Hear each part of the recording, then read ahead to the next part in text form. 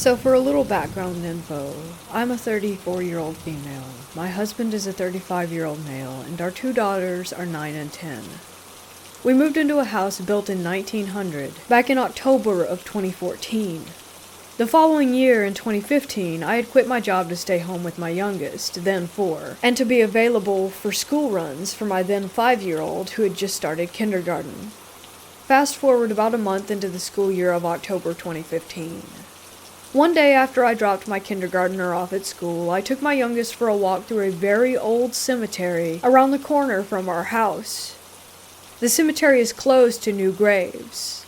Many of the tombstones date back to the late 1700s into the 1800s. The autumn foliage was beautiful. I even took a few pictures. My daughter had never been in a cemetery before, and was on cloud 9. She's weird and morbid like me. She was running around inspecting the graves, asking a million questions, and as she sometimes does, she informed me about some of the history about specific graves and the people who were buried. She has a tendency to make up stories about things that she sees that have happened that turn out to be facts later on. I'm not claiming that she's psychic, but she definitely has my bloodline in her. We went home, and within a couple of days, weird things started happening. It started out small, like I would feel as if someone had brushed by me walking or something like that, but no one was there. Whenever I was in the basement doing laundry, I started feeling like someone was watching me. Then I started thinking I heard whispers or commotion coming from areas of the house where no one was at. I was also going through a bit of severe depression at the time, so at first I thought I was just going crazy. Then, one evening, I was sitting on the couch with my husband watching TV, and in the corner of the room we both saw and heard something dark and shadowy fall from the ceiling and slam on the floor. I jumped, he jumped. We both looked at each other, and he got up to check and see what it was. But once again, like all the other incidents so far, nothing was there. It was at that time that I confided in him about the brushes, whispers, and commotion. He then informed me that he had heard things too. Like, he would be upstairs in the shower and thought he heard me come home with the kids, the front door open, and then talking, only to find out that no one was home when he came downstairs. He just didn't think anything of it, so he never said anything. At this point I realized that it wasn't in my head, and that our house was likely haunted. It is what it is. Then, a few nights later, I woke up suddenly in the middle of the night, maybe around 3 a.m. I got up because I felt wide awake. So I left my room and went out to the hallway when I suddenly noticed my youngest daughter on the first landing going down the stairs. I called out to her, "What are you doing, baby?" She looked up at me with the most frightened face I have ever seen, and she said, "I heard you calling me downstairs." Chills ran through my entire body, and I told her, "Okay, well, I'm right here. Why don't you come sleep in the bed with me?" She ran back up the stairs. The next morning after I dropped my oldest off at school, I called my mom. Well, I don't know how to put it exactly, but basically a modern-day witch and also familiar with hauntings and such. So she tells me what I need to do, and to come over and get supplies. The whole thing basically consisted of putting crystals behind all the doors in the house, spreading Himalayan salt across doorways, going outside, and also spreading the salt around each corner of the house and blessing it. And then finally, saging the entire house. I'm very familiar with saging, as I've done it before. Everything is going fine until the saging comes. I get a fire-safe ashtray, fill it up with dried sage, light it, and begin the process starting from the upstairs, working my way down. My youngest is with me during this process. I get through the whole house and down to the basement when suddenly the ashtray explodes in my hand. Literally, it exploded. It freaked me out and my daughter. I send her upstairs and I clean up the mess. Meanwhile, the entire time, I feel like someone is watching me. At that point, I immediately called my mom and told her what had happened. She then decided that she would come over and resage the house. We got to talking and trying to figure out what was going on, what caused this sudden haunting after a year of living there. We came to the conclusion that it was likely many factors. The veil is, after all, its thinnest during the month of October, Samhain, which basically means the connection to our world and the supernatural grows stronger during this time. I've always been susceptible to the supernatural since childhood. That's another story. And my depression likely brought out anything that was laying dormant. And that my youngest daughter possibly brought something back with her from our cemetery trip just before all this started happening, or awakened something when she was there. After that, everything calmed down, and basically went back to normal. On Halloween that year, just a few days after the saging and whatnot, we were with a group trick-or-treating, and my friend told me to tell everyone about what was going on. The mass consensus was that we should burn the house to the ground, but that was of course just a joke. We did not, and virtually nothing has happened since.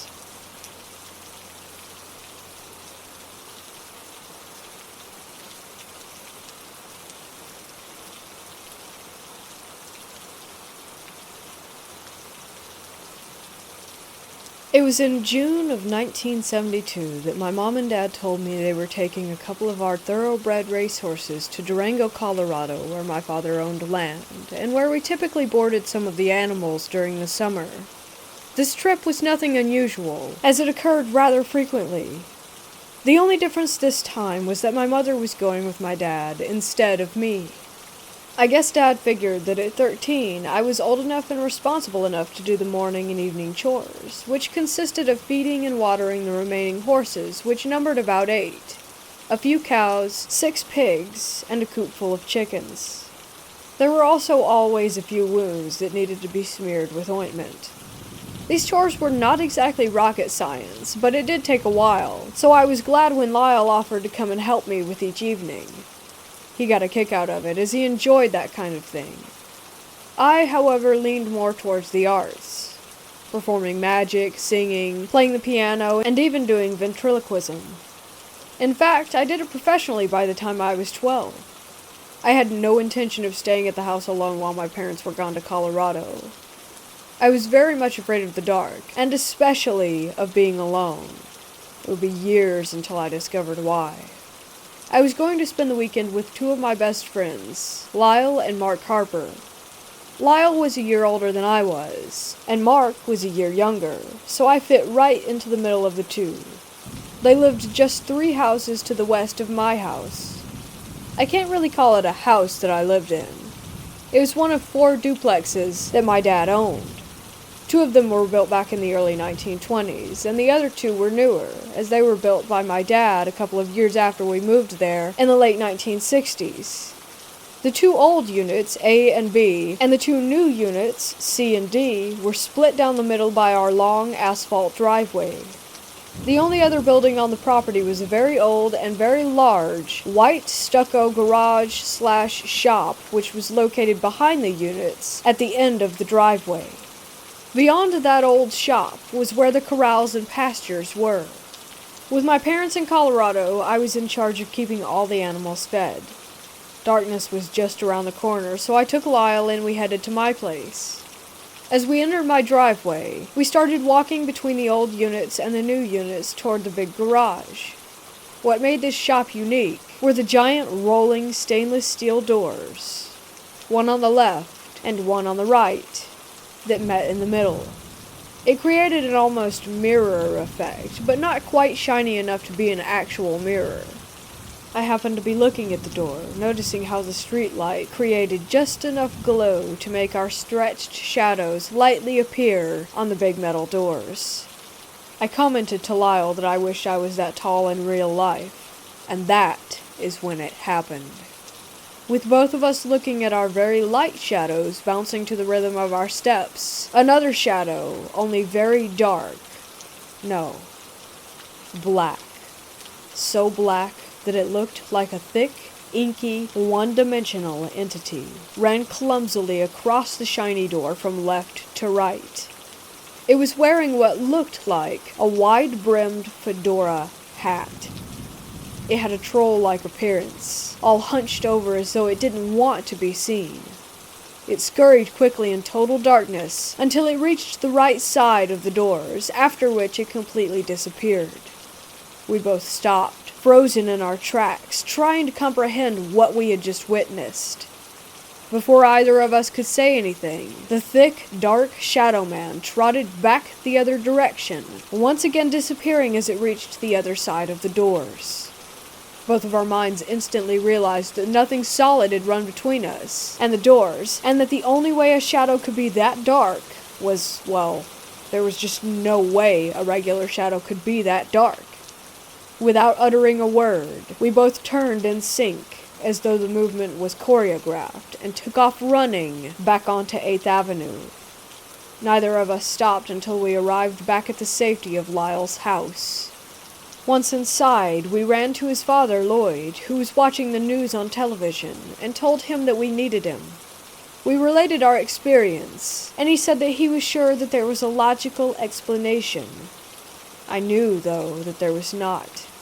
He walked back to my house with us, and we began to experiment, attempting to recreate a shadow that was as dark as what we had just seen 10 minutes before. It just wasn't possible. Mr. Harper agreed to stay with us while I did my chores in the now dark back pasture area. It would be years later that I would learn about shadow figures and how they operate.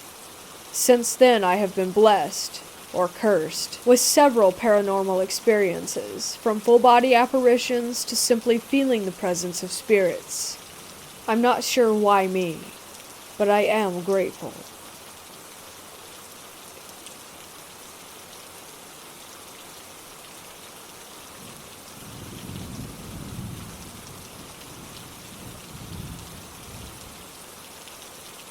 This happened when I was around 10, in a house where the second floor was still under construction. My mom and grandma had a major disagreement back when we were living in Toronto, and my grandma decided to move to her home country, Ecuador.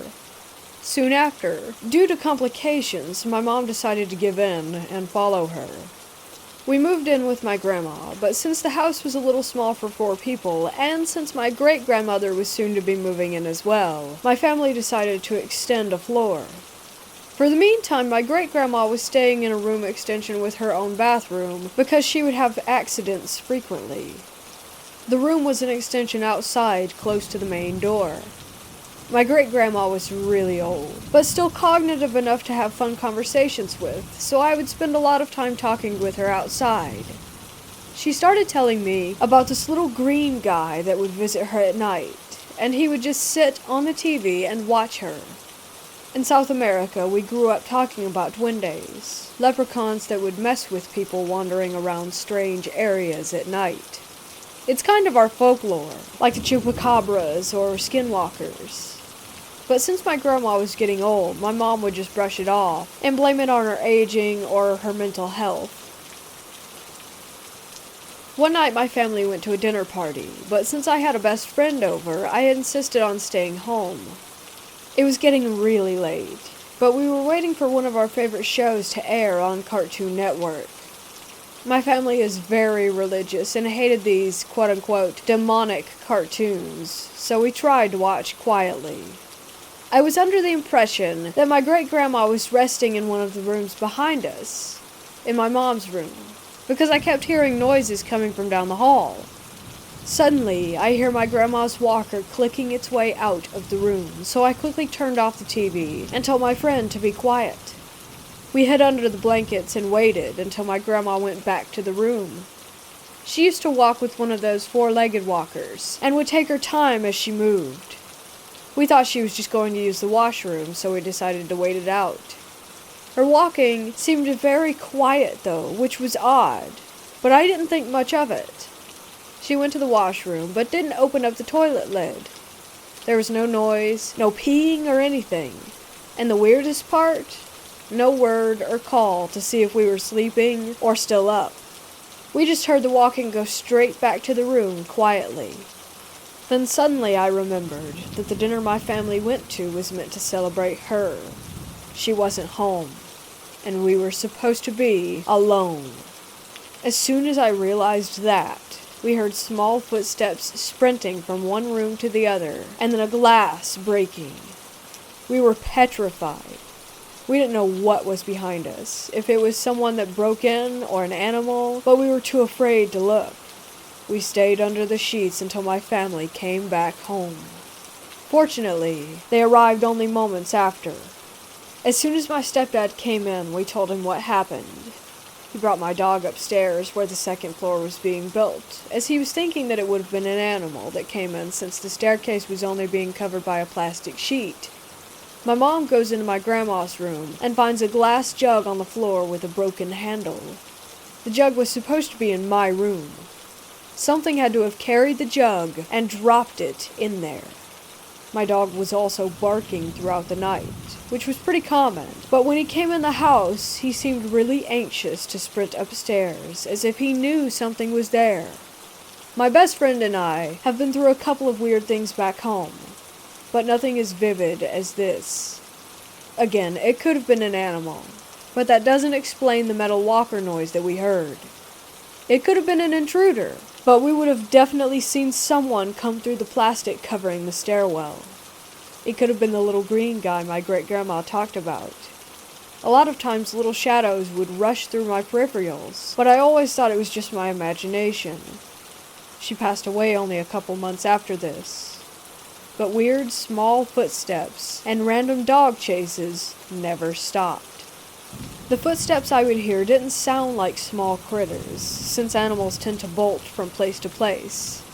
The steps I remember hearing as a kid seemed much more meticulous and slow, and always late at night.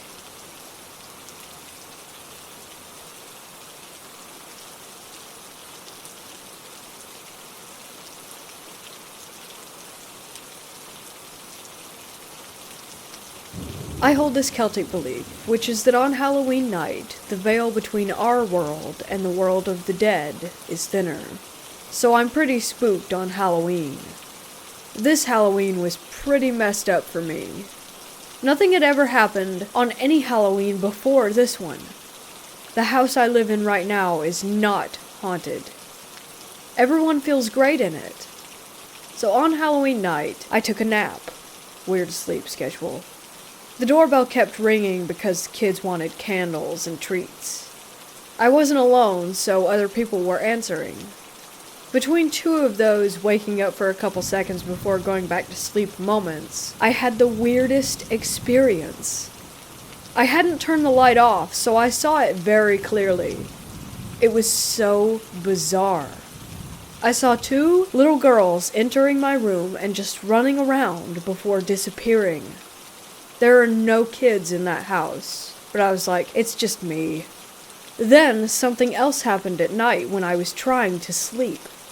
I woke up and saw someone next to my bed facing me, entirely encompassed by shadow.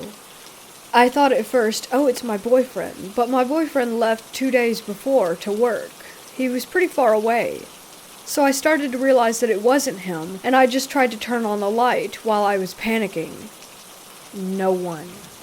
That happened just before this experience. I saw a shadow walking into my room, and I thought it was my boyfriend again, except it wasn't because he was again not here.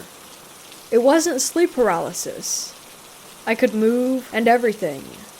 I experienced it before, and it's definitely not that.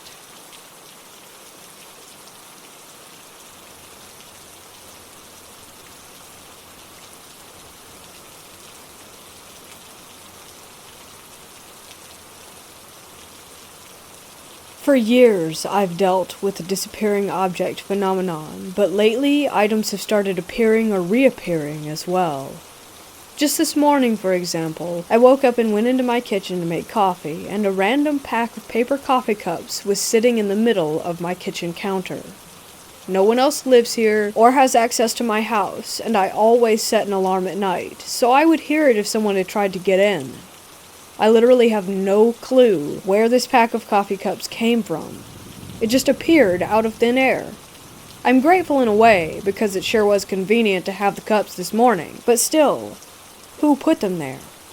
I even checked my Amazon history to see if somehow I bought these without remembering, but no such purchase was there.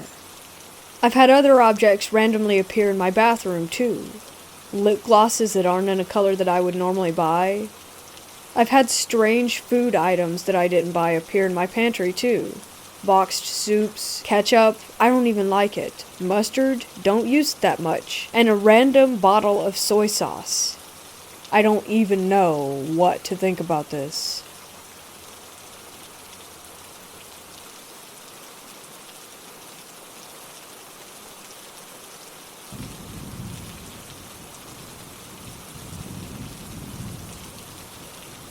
I was at Fort Sill for basic training.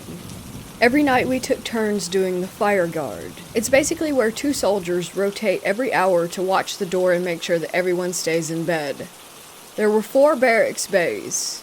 Ours, the female bay, was upstairs and across the hall from a male bay, but we used separate stairwells. So us females and drill sergeants were the only ones using this center stairwell.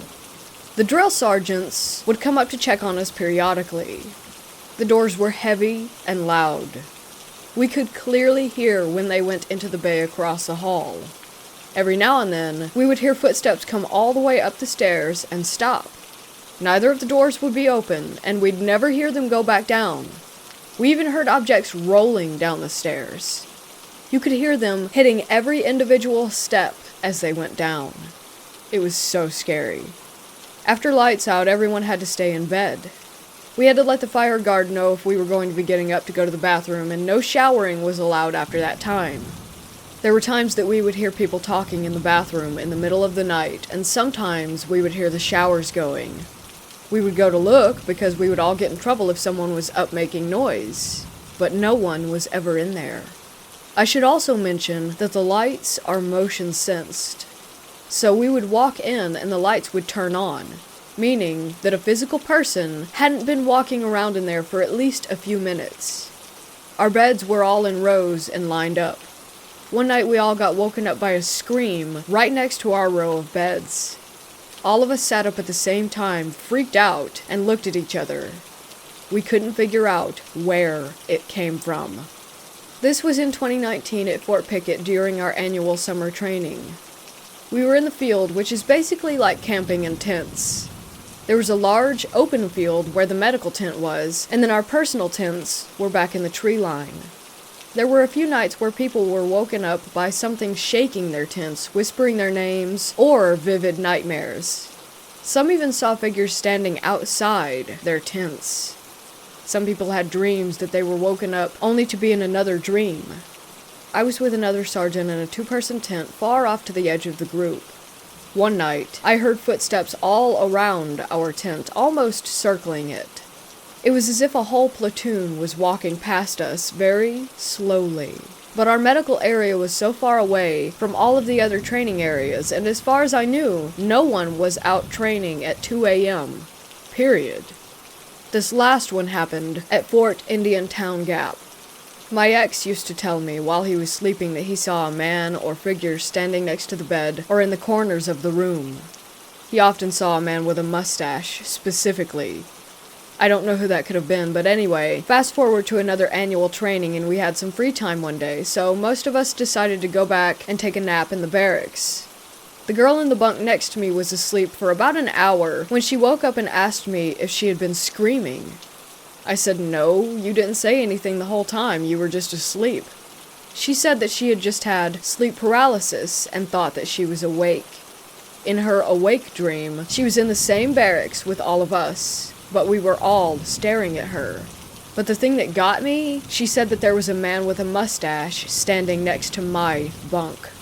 He was bent over and was the only person looking at me instead of her. She's a complete skeptic, and I had never told her about what my ex saw.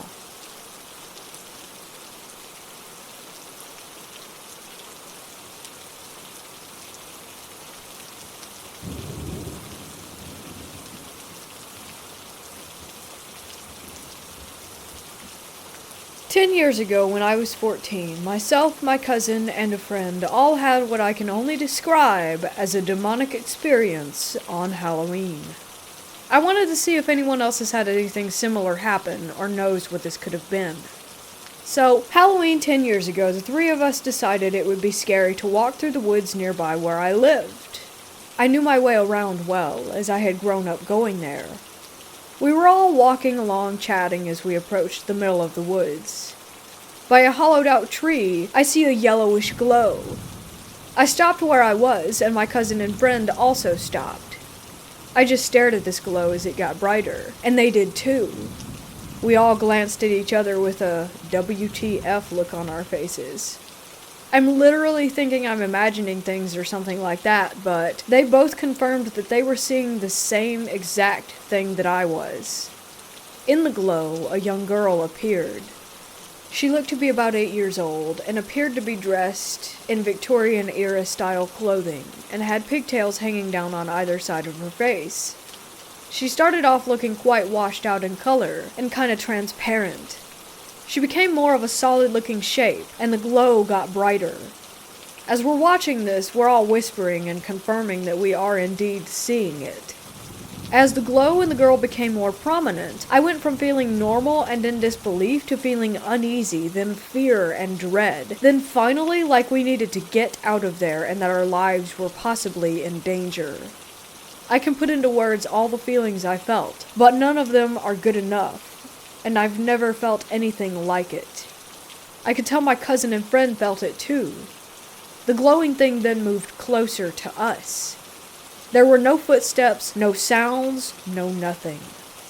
It then looked and felt as if it were dashing at us, and it was literally so close in front of us I shouted, "Run!"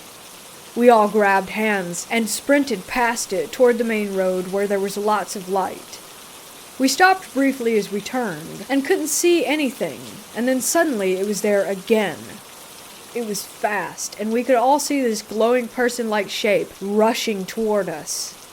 Again, we ran as fast as we could until we could see the main road. I glanced behind, and it wasn't far away at all. I grabbed my cousin and friends again, and started pulling them down the steep hill as the main road was at the bottom of it. We stumbled and half fell down this hill, but all managed to keep getting to our feet. I'm sure this was down to pure terror and adrenaline. We got onto the path by the main road and looked up at the woods, and the glow was there, clear as day, at the top of it. It wasn't coming toward us at all anymore. We caught our breath and were ranting about it to each other, all confirming again that we had actually seen and felt what we did. The glow was still at the top of the hill. It was as if there was an invisible boundary that it couldn't cross. We turned away from the woods, and when we looked back, it had moved behind a tree. It was almost as if it stood there watching us, trying to hide. We stood at the bottom of the hill, by the main road, looking at it for about 30 minutes, maybe longer. Eventually it was gone, and I saw a slight glow in the distance of the woods, followed by nothing. We returned about a week later because we all knew what we had seen, but we wanted to check to make sure that there was no possible light that could be shining there. It was literally pitch black. No light was visible, and we retracted our exact steps.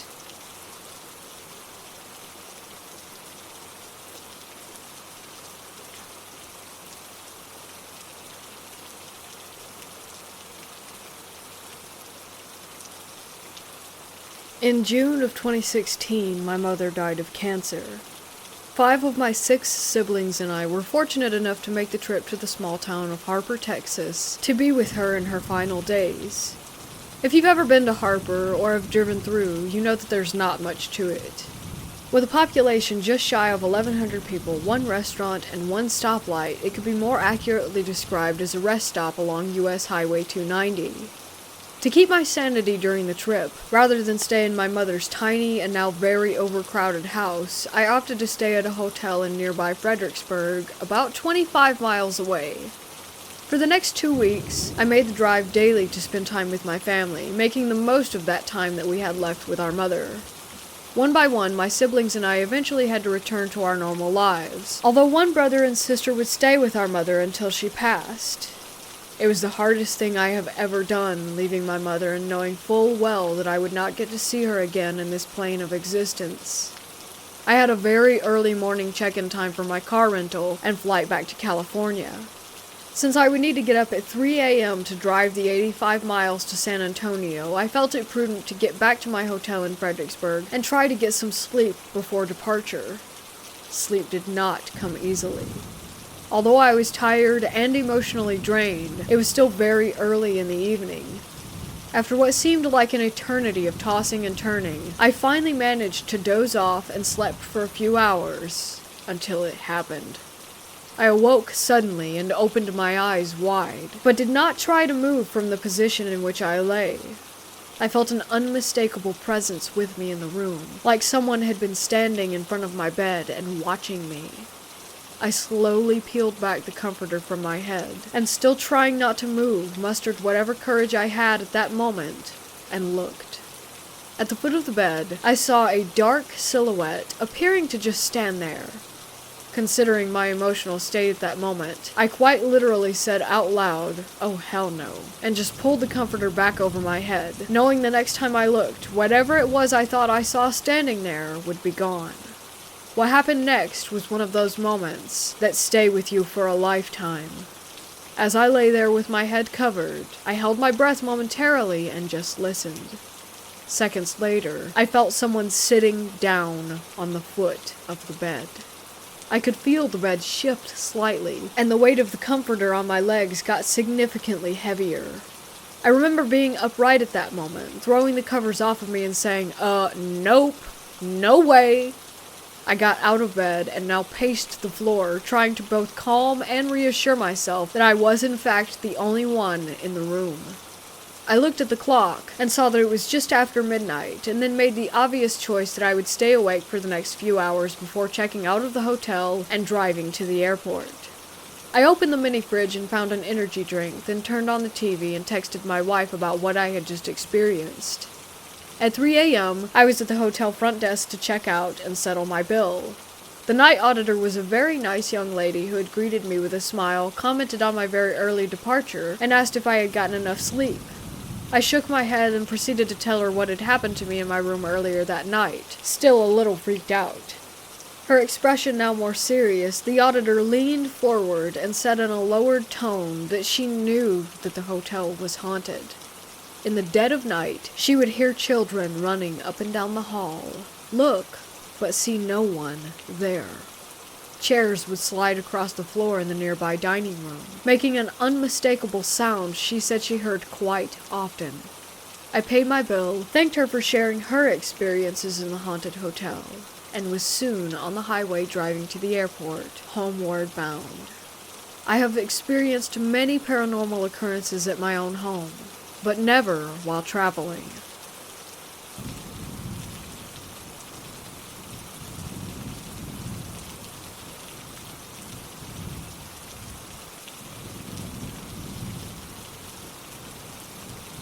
This was one of the most frightening moments of my life. My best friend at the time, my brother, his friends, and my friend's boyfriend all went to our local abandoned house, which we call the Witch's Circle, to go ghost hunting.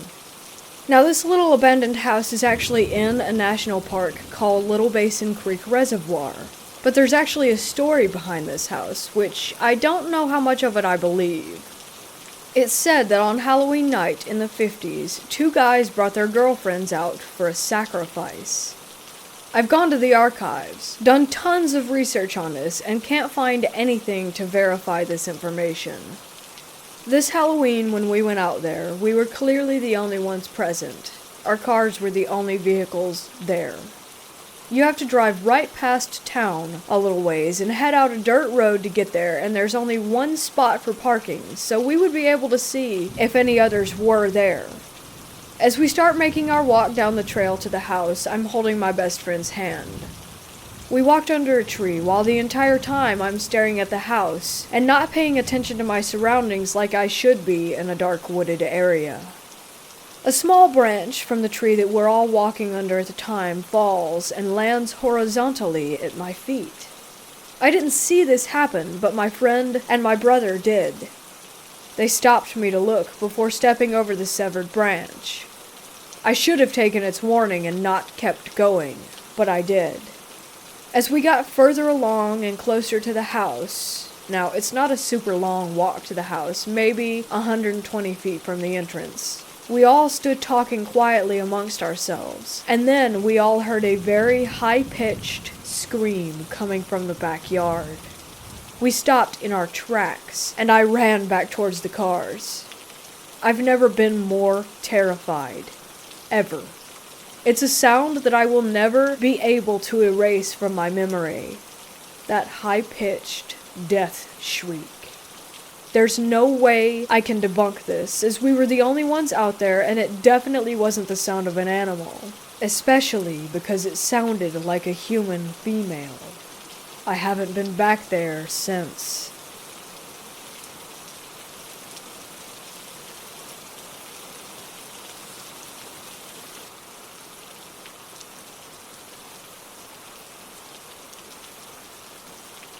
I was 14 at the time of this story.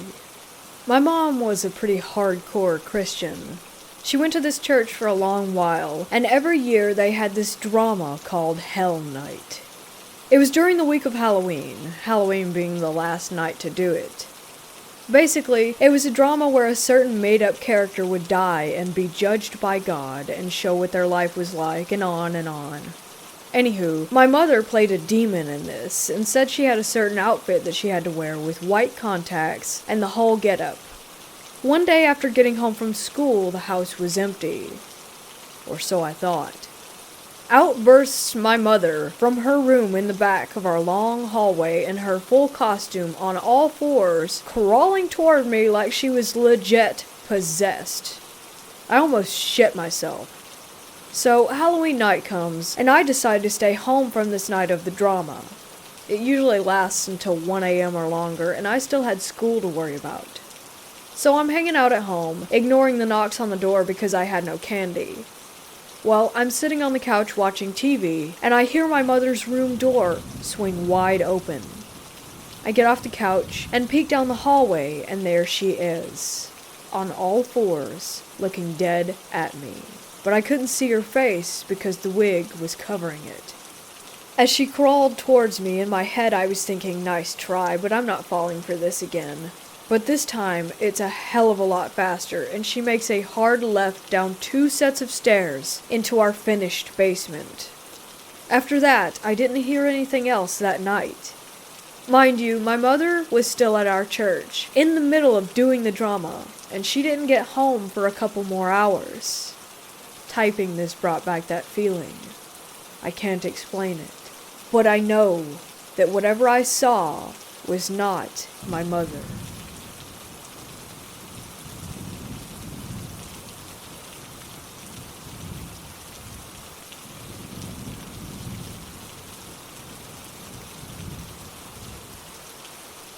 This is a story that happened to me when I was just a fresh graduate, starting my first job at a temp agency. It was 2002, and my job was located in the middle of nowhere and very far from my home. Therefore, I took the effort of doing most of my job in the office till late at night, since I do not wish to come home and continue with work. Rather, that would give me some rest for the remainder of the night. I usually stayed up even later on Fridays, knowing that if I finished the work fully, the weekends would be golden for me. So, this story occurred on one of those Fridays when everyone else had already left. After making my prayers for the night, I continued with my work. There was no one, I believe, that was in the office, but I felt a presence. Perhaps it was another coworker working late just like me. I took that belief to heart. At one point in time, around 11 I believe, I needed to go to the toilet, which was located at the end of a long, dark hallway, lighted only by the green exit sign. I found that the toilet was locked, so I looked to the toilet that is on the next level. I took the staircase, which was lighted by a circular wall lamp, and found that the toilet was unlocked. Thankfully, I did my business and returned back to work. The next part of the story comes in a rather weird way. As I made my way back, passing by the locked toilet, I saw the shadow of someone by the office door beaming from the front light that I had left on. My guess is that either the coworker was about to leave or that she was taking coffee for the night since the pantry is near the entrance. When I got there, there was no one by the pantry or the entrance, so again I went back to my desk. I was trying to finish up that last bit of work when I started to peek through the gap between each desk, trying to see the other person who was working late at night, but somehow, no matter what, I was unable to spot him or her. When I got finished up about 15 minutes later, I decided to get myself a drink from the pantry. Then, the lights went off. Just as I took the can of juice from the fridge, I turned to find myself in total darkness. There was a voice calling out to me, trying to reach me, and I tried to find it. The voice was unclear at the beginning, but soon it became what I think the person was saying, "Help me." The sound was the strongest by the window which was facing the main road that was now deserted. I looked about in the darkness, seeing if there was anyone in distress, and as I did so, I felt a hand touching my shoulder. I turned around, and no one was there. At this point already, I knew that I needed to get the hell out, and so I went to my desk and started packing. Then it came. It came from outside, falling with a piercing scream and with a clear face.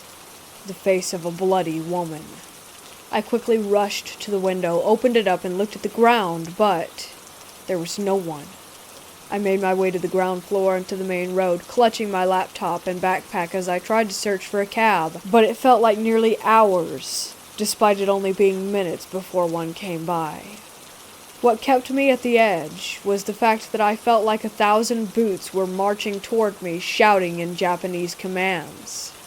I kept my eyes on the road, but occasionally I turned back to see my office building. On the last turn, I saw a bunch of uniformed men with rifles, gray faces bayoneting a bloody woman, stepping on her body, throwing what I believed to be her baby in the air and killing it as it landed on the ground. I couldn't take it anymore. I ran from the scene.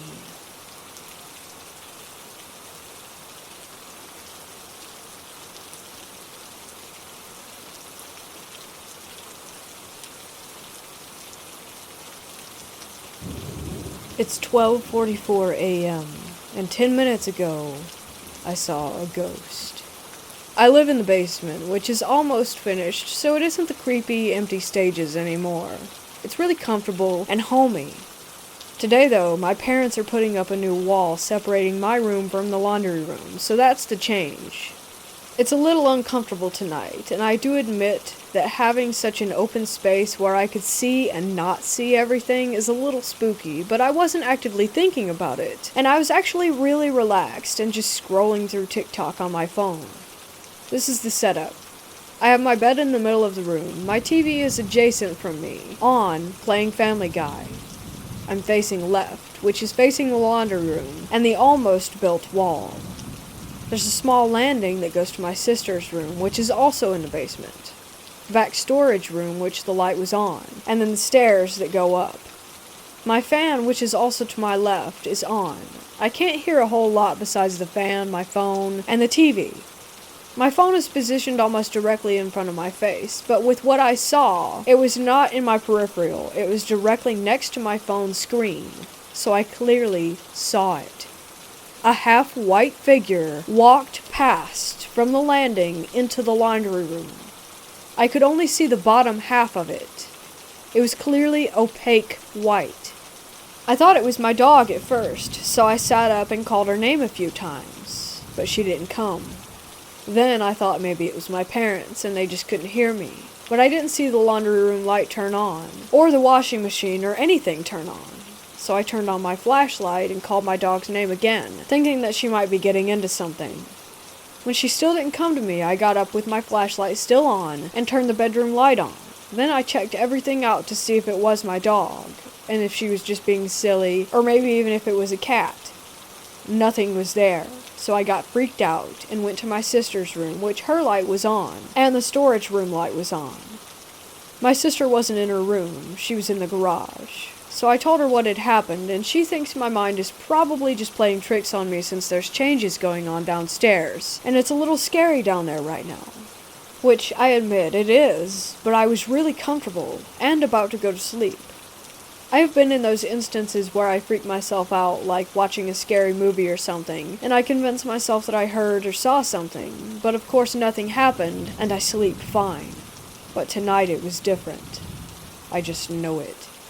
As soon as I figured out that it wasn't my dog or my parents or any cats, I began to feel nauseous and my heart started pounding. Now, this isn't the first time a paranormal experience has happened in this house. It's just the first time in a while. Recently, my grandmother passed away upstairs in what's now my parents' bedroom. My grandfather also passed away in this house in the hallway going to the garage. Every paranormal experience we've had, we know that it was one of my grandparents, since it was never malvoyant and we never felt nervous or scared. I'm not saying this spirit I saw was malvoyant. I do believe that it was my grandma, but it still did freak me out. And I did cry.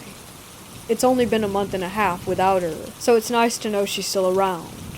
But it was awful timing, Grandma. I'm now sleeping upstairs until my parents finish the wall. Good spirit or not, it's still nerve-wracking to have a paranormal experience.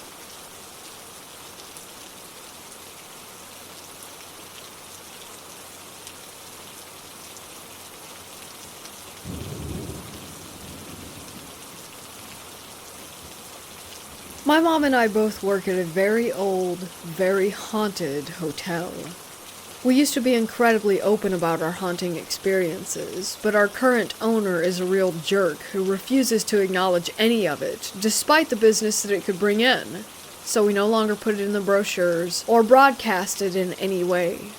But I guess it makes it all the more convincing when the guests tell us crazy stories, as they usually have no prior knowledge of the hauntings or even the history of this place. Which is a real shame, because the building has had some serious connections to incredible people who played a major part in founding the country. So a few weeks back, we were in the middle of our January lull. Every year during that month, a lot of us get laid off because we're not needed, so it's pretty quiet around here between the lack of both guests and employees.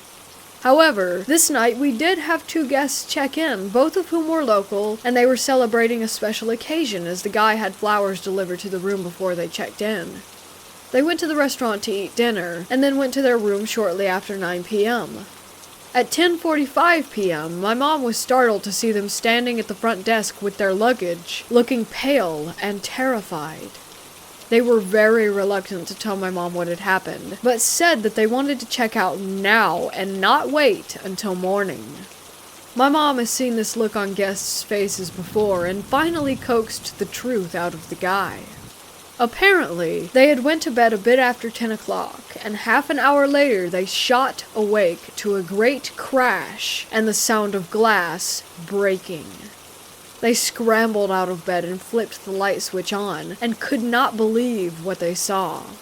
The massive, heavy glass lamp on the bedside table had been knocked off onto the floor, where it lay in pieces next to the alarm clock, as though someone had just taken their arm and swept the whole lot off in a rage. After seeing this, the couple grabbed their things and bolted from the room. When they were checking out, they were so embarrassed that they didn't even want a refund and refused my mom's offer to move them to another room, even though it would have been a huge upgrade. The woman just kept saying, "I just want to sleep in my own bed tonight." And the guy told my mom, "We may come back one day, but never again during the month of January when the hotel is nearly empty."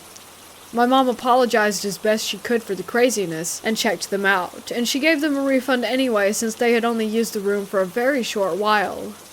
When they left, she and a coworker immediately went to view the room and found everything just as they described. While they were marveling at the strangeness of it all, a faint sound nearly scared them to death. It was the woman's cell phone vibrating under the sheets, where she had left it in their frenzy to escape.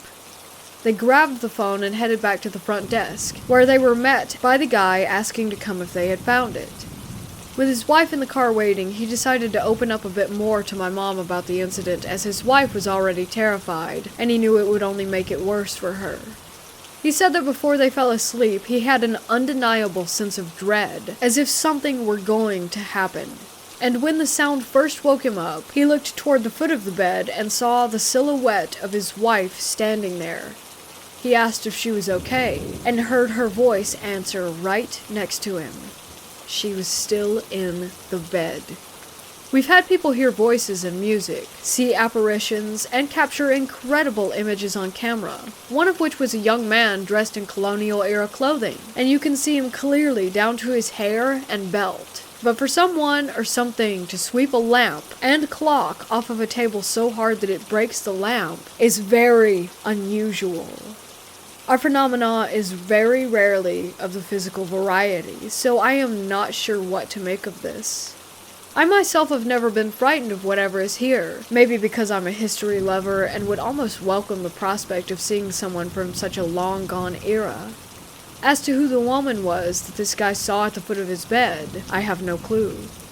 We have a very well-known female spirit in the hotel, supposedly from the era when it was a Civil War hospital, but the building also served as an elite college for women and of course was a home when it was first built. It could have been anyone for all we know.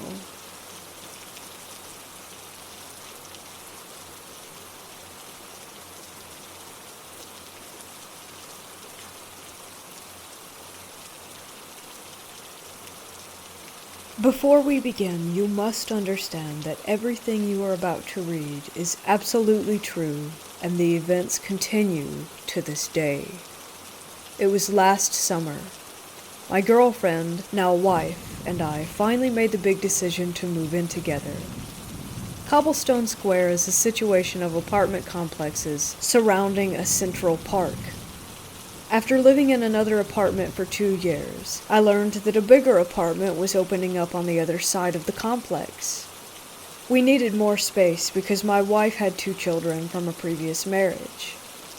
After a rushed inspection, we were happy to move in right at the start of June. The months passed by, and the days grew shorter and colder. Autumn was drawing to a close, and with it, that's when the trouble began. In all the stories and movies, it starts out small. Things moving from place to place, lights being left on, etc., all chalked up to forgetfulness. This was true in our case, and we didn't think much of it. It only started to escalate with the children. Our apartment is set up with 2 bedrooms and bathrooms on opposite ends from each other. In our bedroom, we have our own private bathroom, and next to the kids' room is a small hallway leading to their own bathroom. We would give them baths in there and potty train, and almost as if flicking a switch, when the autumn months came, our youngest, a 2-year-old girl, would absolutely hate going in that bathroom. At the mere mention of bath time, she would go into hysterics, or on good days, she would sit in the tub, and in the process of bathing, she would look past myself or my wife and start screaming and crying. Oftentimes something would catch her eye in the mirror, and she would also start crying like mad. The most unsettling part would be that as soon as we took her out of the bathroom, she would stop and act as if nothing had happened. Our son, who was 4 at the time, would also run up to us and say that he would hear a voice saying, "Uppy," which was a common saying among the children when they wanted to be held. We asked if it was his sister, and he would profusely say that it wasn't, but he said it sounded like a kid. This happened a few times. With my wife being separated from her first husband and splitting custody, we would have the children come live with us every other week. On the weeks that the kids would go stay with their dad, the activity would seem to die down, but that didn't mean that it wouldn't happen at all. I asked my wife what she remembered from last year, and she recounted a time when we didn't have the children and she was cleaning the house. She noticed the kids' door was open. We usually keep it closed, but she thought maybe I had went into their room for something.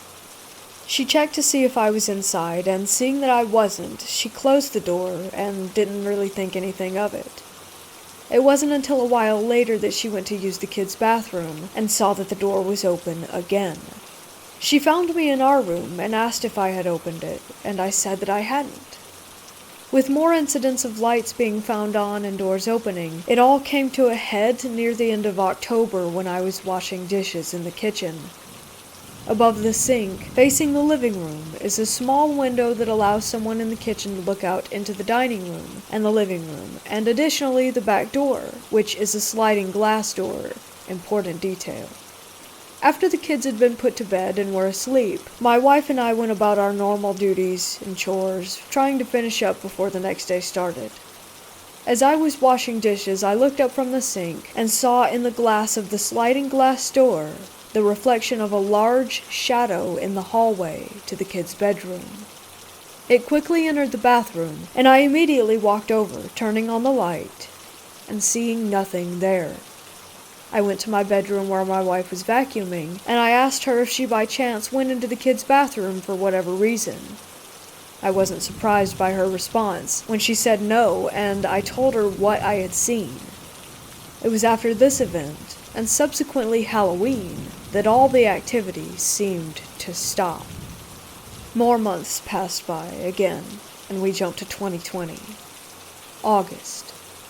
As soon as the activity started again, I began to keep a journal of all the findings. That way there was a record. On August 10th, I went to the bathroom, the kids' bathroom, before going to bed, and heard a small child giggle. Both children were fast asleep. On August 11th, my wife was bathing our daughter, and for the first time in a year, our little girl started to shriek in fear until she was out of the bathroom. On August 13th, while getting ready for bed, our son knocked on our door. I'm always the one to answer, and he told me that he was afraid. He wouldn't elaborate on why, but when I laid him down in his bed, he begged for the closet to be closed. The closet has never been a problem, and a few nights after this we returned to it being opened and haven't experienced anything like it again. On August 15th, my wife and I had an argument, and I went out to the couch to sleep for the night. As I was tossing and turning, I heard a child's voice in the night say, "Uh-huh," as if answering a question. I didn't react, and forced myself to go back to sleep. Both myself and my wife have caught our son speaking to himself as well.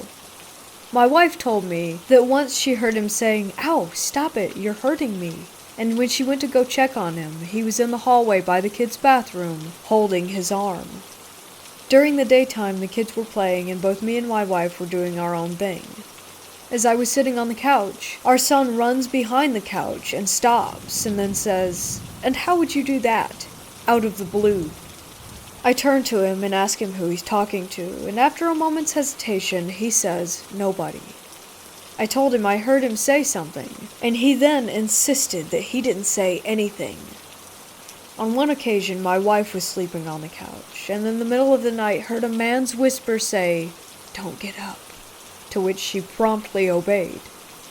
It was the night after that I woke up from my sleep in bed to see a shadow shape standing over me with piercing red eyes. I felt as if it was going to hurt me. My wife and I have naturally begun our interest in the spiritual world. We began researching and looking for ways to go about this.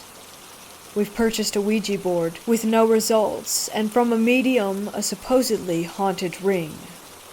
If our apartment was going to be haunted, we wanted to know by who and with what intention. It seems as if our mail-order ghost has already made their home, as one morning our front door was unlocked and slightly ajar, with nothing stolen. Tonight, as I write this, my wife and I were watching TV on the couch and decided to call it an evening. But as we got to our bedroom, I noticed a low scratching sound coming from the record player. I opened it up and saw that the turntable was moving as the needle was off its holder, turning the record player on. I replaced the needle and tried knocking the player a few times to see if it could have been easily bumped or knocked off, but no. The only way to move that needle was to pick it up with your fingers and set it down. I was reminded of one other time that this happened, long before we bought any haunted items. I am thoroughly convinced that my apartment is haunted. People die on them way too often to think it's not a possibility, and if nobody died here, the cemetery across the road definitely doesn't bring me any comfort. I can say that two distinct entities can be somewhat accounted for. A small child ghost and something else. Or maybe something that wants to be viewed as a child. But let's think happy thoughts. We still live here to this day.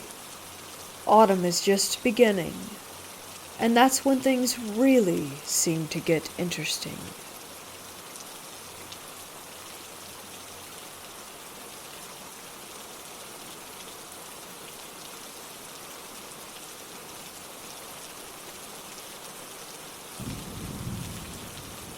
My unit in the U.S. Army was deployed to Iraq in April of 2006. We were in Ramadi. It was 123 kilometers or 77 miles outside of Baghdad. I was in a Humvee headed to Baghdad for emergency leave due to a death in my family. It was close to midnight and the Humvee I was in was with 3 others and a turret gunner. The 2 other Humvees had the same 5 total people, 1 in front, 1 in back. I was without a weapon due to my leave. The Humvee in front stopped hard. We all figured it was a possible IED or VBIED. The team leader in our HV radioed to the lead HV. The convo went along these lines. "What's up? Why did you stop?" "Something flew in front of the HV." "What? Flew in front of the HV?" "Yes. We didn't see anything." And then the third HV piped in, "Does anyone hear that helo?" HV1 replied, "Yes." HV2, our HV, "Yes, but I don't see it." Just then, in the desert off the highway, was a black figure. It looked like a huge bird. It was like smoke was emitting from it, like a blackish, greenish smoke with a bit of blue tinge. We all focused our eyes to the 2 troops with better night vision. They could see something but couldn't make out what it was, as the smoke was distorting the view. Within a second or two, a rock was thrown at one of the HVs. A big rock, like the size of someone's head. We all froze. Because of rules of engagement, we weren't allowed to just light it up. We used a spotlight, and in that light, something just flew straight up, and it was loud. And then we heard a loud screeching noise as well. Within a minute or two, it was over. We all sat there in a state of shock, curiosity, and panic. WTF was that? When we got to Baghdad, the translator that they were picking up to bring to the Marines that were with us said that it sounded like an Ifrit. The team leader said, "What?" He explained to us that it was a winged jinn. We were all a bit speechless. We chose not to disclose to our command the winged thing, as battle fatigue, now known as PTSD, was a career killer at this juncture. It's been 13 years since this happened, and I met my now husband in 2015, and he had also been deployed to Ramadi with my sister unit at the time, and he had went through this particular stretch of highway on his mid-deployment leave. He recounted a similar story to me. It was enough to stop me in my tracks. It was pretty close to mine, except that they didn't stop, they just boogied on through. Considering the time we were there was very deadly, including an aid station manned by soldiers that was ambushed and blown to bits. I was a medic, so death was my norm. I still can't wrap my mind around it. And now, apparently, the last 2 places I lived in, something has followed us.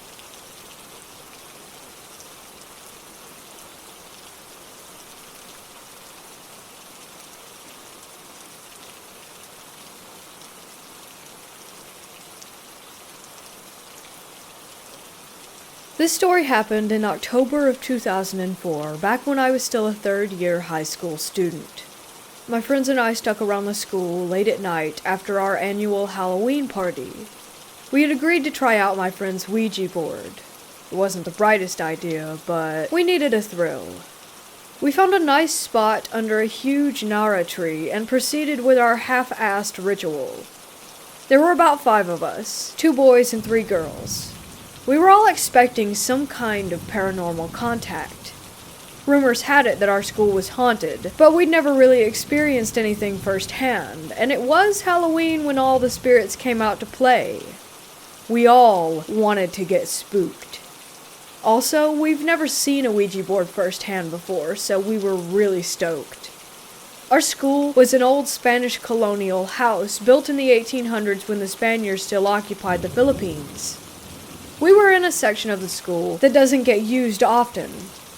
Located beside a creepy old Jesuit house, people only go there when they needed to use the restroom, store equipment on one of the sheds, or make out with their boyfriend/girlfriend. We sat down in the middle of an open space, with only an exposed, bare bulb nearby illuminating our surroundings. We were all having a laugh, scaring each other with what-if scenarios. It was your typical dumb kids doing dumb things kind of night. My friend who brought the Ouija board proceeded to place it in the middle of our circle. If I remember correctly, it was the glow-in-the-dark version, which we found hilarious, but it did give us the ability to see what was written in the dark. Not knowing what to do, and going after what we've only seen in movies, we all proceeded to place our index finger on top of the planchette. We sat there looking at each other until one of us said, "What's next?" We didn't know if there was a proper way to start the ritual. Plus, the board didn't come with instructions, so we decided to just throw in a question. "Is anyone there?" I called into the darkness. "If there are any spirits living here, please speak to us," one of the girls joined in. We clearly had no idea what we were doing, and still, nothing happened. Not even the slightest bit of wind. One of my friends jerked the planchette, and the girl who brought the Ouija board screamed, breaking the silence. We all laughed at how ridiculous that it was. After a bit more joking around, we decided to give it another go. We all placed our index fingers on the planchette once more and asked, "If there's anyone there, we would like to make contact." "Don't break the circle," one of my friends jokingly said. "Shut up," I whispered. We were just about to get ready to give up when the wind started to pick up. The stillness broke, and the darkness around us seemed to move. Just a coincidence, we thought. "Okay, don't break the circle," I said. "Is anyone there?" I was excited. It was like a scene from a film with dirt and dead leaves swirling all around us. "Guys, I'm scared," my friend sitting beside me said. "My mom warned me about playing with forces that we don't know." "Did you die here?" I asked. "Were you killed during the war? Are you the headless priest that roams these halls? Do you know Jose Ritzel, our national hero? Are you a hottie?" My friend giggled. At this point, we were all throwing out random, stupid questions, and there was still nothing. "This is bull. I don't want to do this anymore," my friend said, exasperated. We were all thinking the same thing. Just then, a group of dogs from the neighboring house started barking at us through the chain-link fence. These 6 dogs were growling and showing teeth. We all screamed, and without finishing the ritual, bolted right out of there. We didn't see each other until after Halloween break, and this is where the story gets really creepy. One of the girls told us about a weird experience she had the night after playing with the Ouija board. She had gotten home late after hanging out with her friends from the neighborhood when she realized she forgot the keys to her house. So she called up her brother, who was then still sharing a room with her, and what he said crept the hell out of her. He swore that she was already home. He claimed to have seen her walk in a while ago, and that she looked really tired, and that he saw her head straight to bed. Weird, but no need to freak ourselves out, was all we really thought about it. Besides, her brother must have just been tired and seeing things. But then my other friend started telling us about an encounter that she had that Halloween night. She was going up to her room when the lights began to flicker as she was ascending the staircase. She shrugged it off, blaming it on faulty wiring. But just then, she saw the door to her room open, and a dark figure stepped out and stood atop their staircase. She couldn't make out the entity's face, but she recounted that she couldn't move, and felt utter dread as the figure stared down at her. "No way," my best friend, who just joined in the conversation, said in disbelief. "Something happened to me as well." He recalled that he was sleeping one night when he woke up feeling really uncomfortable. He described his vision as having TV-like static, and that there was a feeling of heaviness that surrounded him. He looked around the room, and that's when he saw a bloody, charred face with piercing red eyes grinning at him through the window. I couldn't believe what I was hearing because I had an almost run-in with death that night. After the ritual, I was sleeping in our sedan on the way home after fooling around with the Ouija board when I felt our car jerk. I woke up instantly. Looking out the window, I discovered that we had been hit by a huge oil tanker. I panicked and leaped out of the car. Luckily, my mom and I survived the crash since the front of the car was a total wreck. I still don't have an explanation as to why those things happened to us, but I'm thankful that nothing else happened after that. I've never played or gotten near a Ouija board since.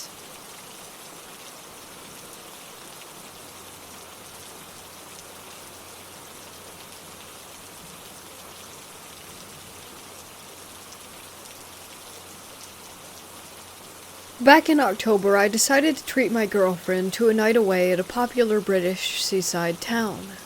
The town is one of those historical areas, which has its fair share of ghost legends and gothic tourism, so there was lots of touristy attractions such as ghost walks, which me and my girlfriend decided to go on. A bit of background information about the hotel. It is regarded as one of the oldest hotels in the town and is also a popular tavern among the locals. The inn itself had a rather creepy feel to it, but our room was modern and comfortable. The last place you'd imagine paranormal activity to occur. We set off on the ghost walk with a local guide who knew about the paranormal hotspots. Unexpectedly at the time, we stopped directly outside our hotel. "This is the most haunted hotel in town. Good luck if you're staying here," he cackled.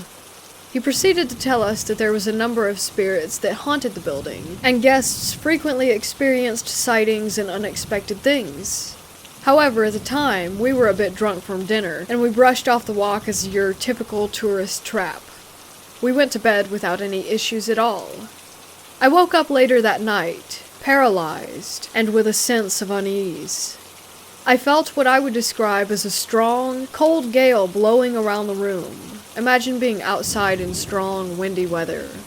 The sensation lasted for, I would say, about 15 seconds when it suddenly stopped and the room filled with a warm, relaxed sensation once again.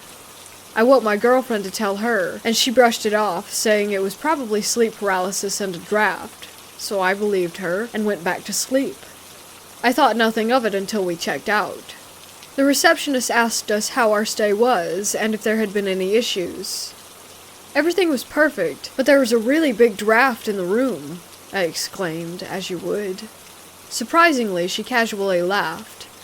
"No, that's not a draft. It's just a spiritual presence in the room. It happens all the time in that one," she casually reassured us. Now I'm really interested in the paranormal, so I asked about the stuff in the hotel. She told us that everything the guy told us on the walk was indeed true, and the spirits are those of old landlords and locals whom help run the hotel and keep the guests safe. She told me lots of stories of how guests would stumble on the stairs and be caught by an unseen presence, as well as children's lost toys showing up right at the moment where they're about to start crying.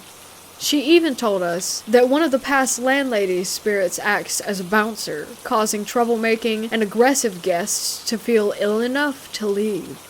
The receptionist seemed really happy, and was used to the paranormal activity in the hotel, and says that she regularly sleeps alone in the rooms without any worry.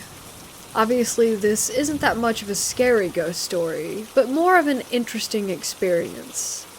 I would definitely go back for another stay in that hotel.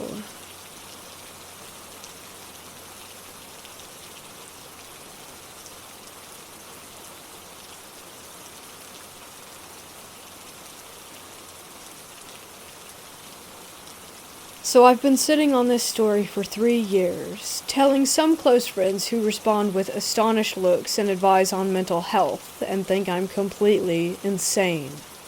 It's 11:17 in rural New Brunswick, Canada, and I'm getting in my car to head back to Fredericton from my parents' place in the middle of nowhere. I had just finished up a small gig at a local fair, having had 1 or 2 beers at the show. I'm just pulling out of my parents' driveway onto a dim country road going back to the city when I turn on my high beams to see a tall, lanky, completely black figure standing in the ditch on the right side of the road. I mean, this thing must have been 8 or 9 feet tall. It absorbed all light and had limbs no bigger around than a baguette. As soon as I saw it, it started to run up the ditch and across the road in a very fast, very strange, gliding kind of way. I slammed on the brakes and watched this thing run across the road and into a field on the other side of the road towards some woods. I'm getting goosebumps writing this, but I could still see its silhouette speeding across the field in my neighbor's yard as it went into the black of the night. I stopped for a moment, shivering, before speeding up the road to a safe distance. I had no idea what I had just seen, so I called my mom to tell her that I had just witnessed this tall, alien-looking creature less than 100 meters from our home. She and my sister searched online with what I had told them, and came back with an article on the black stickman phenomenon, which fit exactly what I had seen on this normal August night in New Brunswick. This experience has really opened my mind to the paranormal, so for that I'm almost thankful. I was looking over my shoulder for a few weeks, afraid to go out at night, and I still feel unnerved when thinking about it. I haven't seen anything like it since, but have had some experiences with spirits growing up in what my whole family agrees is a haunted house.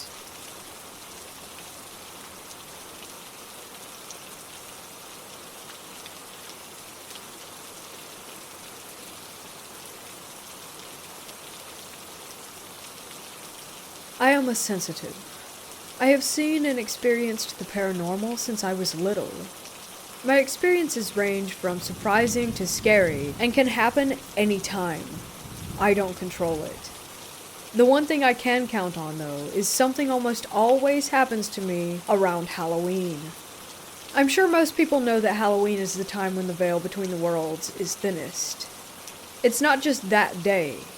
Sometimes as much as 2 weeks, before and after Halloween, the veil is thin enough to severely affect sensitive people like myself. I have a few sensitive friends and know that some can even feel the veil as it thins. Responses to the veil range depending on sensitivity.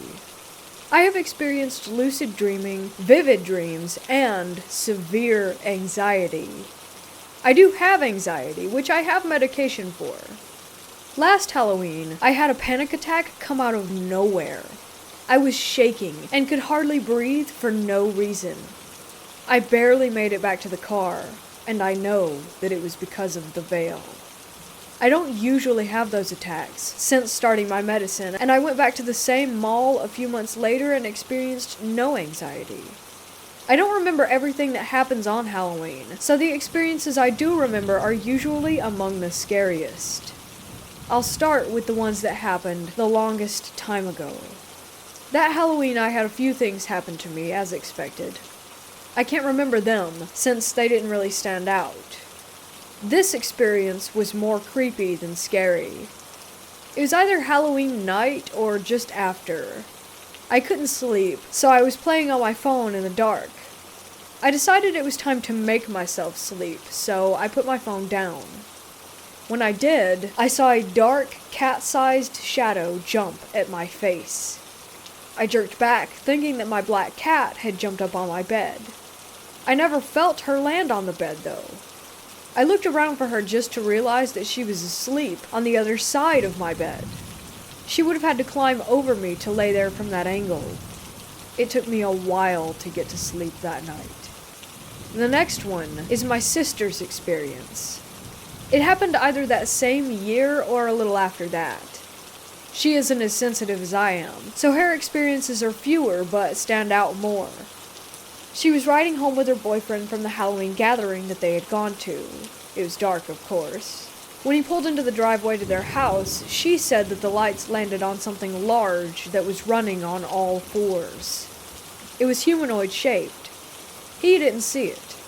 She told me about it, and I told her it was fine. She was inside, and I told her not to go outside again that night. Last Halloween was my most active one. It was about a week or so before it when I had my panic attack. I also had several lucid dreams, and one very vivid dream that I still cannot convince myself it was just a dream. I also saw much more than ghosts. I have a job that requires me to go to customers' houses to try and make contact with them. That was what I was doing when 2 of these incidents occurred. I can't remember if they happened on the same night or not, but it was just before Halloween. I was on dimly lit back roads in my small town. In my town, most of the back roads are dark, so I was lucky to have some extra light. I rounded a curve and my lights lit up something standing on the other side of a fence. It was a gray mass that seemed almost two-dimensional. The best way to describe it would be almost like the reports of Bigfoot. It was taller than a human, but shaped similarly. It was not Bigfoot, though. It had no definition to it.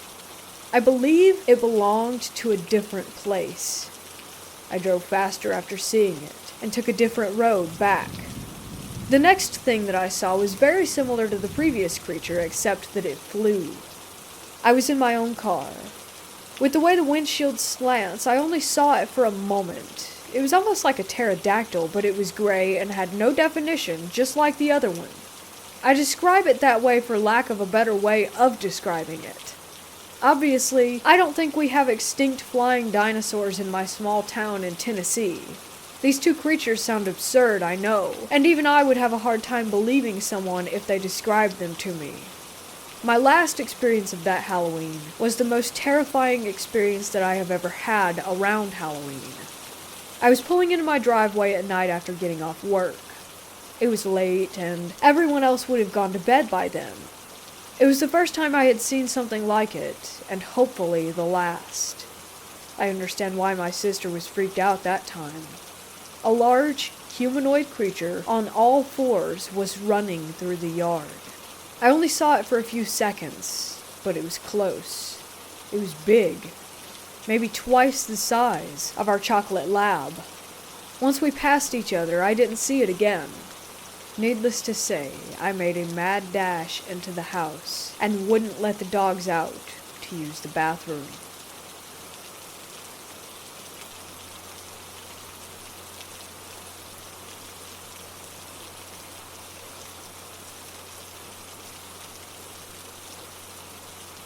So my brother had an apartment right next to my mom's.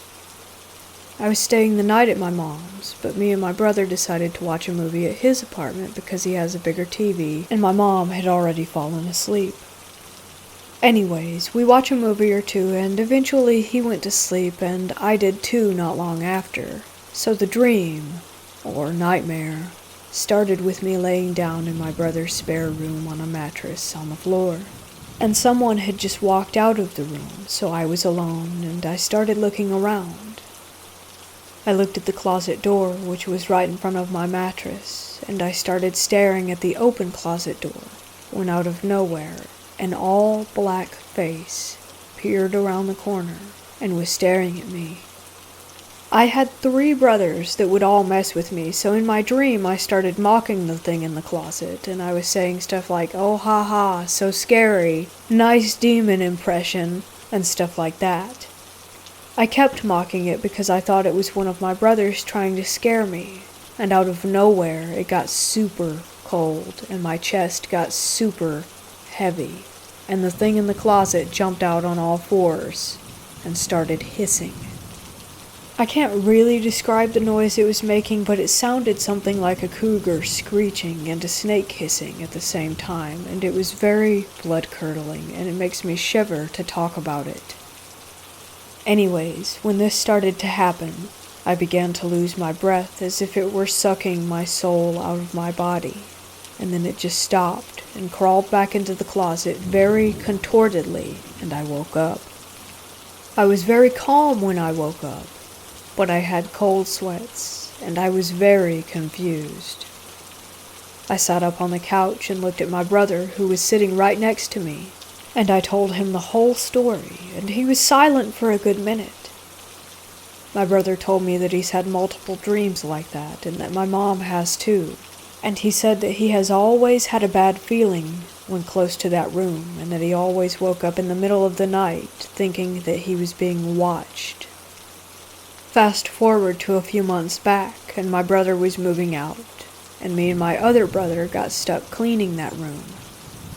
I always got a bad feeling when my brother would leave me in there alone and the room was colder than the rest of the house. I haven't had a dream like this since, but then my other brother, whom I haven't spoken of yet, just had a dream similar to mine, and it made me think about it all over again. I have had dreams about ghosts before, and they're all very vivid, and I get the same feeling in all of them. I suspect that I have a demon following me, but I have no clue where it is from. I started to think I had the same demon as my brother and mom, but they have way worse nightmares, and theirs are way more vivid, and they see an actual demon, and not just a figure. The next day, after I had that nightmare, my brother bought sage and salt and started to spread it around his apartment. He also got holy water and put that out too, and drank some of it with me and my other brother. Ever since then, I haven't had a nightmare, but I have had some where I get the feeling that I felt when I had the first nightmare, but they usually go by really fast, and I typically just pray in my sleep, and it goes away. If anyone else has a story about their first experience with sleep paralysis, or simply just a vivid nightmare, feel free to share it. There's always going to be people that will have experienced what you have experienced.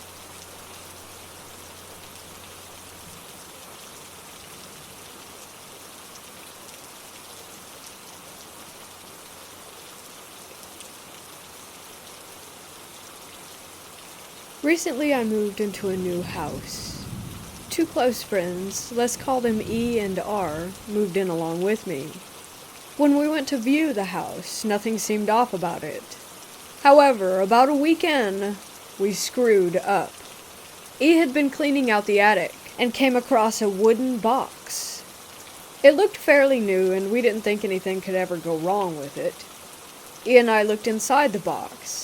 All that was there was 4 candles, an old matchbox with no matches, and a small wooden doll. E and I set it aside, not interested. We ended up putting it back in the attic, apart from the doll, which R wanted to put in her potted plant. We proceeded with our sorting and forgot all about the box. That night, when I went to bed, I felt as if I were being watched.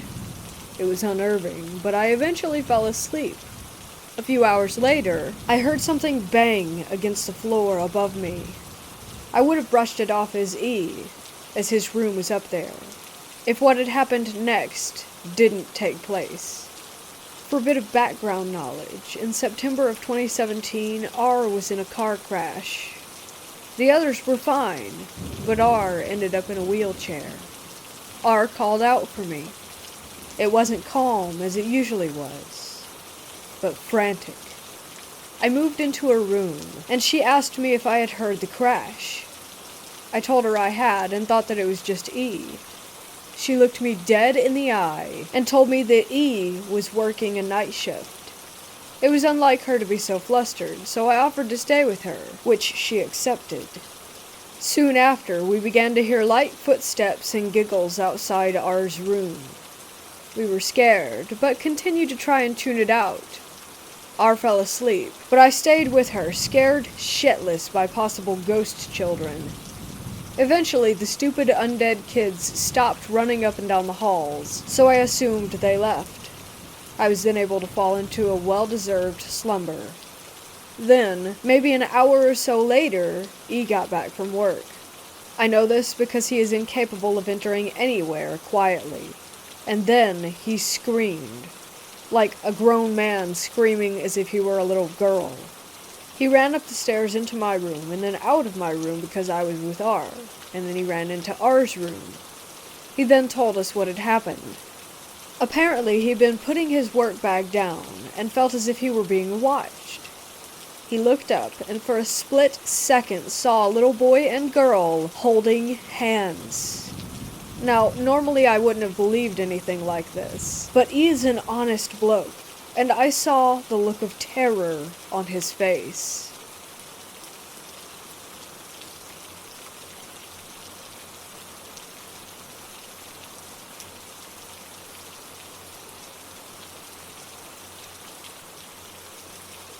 This is a series of events that occurred when I lived on a plot of farmland a couple of years ago. I was pregnant with my daughter, and my boyfriend worked late at night, so I was home alone a lot. Things were okay for a while, but as time went on, it started feeling strange in the house. I always felt like I was being watched while in my bathroom and the hallway right by it. I started feeling uncomfortable around windows at night. I figured I was just scared of being there alone. One of the first strange events happened while my boyfriend and I were in bed. While watching TV, I saw the door handle to our room slowly turn as if someone were about to open the door, but then it turned back. It caught me off guard, and I was trying to get my boyfriend's attention, but it stopped when he finally looked. Things began falling off the surfaces outside where my boyfriend would go to smoke cigarettes. He told me he would feel breathing on his face while in bed. He told me several months after it started happening, thinking that it would freak me out if he told me. He's not the type to jump to it's a ghost conclusion. After I had my daughter, I was even more scared to be in the house by myself. I even began locking myself in our room every single night. One night, I was waiting for him to come home from work. It was around 3 a.m. I heard the door handle jiggle as if someone were about to come in, but then stopped. I figured my boyfriend had to use the bathroom or something. After waiting for about 10 minutes, I called him asking why he didn't come in yet, and he told me that he wasn't even home. My friend came over to hang out with me and my daughter. I was changing her while my friend was in the other room. I heard someone say, "Hello?" And I thought it was my friend, but she said she heard it too, and that it wasn't her. I would get my friend to come pick me and my daughter up frequently when my boyfriend was at work because I was so afraid. One night, I had an overwhelming feeling of danger and had them come get us. I was taking my daughter's car seat out to their car, and it literally felt like someone yanked it down and out of my hands. I didn't drop it. I don't know how to explain it, other than to say just that it was yanked or jerked down. I hated being in this house.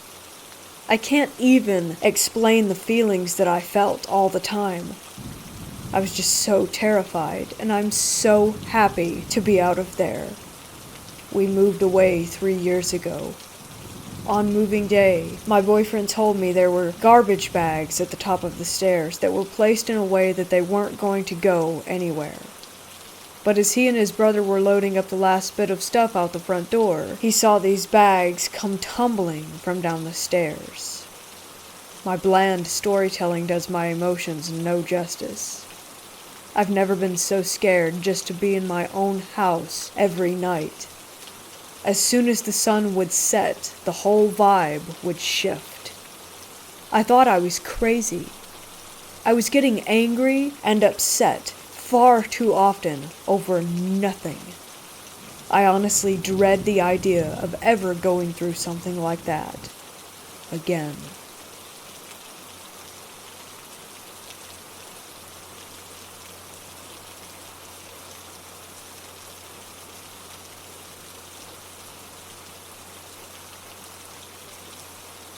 I am a 26-year-old female who has been having constant dreams where someone grabs me by my ribs and their fingers sink into my body. They're pushing and pushing their hands into my ribs, and I'm crying out for it to stop, and it hurts for real. A crushing pain makes me want to curl up and beg for it to stop. It's the real deal. In one specific scenario, in a dream, I gasp and sit up in my bed. This is the dream, remember, so a lucid dream, if you will. I sit up in my bed, and I am scared of my room. I grab the blanket closest to me and realize that it's at that stage of early morning where the sun will be coming up soon, but hasn't quite just yet.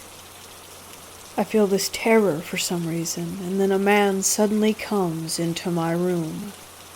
He's in a long, blank t-shirt.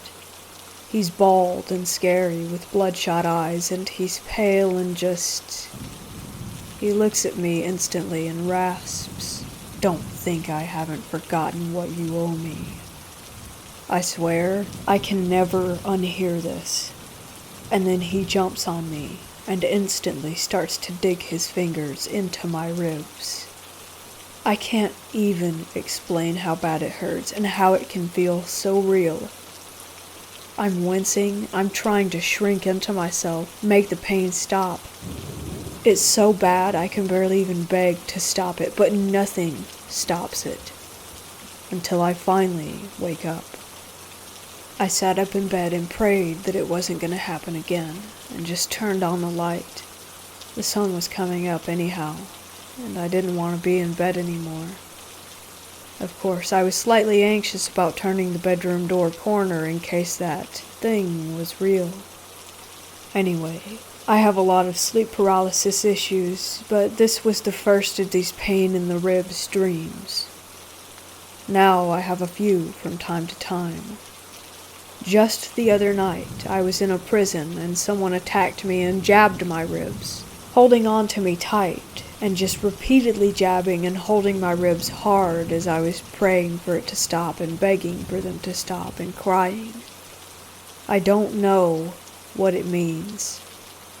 Also, I'm totally healthy, with no pain in my ribs or anything like that in daily life. Am I being attacked by a spirit?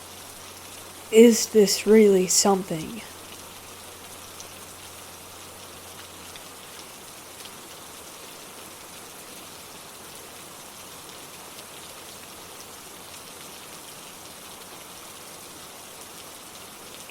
So I had to shut it off so that I could live a normal life again without seeing them.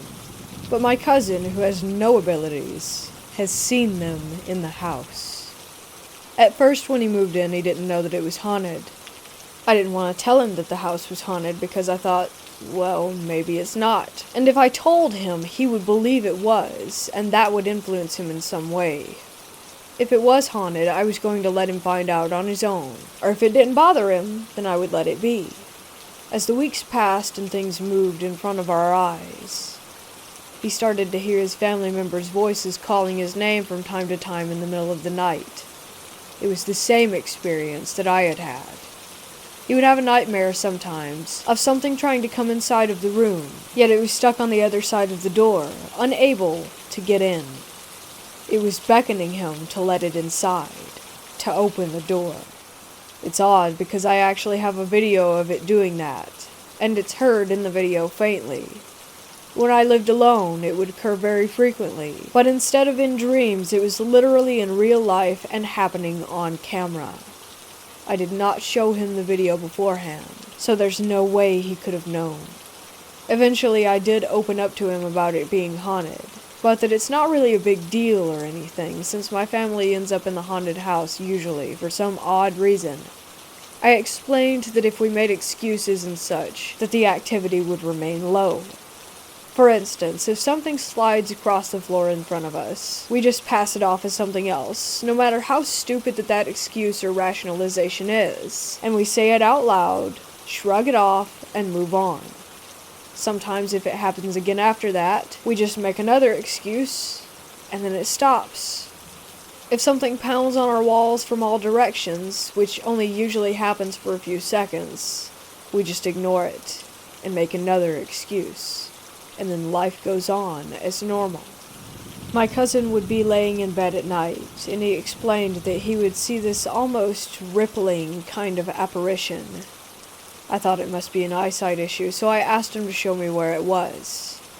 Weirdly enough, it was the same wall that I had a nightmare about months ago involving things trying to climb out of a black tar-like door with nearly 100 arms covered in the tar-like goo.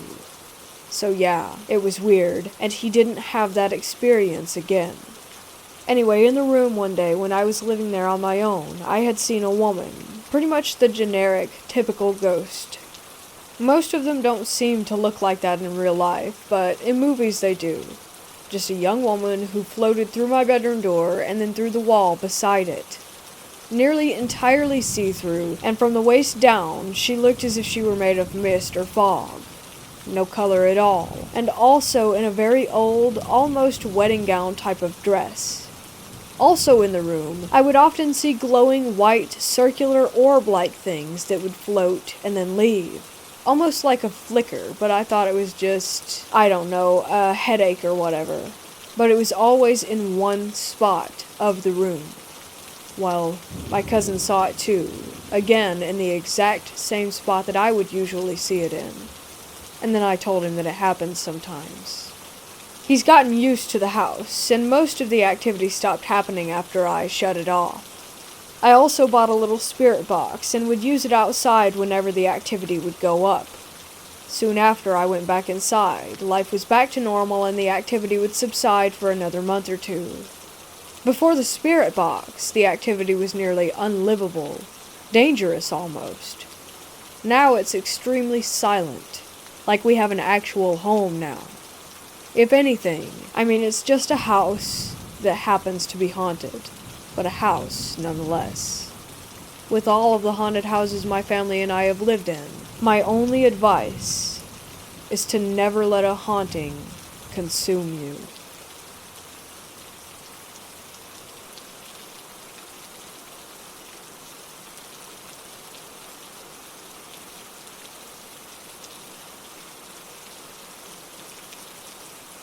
Among the many ghost stories told during lull periods of lengthy military exercises, the one that stood out the most in Singapore is probably that of the Third Door Charlie Company.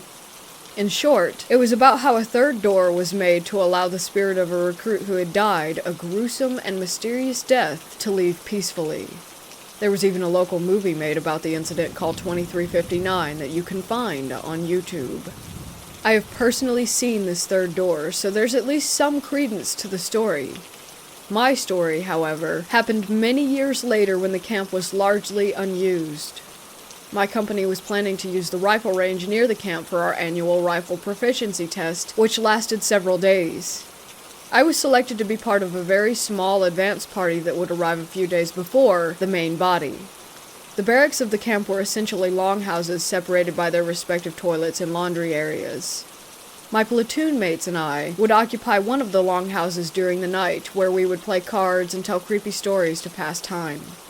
It was almost midnight, and I needed to relieve myself. I had just stepped out of the barrack when I noticed that the lights of the toilet belonging to the Charlie Company had suddenly come on. The bright white light cast a clear shadow of a man onto the water point of the laundry area. I froze. There was a voice telling me to investigate, while another told me to go and grab my friends. The shadow didn't seem to budge at all during the entire time that I was observing it. Then, I heard my friend calling out for me. This snapped me out of my reverie as I rushed back in and pulled my friends out to show them what I had seen. By then, however, the lights had already gone back off. My friends suggested that it was probably the range warden, which was the only logical explanation. What really puzzled me then was that my friend had called out to me because I had been gone for too long, but yet, in my mind, the whole thing only lasted for a minute or two. The next day, I quizzed the range warden about the incident, and a worried look came over his face as he explained that he was nowhere near the camp the night before. What's more perplexing was that the power to Charlie Company had been cut.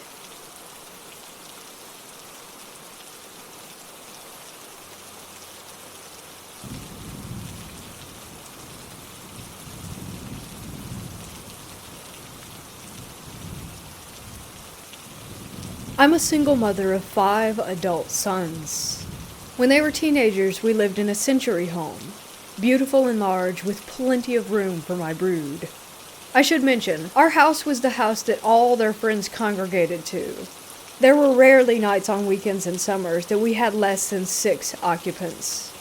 I tell you this to try and make you understand that these stories I'm about to tell are the truth and are corroborated by many people. When we first moved in, everything was nice and quiet for a number of months. Then slowly, activity progressed. My sons and I were all having unexplained happenings. They didn't tell me for almost a year because they didn't want to scare me. My first experience was being woken up at around 3 a.m. At first, I was in a half-wake, half-sleep mode. What woke me was a very loud noise coming from upstairs. It sounded like the boys were rearranging furniture, very heavy furniture. Loud scraping, so loud that I was sure they were scratching the wood floors. I instantly became furious and marched upstairs ready to bust some butts. When I got to the top of the stairs, all was quiet and dark. I started opening bedroom doors only to find all the boys sleeping soundly. I thought, wow, that was a vivid dream. To my chagrin, it happened a couple of months later, and became more and more frequent until it was almost a weekly event. I was speaking about this with my neighbor and she got a funny look on her face. I asked her what was wrong. She said, I don't want to scare you, but when my sister, who's clairvoyant, was over, she looked up at that window, pointing to one of the boys' rooms, and said, she has company. I asked her what she saw, and she said she saw a man and a woman in old-timey clothes looking back at her. At some point, I decided I wanted to share my experiences with my sons. When I did, they all broke out with their own stories. Some of them had been touched, some just heard noises or felt their beds being shaken. Here are a few more memorable ones in my mind. We being myself and 7 or 8 teenagers filling up every square inch of the place, were all just visiting and half-watching Family Guy. My youngest decided he was tired and wanted to go up to bed. Away he went, only to return a short time later with pale skin and wide eyes. He said that he had closed his bedroom door and gotten into the top bunk. That's when he heard the door handle turn, heard the door open and shut again, and then felt someone sit on the bottom bunk. He figured it was his brother, and leaned over the bunk and yelled something trying to scare him. He said he froze because there was no one there. He was completely alone, hence the wide eyes and pale skin. He truly looked like he'd seen a ghost. One morning I woke up to find my boys and one of their friends sleeping everywhere in the living room, which was not allowed in our house. I woke up my second eldest and asked what the deal was. He said they couldn't sleep upstairs because something was opening and closing all the doors, all night.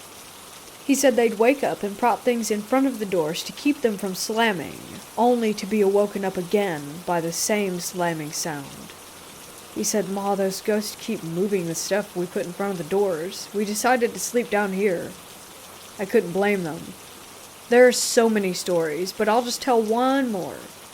My oldest subsequently joined the Marine Corps, and on his month-long furlough after his Iraq tour, he had a very creepy encounter. He said he was laying on his stomach and reading from his laptop when he felt something sit on the bed. He said he looked over and saw the indention of a person sitting there, and said out loud, F ghosts. A second later, he said he was being pushed into the bed. He spoke in the name of Jesus, and it got off of him. My final straw was on Halloween night. I was at the computer in the dining room, home alone. I felt something behind me. I turned and heard my name being said in an awful and sinister voice, and then the sound of something large falling down my staircase. It was so loud that I thought I'd find a broken dresser at the bottom, but nothing was there. I searched upstairs and outside for the cause of the crash, but nothing. I had my pastors and the elders of my church come bless my property and my home. There's been no strange activity since that day. I no longer live in that house, but one of my sons bought it. The house is still clean.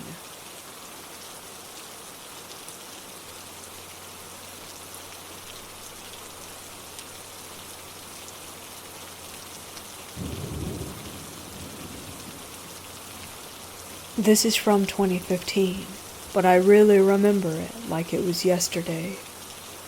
It happened in Yokosuka, Japan, while I was stationed there with the Navy. I was out during the day walking and exploring Tokyo, and when I finally went back to the base, I didn't want to return to the ship for the night, so I stayed at the Navy Lodge on base. It had an open floor plan, so the only doors were the front door and the door to the bathroom. I had just went to sleep when I woke up randomly, and I had sleep paralysis and couldn't move. I could only move my eyes to look around the room. It was like something was holding my body to the bed. Then I saw and heard the front door open, and the light from the hall start to creep into my room. Then I saw and heard the front door open, and the light from the hall start to creep into my room. The door slowly closed, and then I saw a big shadow figure with white, glowing eyes move from the front door kitchen area on the right over to the living room on the left, slowly moving and keeping its eyes locked on me at all times. As it got around the corner to the living room, it stayed there for a few seconds before peeking its head around the corner and staring at me again before hiding back around the wall. I woke up and was able to move again, so I jumped out of bed and ran around the room, turning all the lights on, trying to find whatever it was, but nothing was there. I laid back on the bed and tried to fall asleep again, and almost as soon as I closed my eyes, it happened again. I couldn't move, and could only look around the room. The thing then moved from the left, from the living room, to the right again where the bathroom was, and continued to stare at me with its white, glowing eyes the whole way. It opened the door and triggered the motion light in the bathroom. The light had a creepy blue glow to it that I still remember vividly. As it disappeared behind the wall again, it once more peeked around the corner, staring at me with its white glowing eyes for another 5 to 10 seconds, before going back into the bathroom and closing the door behind itself. I woke up again and jumped out of bed and ran around the room looking for it, leaving the bathroom the last place that I would check. I could see the blue motion activated light on in the bathroom from under the door. I finally threw the door open and went inside, throwing the lights on, and nothing was there. I went back to my bed, laying down again and trying to sleep, just hoping that I was imagining all of it. Then it happens again, but this time it feels like something is covering my mouth too. I can hardly breathe as I see the bathroom door open, letting the blue light seep into the rest of the room as it moves around the corner staring at me with its white glowing eyes, as this time it moves to the foot of my bed, standing there for a few seconds and then, almost as if it's extending its body, stretches all the way to where it's only a few inches away from my face, staring directly into my eyes with its own white, glowing ones. I'm trying to flail my arms and scream out at it to leave, when I'm finally able to get out a "fuck off" before it disappears right in front of me.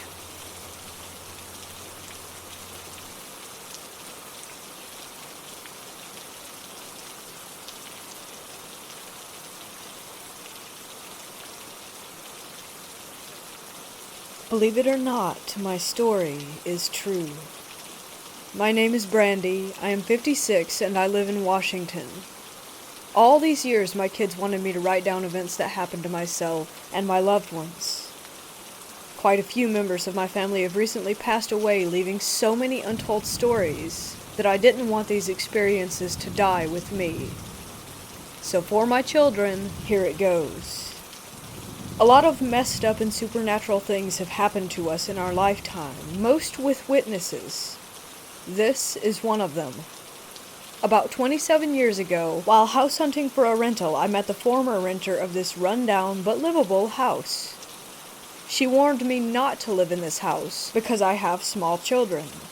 And not only was it run down, it was very haunted, and never, she was stern, never let a man live here with you because he will be taken over by the evil that resides within. Now, I'm thinking she's either crazy or she was just mad at the landlord for something. We needed a home incredibly desperately.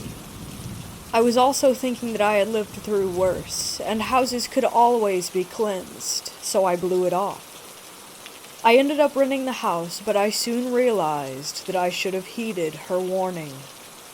The house was musty and old, made of wood. The walls, the ceilings, and the floors were all wood. Even the bedroom doors blended in with the walls, but the bedrooms were painted on the other side. There were French doors all along the front of the house going into an enclosed but open-viewed screen porch with a front door. The main living space was long and open. The living and dining area were stretched into one long room, and it was always cold despite having the heater on and it being in the desert. It was located in the high desert of California on the corner of an acre lot of barren desert, and across the street there was a popular grocery store and a few small shops too far away for anyone to hear us. It served as a town hall back in the day, and I think a turkey ranch before that. It was 6 a.m., and we had planned a 3-day trip to the happiest place in the world, Disneyland. My kids, Michael, age 1, Penny, age 4, and Jenny, age 3, were all sleeping on my bed in our bedroom at the other end of the house so I could pack in peace for the trip in the dining room and not wake them. I could see the bedroom door, though, and it was closed. I was standing up folding clothes at the table. My boyfriend's mother, Opal, was sitting across from me when we heard the bedroom door creak open slightly. We both looked up, and it was my daughter Jenny in her little pink and white flowered onesie. I said, "Now you know it's too early. Go back to bed." And she replied, "Me up now, Mommy," in her little sweet voice. It made us both chuckle, and I told Opal that I thought she was just excited. I told her no, that we weren't going right now, so please go back to bed. She stomped her foot, which we could feel vibrate through the floorboards. Opal then told me that I had better go and put her back, and I agreed. As I was making that long walk toward her, I was keeping eye contact, and as I was walking, I was telling her, "No, baby," and once again she stomps her foot, smiles, and says louder, "Me up," with the sweetest little smile, and she tilted her head. Opal even muttered, "Aw." It didn't dawn on me at the time how perfect that her little pigtails were. At this point, I'm extending my hands toward her. I get about 6 inches from touching her, and all of a sudden she turned black and disappeared, almost like sand falling to the ground, followed by the door quickly closing behind her. Opal said, "What the hell?" in surprise. Shocked, I stood there with my hands still extended, and then the fear ran through my body like hot and cold needles. My kids were all sleeping behind that door. I grabbed the handle and swung open the door, fearing the worst, only to find my little Jenny fast asleep with her sister's leg over her. Whatever we had seen, it couldn't have been her. Although unsettling, Opal and I didn't talk about what had happened, and later that morning we all piled into the car and went on our trip. We had a great time, but when we came home we were met with all of the lights on and old music playing loudly coming from inside. People were standing around in my living room. 2 separate groups like 2 different periods of time. I turned to my boyfriend and asked how those people got in and if he left the door unlocked. He told me, "No, why the hell would I do that? You saw me lock it." We all got out of the car and cautiously approached the front door. As I got closer, I could see a couch not where our couch was, with a man in a white tank top sitting there. He was dirty, and he was looking at this boy standing in the corner with such hatred. You could tell the boy was abused by the way that he was standing there with his head down. That's when he looked up at me, and it pierces my soul even now just to think about him. The kids were scared, and the dog was growling. I grabbed the doorknob to put my key in. Just then the music stopped, and the lights went out. We opened the door, and nothing. Nothing had been moved, and no one was there. I couldn't get the image of that sad-looking little boy out of my mind, and it was a while before I saw him again. It was a nice day. My boyfriend and his mother were still at a doctor's appointment, and the kids and I were out grocery shopping, having a good time. I usually kept the living room light on when I knew that we were going to get home after dark. I didn't realize we would be gone that long, and it was just starting to be dusk. I pulled into the gate, and I think the kids were a little too rambunctious, too much spare change, quarter machine candy, I guess. I sat for a moment, planning my attack with getting all these groceries, a sleeping baby, and the 2 girls up the steps and into the house when I noticed movement in the living room. No one was home. I could hardly even see anything in there because the light wasn't on. I started to get out when the girls jumped out of the car and started running for the steps. I yelled for them to stop and ran over to them. We could hear noises like a child running around, and my eldest daughter to this day says that she saw a little boy and describes him to a T. But at that moment, I thought that it might be an intruder or something like that. 3 steps went up to a landing, a locked front door opening into a windowed, screened-in porch, and then the 3 French doors. I told the kids to go to the car, but they were too scared to leave my side. Both of them were clutching the back of my shirt. I armed myself with a huge stick by the landing and forged on.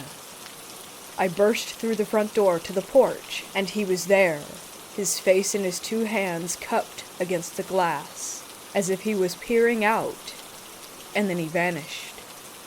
It was the boy that I had seen standing in the corner before.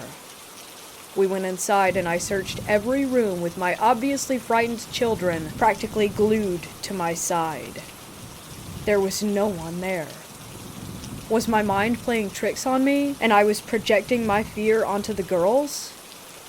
I turned on all the lights and ran out to get my sleeping baby and the rest of the groceries out of the car when I stopped in my tracks. There on the glass were 2 crescent moon handprints, and it was fogged up where his nose was. It stayed there for at least 20 minutes. Just to add my own thoughts here, I don't feel that we always need words to communicate with spirits, or for them to get a message to us. They are not bound by flesh. It is important that you have an open mind, and always keep your will strong. At night, you could look out the French doors at the stores across the street and see the vast desert behind them. The property was pitch black, so you saw the reflection of yourself and whatever was behind you. That night, everyone was asleep. It was nearly Christmas, so I was admiring the lights decorating the storefronts when I felt one of my children through the floorboards skip up next to me, and then I heard a faint giggle. I felt a tug on my shirt, so I turned my gaze to the reflection, extending my arm over as if to caress the back of his head and pull him in next to me. It didn't occur to me that this was not my child. He came in under my arm and stood there looking up at me, and all I could feel was love and sorrow. I turned to look at him, but he was gone. So I looked back at his reflection, and it was gone as well. He was about 7 or 8 years old. He had what looked like black and white Converse on, and was wearing old jeans with rolled-up cuffs. I could see the edge of a white t-shirt under a light gray sweatshirt, and his hair was sandy blonde and wisped to the side with the sweetest smile. In that moment, I felt everything that he was feeling, and I cried. I saw the images of abuse flash through my head. I don't want to elaborate on that, and he made me feel that the man was not his father, and that he loved the comfort of our presence. There were so many emotions. I went to bed and held my kids tight. I was so full of questions, like what happened to his mom? How did he die? I looked for records and was told that back in the day there were not many records kept out there in the desert. A person could live and die, and no one would know unless it was specifically reported. I felt whatever else was in the house was evil, and we found out just how evil it was the longer that we lived there. I feel I should describe the bedroom so that you can get a feel of the surroundings. On one side of the room there was my full-size bed against the wall and a single bed next to me against the other wall, separated by a small nightstand with a lamp where my 2 little girls slept. The door to the living room was next to their bed, and at our feet was the hall door and closet. Many nights, we would see the light beneath the door get blocked out, as if someone were walking up to my room just standing there, and then they would fade away. At first we thought it was just Opal going to the bathroom, since it was right next to our room, but we found out later that it wasn't her, because she was frail and had to use a potty chair in her room. The dog would sometimes growl and scratch, but when we opened the door to the hall, no one was ever there. Almost every morning at 6 a.m., we could hear the lid to the toilet slam up and the toilet flush, but when we ran in there, the lid was down and the water was still. A phone would start ringing in my room despite us not even having one, and we would hear old music coming from the walls from time to time. At first, we thought that it was coming from the pipes of our neighbor or something like that, but we didn't have any neighbors because the lady had already moved out, and that house was completely empty. So many things happened there, but this night in particular caused me to never let my girls sleep in their own bed alone. The girls were so happy that day. They had both received a package from my mom full of princess stuff. Toys, cups, and bowls, 2 beach towels, and 2 nightgowns embossed with their favorite princess images. The nightgowns were short and silky, and after their bath they begged to wear them to bed, so I happily complied. It was quiet in the house that night. Opal was with family along with my boyfriend, and I don't remember where the dog was, but he wasn't present anyway. I tucked them in, oldest by the wall and youngest closest to me on the outside. I wasn't ready for sleep, so I put a scarf over the lamp to dim the light, so that I could still read. Now I was sitting on my bed next to them, and as I was reading, the covers slightly came down off of the girls. I didn't really think anything of it, because my oldest daughter was notorious for kicking off the blankets, so I tucked them both in and continued reading. It happened again, and once again I covered them back up. At this point I was starting to feel uneasy and the hairs on my arms were beginning to raise. Never a good sign. I looked at my oldest daughter and noticed that she hadn't moved. So how was this happening? I sat back down on my bed and pretended to read while intently staring at the covers over the book pages, feeling my heart pound through my chest. Moments passed, and I felt myself trembling, trying to hold the book steady, and then it happened. I saw the covers start to move, but the girls were still. I was confused. I didn't understand what was going on. The covers were then pulled down with force, so I leapt up and grabbed the covers from the end of the bed, pulling them up. At this point I was standing next to them and my voice quivered as I yelled at whatever was in the room to stay away from my girls. I still don't know who I was yelling at. I sat on the bed next to them, gripping the covers tight, when they were jerked from my hands down to the foot of the bed, exposing my girls' legs. My youngest daughter's nightgown started to rise up to the top of her thigh.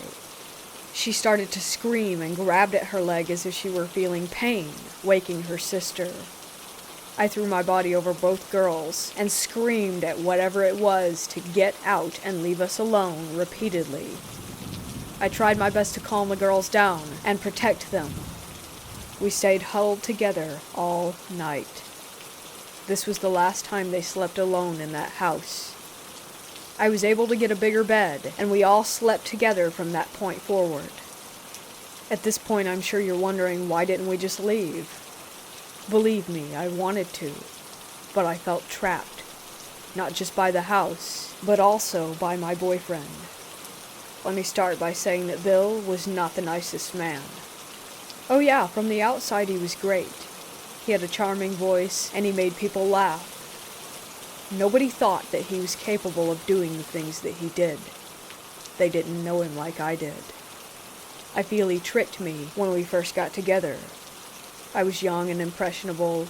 He knew I had low self-esteem, so he made me feel like I wasn't good enough for anyone else and was lucky to have him. We had children together, I knew what he was capable of, and let's just say that I didn't want to lose anyone I loved, so that's why I didn't leave him. But this was different. This was not him. This was an entirely new level of evil. I started noticing a shift in him the longer that we lived in that house.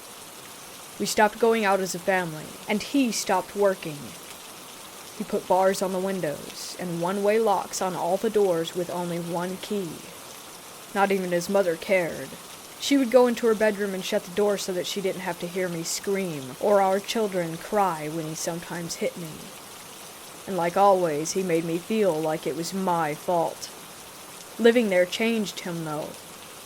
The things he started to do were out of his character, and that made me more uncomfortable.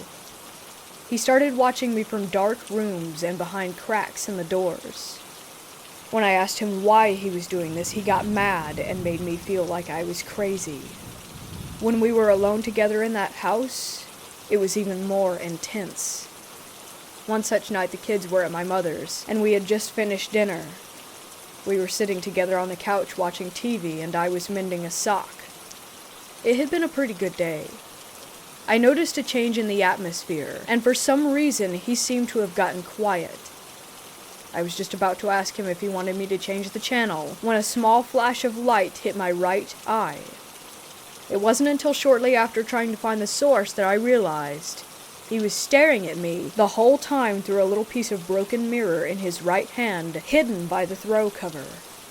My God, those eyes weren't his. I know him. This was not my person sitting next to me, and I was frightened to the core. He didn't even realize that I saw this, so I sprung up. His mom just had a phone installed, so I'm trying to call my mother and check on the kids. He jumped and hid the mirror in the couch cushions and started trying to reason with me as to why I should come back and sit down next to him and not make that phone call. I noticed that while he was talking, he wasn't even looking at me. He was looking behind my head, almost as if he were looking through me. I glanced at my reflection in the glass door, but nothing was behind me. I grabbed the phone and called my mother, assuring him that I was only going to be a minute. We stayed on the phone until he fell asleep, and quite a bit longer. My mother knew what was going on, but she felt helpless, as I did at that time. He got up, grumbling something as he walked into the bedroom to go to sleep on the bed, so after we hung up, I stayed awake with the blanket on the couch covering everything but my eyes while listening to him breathe until dawn, when I finally fell asleep. There was another time at around 4 p.m. We needed some groceries for dinner, so I got the girls ready and left my baby boy asleep in his playpen in the living room. Opal was napping at the dining room table, and my Bill was sitting on the edge of our bed in the bedroom.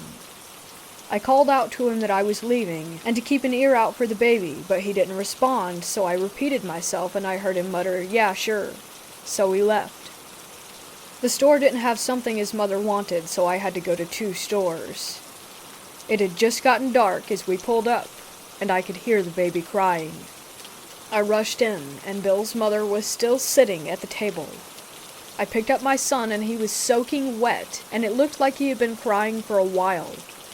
I was changing his diaper, trying to calm him down, and the whole time Opal was getting mad at me for leaving her alone with the baby. I was furious, and I told her I didn't. I left him with your son. She looked surprised. She didn't even know that he was home. What the hell? Where was he? I put my son down and told the girls to go play. Something wasn't right. I didn't think he was still in the bedroom because the lights were off, but someone was in there.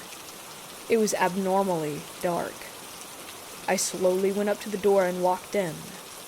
There was a dim light coming in through a crack in the blinds, and I saw his silhouette still sitting on the bed. He hadn't moved. His feet were on the floor, and he was slightly hunched forward with his elbows resting on his legs, cupping his hands together. The room smelled stuffy, and the air was thick. I called out his name, but he didn't reply. Once again I called out his name, adding, "You're scaring me." I moved closer, saying, "Why are you not answering me?" I saw that he was sweating and that it was glistening in the light and dripping from his head to his hands and then his hands to the floor. I could hear it as it dripped. I was shaking while I slowly made my way around him to the lamp, and I heard a growl that almost sounded like it was coming up from the floorboards. I turned the lamp on. His shirt was soaking wet. There was a pool of sweat at his feet, and his eyes were darker than I've ever seen them. His stare was fixated downward. I was afraid to get near him, but I felt like he needed my help. I started to shake him while calling out his name. He was cold to the touch. I crouched down in front of him between his legs, but honestly, all I wanted to do was run out of that room. I took his face in my shaking hands and said, "Please, Bill." Just like that, he snapped out of it. He grabbed both of my wrists and hurled me onto the bed behind him. He said in a loud voice, "What are you doing, you freak?" Then he got up and went to the bathroom. I heard him turn on the shower as I laid there curled up, not knowing what had just happened. I soon composed myself and went out to bring in the groceries and make dinner. Later he joined us as if nothing had ever happened, but I still felt uneasy. The night went on, and he was his old self, goofing off with the kids and watching cartoons. I went into the kitchen and started washing dishes with my back to the hall. I heard him in the living room with the kids. I swear, I heard him. The next thing I knew, he was behind me, and he aggressively grabbed my waist and put his mouth on me. I could feel his teeth on my neck. I jumped. He startled me. Then he looked at me like he wanted me dead and said, "You disgust me," and left the house. I don't know where he went. I didn't ask. All I know is that he was gone. He came back later that next morning, dirty, and saying something about him getting lost in the desert. I remember him telling me once that I could scream out there and no one would hear me. We eventually got out of that house after living through horror, not knowing from day to day what was going to happen next, and who was safe from that evil. Later, after his mother had moved into her daughter's house, she passed away. I felt bad because I wasn't even sad about it. I found a way to leave Bill. I made an excuse that I needed to pick up a check from the welfare department, and that I had to bring the kids with me. After I got there, I told them that I was being abused, and they helped me find a safe place to go. After I didn't return that day, a detective from the sheriff's department came and asked me questions about him, because apparently he stole a child and took her to that empty house. Thank God he was caught before he could do anything to her. I never let him hurt my children, but sadly, they remember him hurting me. For years after that, I would have nightmares of him appearing at the foot of my bed, clawing his way up my legs, and closing the space between our faces with his cold breath on my lips, and those eyes. I would wake up gasping for air. About 9 years ago, I looked up his name and found him on a website exposing predators. I still shiver when I see small mirrors or broken glass. A few years after we moved out, I ran into the former renter, so I asked her if she knew anything about a little boy ever living there, or did someone die there, and she said, now this is not fact. She said that she heard, I don't know where though, that there was a boy and his mother disappeared, leaving him with his stepdad, who is horribly abusive. Later, the boy was found stuffed in a hole on the property, dead, and they found the stepfather's dried and decayed body on the couch in the living room. He had committed suicide. Like I said, I don't know if that's true, but it seemed pretty damn close to how I felt. I wish even now that I could have helped that sweet little boy move on. We couldn't even drive down that street for years after that, and we all cried with relief many years later when we found out that the house had been demolished to the ground and that a housing tract was being built over the land. I still wonder if those people living there are plagued by the same evil that plagued us.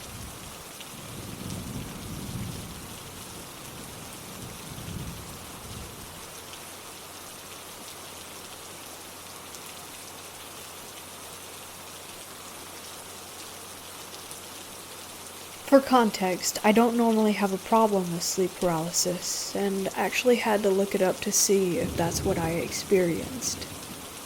This past Saturday evening, my wife and son went to her mom's to use the pool and ended up staying late. I was home alone. I did some chores and ended up downstairs with the AC on and watching TV. I wasn't physically tired from chores, which was putting a load to wash, taking out trash, and cleaning up the kitchen counter. The next thing I know, I am deep asleep, although I'm mentally awake. I try to move my body and cannot. I can think like I'm awake, and I can hear myself groaning. I can see my room, and I'm lying on my sofa. It's dark outside, and I have the overwhelming feeling that there is someone in the room with me. I'm struggling to wake myself, and I can't. I know I'm laying on the sofa. I can hear the TV. I have consciousness of my surroundings, yet can't shake myself awake or move my body. I have this terrible feeling that there is someone on the other side of the room. My den is very long, with a family room attached to it, but I can't move my body to see who is there. I get the feeling like if I don't move, something bad is going to happen. I'm eventually able to shake myself awake and have movement of my body again, yet the room seemed brighter, like if it wasn't as dark as when I was trying to move myself awake. I don't see anyone there with me. The TV is still on, and I know that it was the same program that I heard in my paralysis state. The second episode happened last night. My son was in our bed, so I went to his room to lay down as I got tired of him taking over the bed. I was watching YouTube, the lights were off, the bedroom window was open. I somehow passed out without even realizing that I had fallen asleep, and had another episode of sleep paralysis. I'm lying there. I can hear the fan and the iPad playing a commercial between videos. Again, I get a sense of foreboding. Someone is at the window, then something moved in the room. I think the closet door creaked. I'm trying to shake my body to move, and I can feel my heart pounding. I eventually make my leg move off the side of the bed, and I must be making grunting noises and trying to move my foot to touch the floor. Then I'm able to turn over, and I sit up. I haven't had a lot of experiences with this before, and it almost felt like something else was controlling it. Not like drugs, as I don't do drugs, nor alcohol, as I haven't had a drink in weeks. It was almost like hypnotism or something controlling me to fall asleep so quickly and so deeply.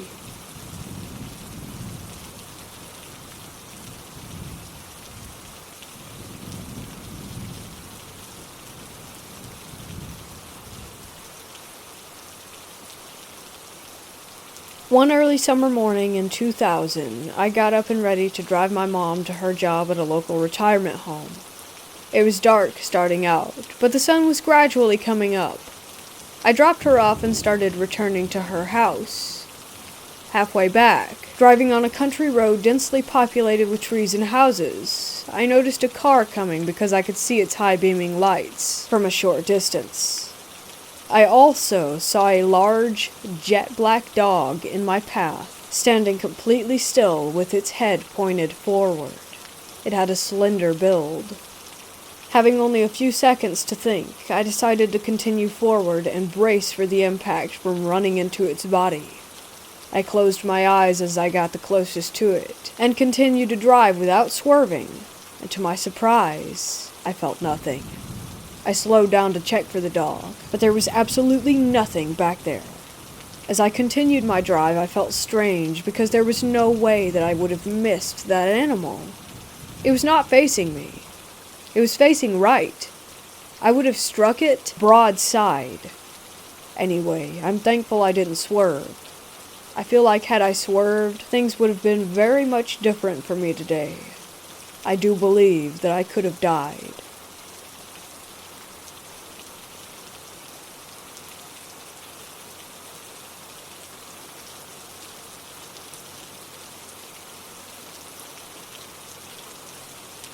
There was one time I was staying at a hotel in Madrid, not too far from the airport, and by the time my buddy and I arrived there, it was 11 p.m. I had completely messed up the booking information because I forgot that we were losing a day by traveling from California. Since my buddy and I had arrived to the hotel so late, we were exhausted. Still, we were given our room number, a card, and sent up to our room. I noticed that the more turns we made down a hallway, the less lights worked. By the time we reached our room door, it was dark and scary. I didn't want to say anything, implying that I was feeling uneasy about the room because I was 24 at the time, so I had to be tough. And my buddy was 27. Once we opened the door, the room was bright and looked very modern. I felt a whole lot better upon entry. The room was supposed to have 2 full-size beds, but for some reason they were pushed together to make a giant bed. My buddy and I agreed it wasn't a big deal, just to stay on our sides of it and deal with it until tomorrow when we weren't so tired. I slept on the left, and he slept on the right. Sometime between 1 and 4 a.m., when it was very dark in the room, I woke up and saw a man standing in the corner. I knew for sure that the man wasn't my friend. My buddy Cody is 6'2", 195 pounds. The guy standing in the corner looked about 5'10", 180. This was the first and only time I ever experienced sleep paralysis. I remember staring at the guy, who appeared to have his back to me, facing the corner of the room closest to me, as if he was counting for a game of hide and seek. I stared at my arm hanging off the bed to the left, and focused all of my energy and strength to move it, but I could not. I tried to scream for Cody to wake up so that at least he would know of the man in our room, but no sound would come out of my mouth. I've never panicked so hard in my life, and before I knew it, my eyes closed, and I was unconscious again. It wasn't until 7:30 a.m. that I woke up and screamed Cody's name and hit him. It was as if everything I tried to do during the night suddenly came out all at once. He woke up startled, of course, as I came to the realization that everything was okay. The order of everything I'm about to say next is how I knew that there was a ghost in that room. I told Cody, dude, I just freaked out. It's just that last night, and before I was able to finish my sentence, Cody said, "Did you see that guy in the corner?" My jaw dropped as he told me he experienced the exact same thing as I had the night before. He had sleep paralysis and couldn't move as he stared at that man. We had all of our belongings still, and nothing was changed about the room. It still scares me when I think about it until this day. How we could never explain what happened that night, or how we both experienced the same thing. Cody ended up experiencing another ghost in a hostel that we stayed at one time. But as for me, that was the only ghost experience I ever had while traveling.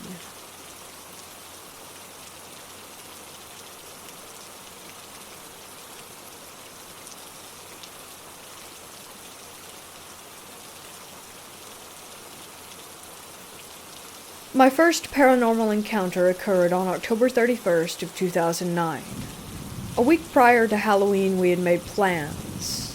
We heard rumors that the cemetery above our neighborhood was haunted. Some of the stories sounded legit, others sounded highly exaggerated, so me, my cousin Dustin, William, and Tommy decided to go find out for ourselves on the perfect day, Halloween night. Jason didn't find out until the day we were going up there. We weren't planning on having him go with us because he would always get scared so easily, but he begged and begged to let him come, so we said okay.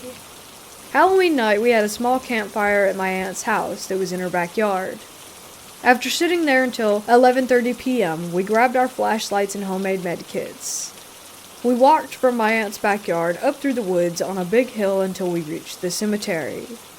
William and Jason argued for a minute about who was going in which direction to check out which parts of the cemetery. Jason didn't want to go with Tommy because he was worried that Tommy would scare him, as Tommy had a reputation for doing such. My 2 cousins and I began making our way through the cemetery, and we didn't notice anything until we got near the mausoleum at the top. We started getting chills, and then we started hearing the voice of an elderly man saying, "Get out. I want you out."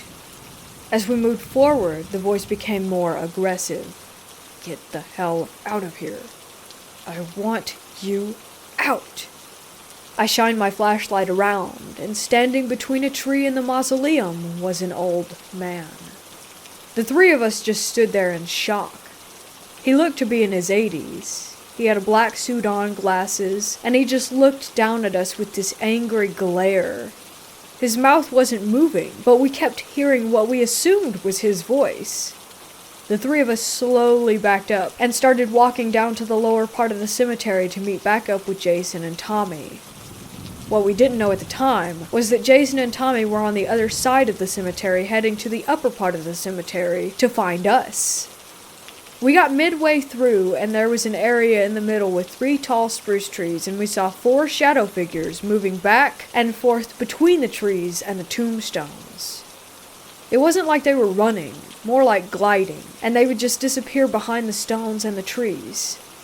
By this time we began to hear voices again. We just wanted to get out of there, but we weren't going to leave Tommy and Jason behind. As we were walking, we heard them screaming in pure fear. We immediately started running back up towards the mausoleum, calling out to them, and I started waving my flashlight as we were running. I look up ahead, and I can see them running toward us. When the 5 of us got together, Jason was crying.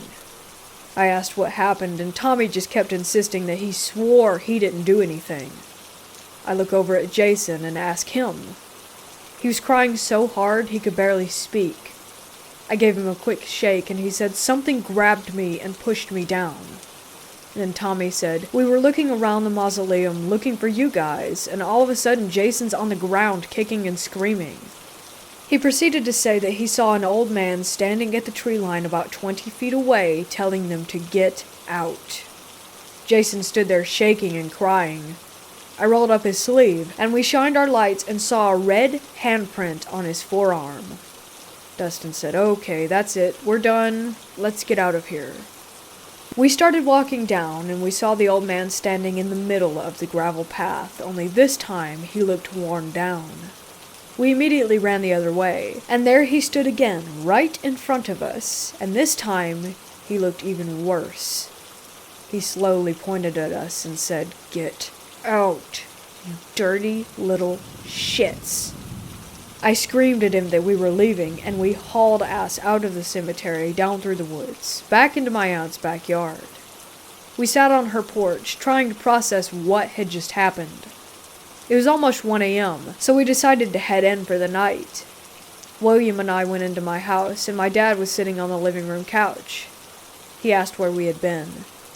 We told him that we were up in the cemetery, and that it was indeed haunted, and we informed him of everything that we had seen. He, of course, didn't believe us. He told us that we just needed to go and get some rest. We stayed up until 3 a.m. and began even questioning our sanity. I had suspicions that there's more to this world than just us, but William was a complete skeptic. He didn't believe in anything paranormal until that night. About a month before I wrote this on here, my dad and I were hanging out, and he brought up that Halloween night, and as we were talking about it, his demeanor changed. He asked, "When you said that the cemetery was haunted and I said that it wasn't, I lied. It is haunted. I know about the old man up there, because both your mother and I saw him when we were kids." I asked if he knew anything else about him, who he was, or why he was there, but he didn't. He said that all he could tell me was that he does not want anyone up there, especially at night.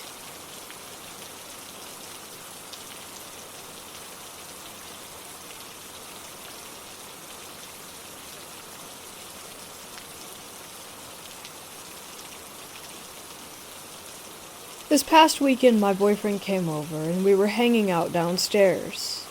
I soon got tired, so I ended up going upstairs to my bedroom. I immediately felt a presence following me as I walked up the stairs. It felt as if it were following behind me, and there was something breathing on my neck, the feeling when you know that something is there. Me being scared, I refused to look back. I just plop into bed and face the wall, hoping that nothing happens. I still feel like there's something there, but this time it feels like someone is just watching me sleep. Then it starts to get hot. Even though I was scared, I turned to open the window, and there is a holographic type of ghost hovering over my bed. I turn around again, not getting up. I lay there facing my wall, so uncomfortable for a minute or two. I quickly get the courage to open the window and go lay back in bed. But before I get there, my LED TV starts flashing and changing the color mode. Mind, these lights only turn on when the TV is on because they're connected to my TV's USB, and I was unable to turn them on myself when the TV was off. I quickly grabbed the remote and turned it off. Then, all of a sudden, the empty Starbucks cup sitting on my nightstand table falls off in a weird way, as in it looks as if it were being pushed. I turned on my bedroom light, grabbed my phone, and yeeted out of there. I was so terrified.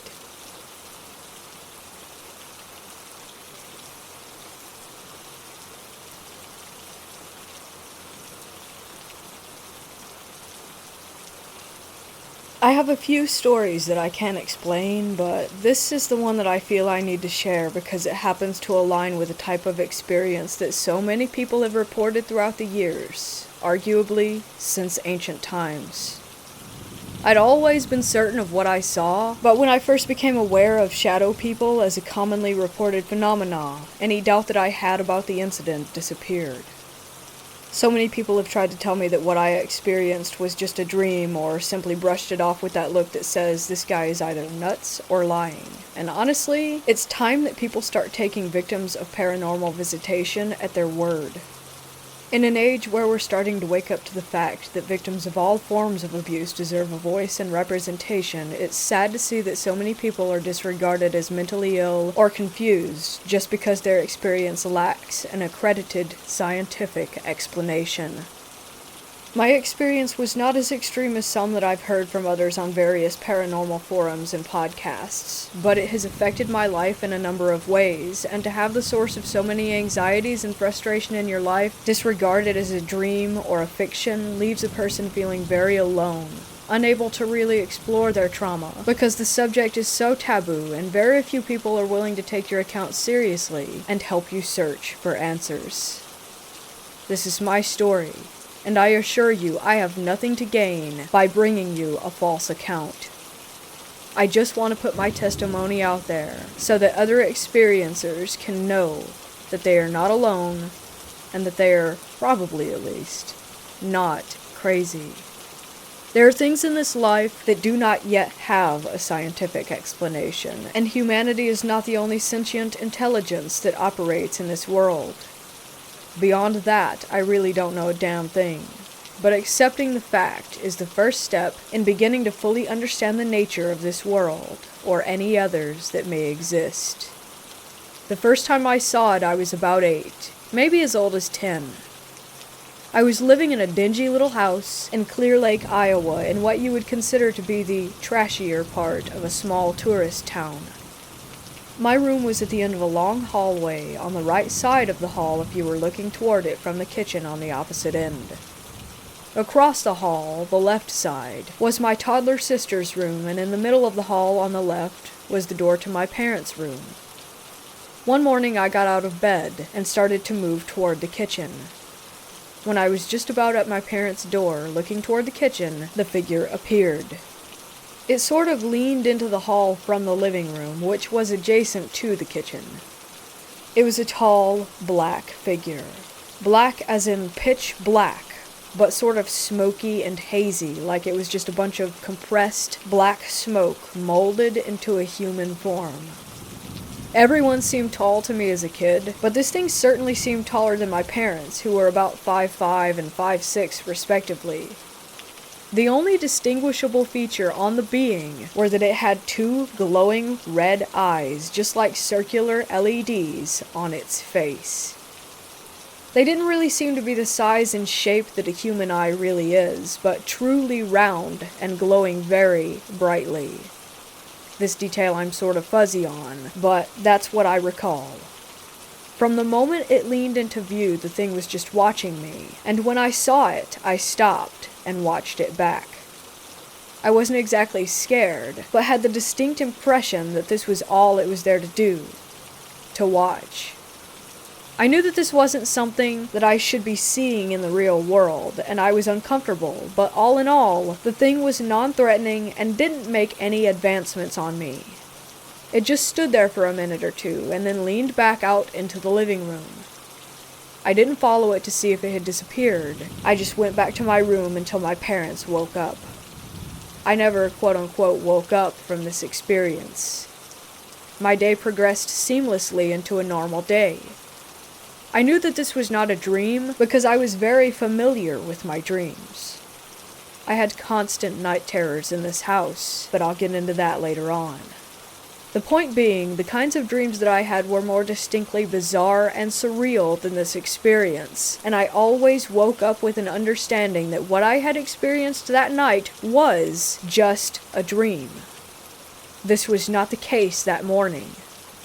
If I was dreaming that morning, then I'm still dreaming, because like I said, I never woke up from it. The second experience was just as brief, but a bit more menacing. I can't say how much time passed between the two events, but this incident was dead in the middle of the day, full daylight with other people in the house going about their daily business. My mother was in the living room, and I had just walked into the kitchen and toward the hall. I was now standing approximately where the figure had been on the first occasion, looking down toward my room and my sister's. Suddenly, the figure appeared. This is where it gets really bizarre, because the thing actually crept out of my room. I mean, this effing thing was literally creeping, like some old school Scooby-Doo villain walking on tiptoes with its arms raised and hands bent toward the floor. If you get what I'm illustrating here, you should probably laugh, because it was just as goofy as it sounds. It crept from my room into my sister's room, which is what really freaked me out by this event. The whole thing was over in just a few seconds. Moving in this bizarre manner, it had its head turned toward me the entire time. From the moment that it crossed the threshold of my door, its eyes were already on me, as if to say, yeah, I'm here, straight creeping around your house, and there's nothing you can do about it. No one's gonna believe you. I had already told my mom about the first sighting, and of course she had dismissed it as a dream or my overactive imagination. So I didn't bring it up, but I was really scared that it had some sinister intentions with my sister. I do remember her having some nightmares around this time, which I heard from my room, her crying to my mom about how the quote-unquote creature from the Black Lagoon was standing in the corner of her room. I asked her about this years later, but she doesn't remember any details on that. So that's it. That's all I saw of this shadow person. But there's another element to my life at this house that I feel might be relevant to what I experienced. As I mentioned earlier, I was prone to night terrors while living in this house. Vivid but bizarre nightmares that almost always had something to do with being chased by various demons, monsters, etc. One recurring type of dream I had went like this. I'd be laying in my bed, everything seeming to be completely normal in my room, as it was in waking life, but I would get this feeling. It was this instinctual understanding that something horrible was about to come through my door. I would start to panic, but would be unable to move my body, so rather than use my arms and legs to physically leave my bed, I would, through a sheer force of will, hover off of my bed and float to the corner of the ceiling, as out of reach as possible. Nothing else was really different about my room and these experiences except for that dread. The dread that something was trying to get in. Another night I had a similar dream, where I woke up in my familiar room to find a tall, hairy man standing above me, reaching for me. I had the strong sense that this skinny, ape-like man was there to take me, and I recall doing my best to resist him, but the ending to that dream is fuzzy. That scares me to this day, more than the shadow person encounters, because the hairy men are a pretty common occurrence in high strangeness research, so I can't help but worry that there was some reality to that experience. I bring these dreams up because it seems that vivid nightmares in certain locations, this happened only in that house, that also have reported paranormal activity, indicates a relationship between the two.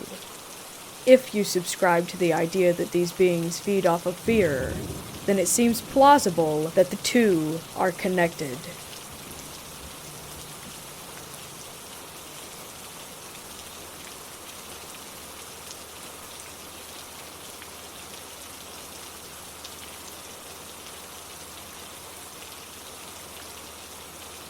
Back in the mid-'80s, we were traveling through Tennessee on the way to visit friends in Texas.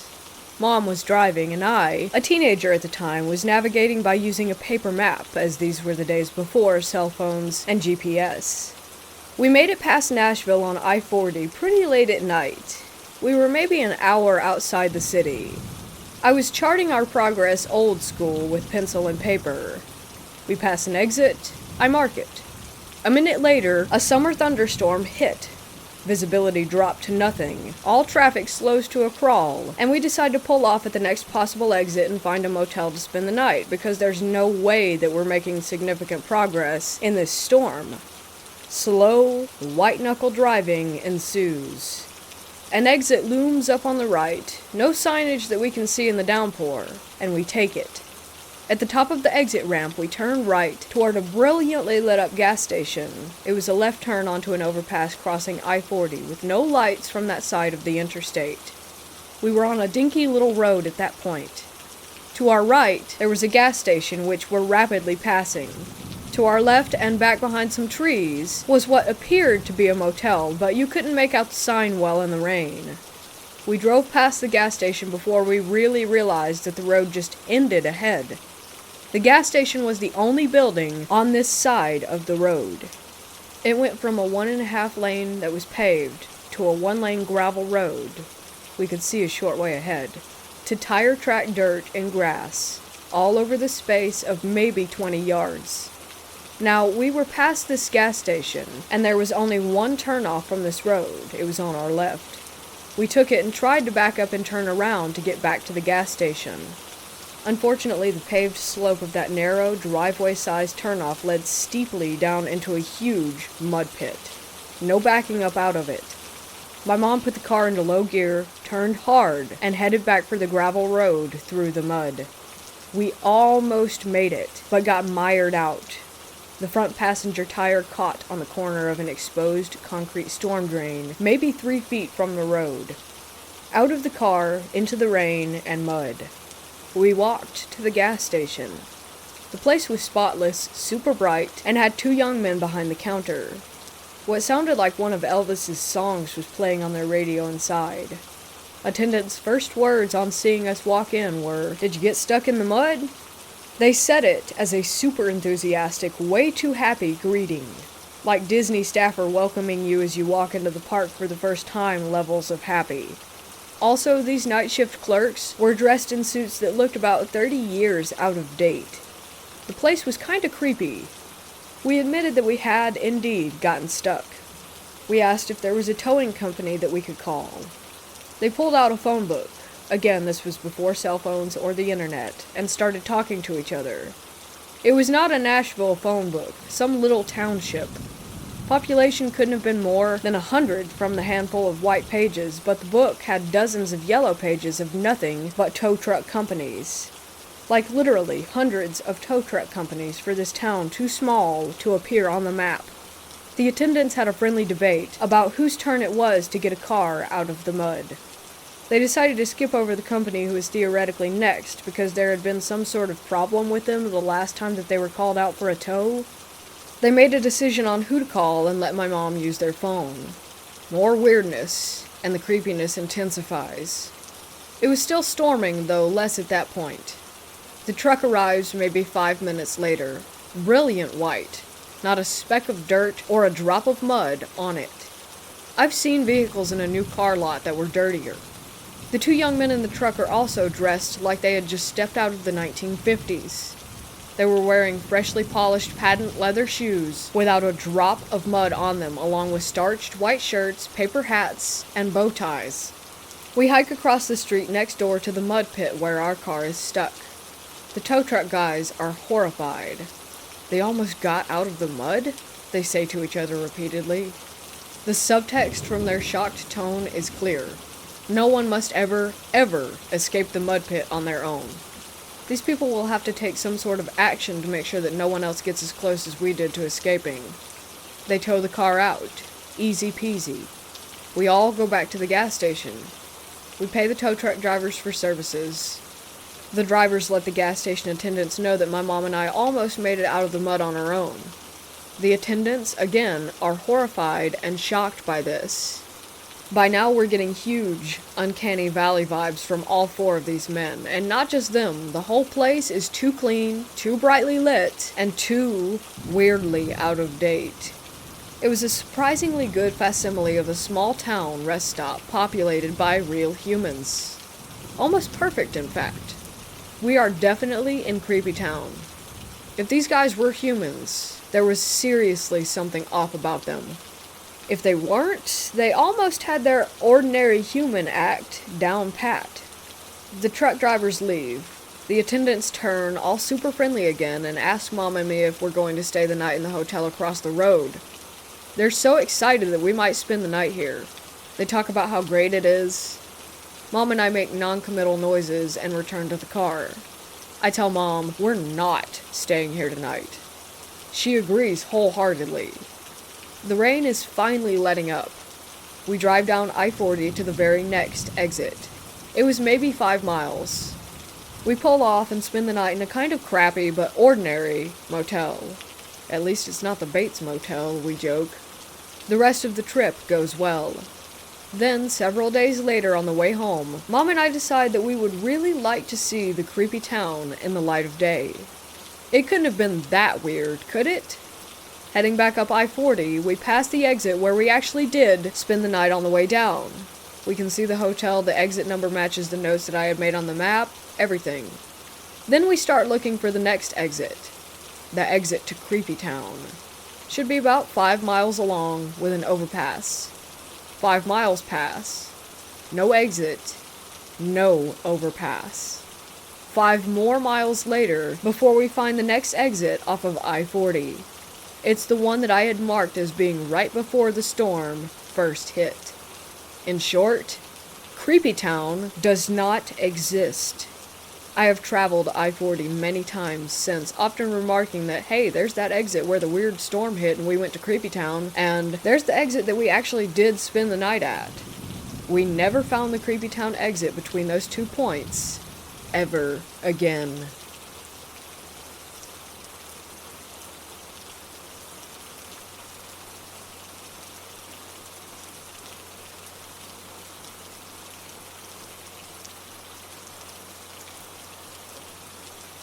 So, since my medication changed, I haven't been experiencing sleep paralysis that much anymore. But for years, I've had it on a constant basis, nearly every day. I can elaborate on the neurological stuff behind sleep paralysis, but basically, it's very related to stress, anxiety, and a bad sleep schedule. Anyway, I usually don't have auditory or visual hallucinations during sleep paralysis. But almost during every episode, I experience the feeling of leaving my body. I wake up in my bed without being able to move, and I feel my body start to float, accompanied by this awful fear that at any time I might fall down and die. Sometimes I even get to actually see my own body sleeping on my bed from above. But it's always hazy, and I can't actually make out any of my physical features. I simply know that it's me on the bed. At other times, I have the same feeling of leaving my body, but instead of floating, it's something pulling me by the feet and dragging me out of my bed. I don't see anyone. It's just the feeling of being dragged. I would love to know if anyone else has experienced this during sleep paralysis. Is this merely a symptom of it? Or could I really be having an out-of-body experience? I'm Catholic, but not very religious at all, so I'm wondering about other spiritual possibilities.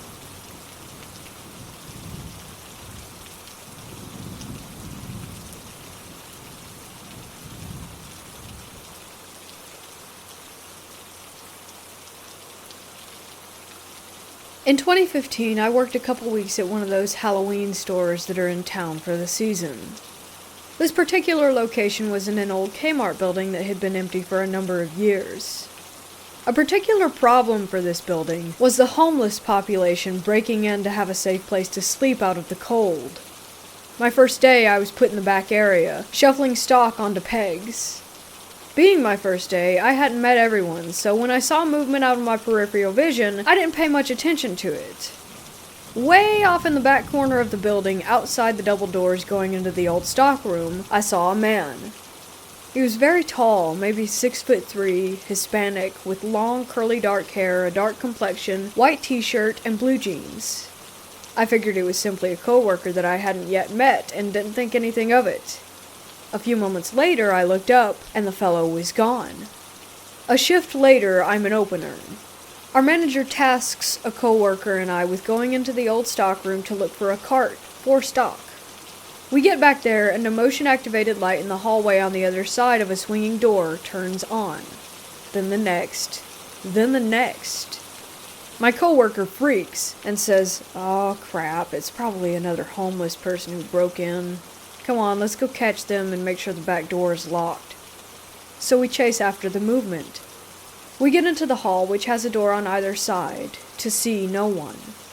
But in the next area where the back door is, the light's turned on.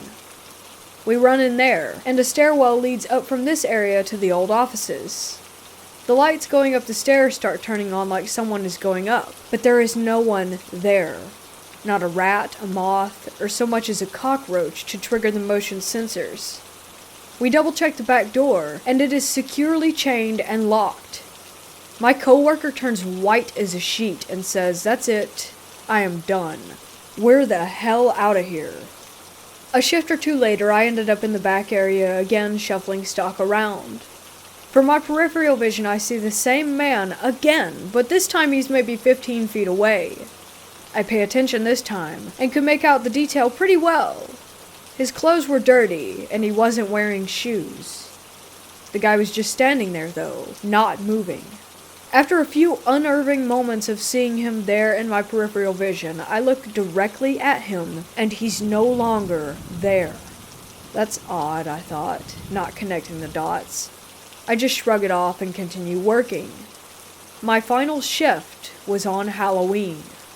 I'm sorting merch between carts, putting broken stuff in one cart and resellable stuff in the other. The next thing I know, someone is standing a foot away, directly in front of me. Looking down at the cart between us, I can see him perfectly out of the corner of my eye. I could see the grime on his clothes. I could see his breathing. I knew in that moment if I looked up, he wouldn't be there. I suddenly got irrationally angry, a type of anger I've never felt. I said to him without even thinking, "I know what you are. I know what you're trying to do. I'm not afraid of you. You are not welcome here. By the power of the priesthood, I command you to leave. Now." He growls one guttural growl, and then is gone. No fading out, no puff of wind and smoke, just gone. At my current job, a year or two later, one of my coworkers and good friends is a devout Catholic. I told him about the ghost of the homeless guy in the Kmart building, and he just stands there and stares at me. Do you have any idea what you did and how dangerous it was? You exorcised it. You're not a priest. You should have never been able to do that. You're damn lucky it was just a ghost and not a demon. I never even considered that, nor did I consider my words before I spoke them to the ghost. It was spontaneous, like muscle memory, or like I was being guided. My friend still says I was lucky, and not to do some stupid crap like that again.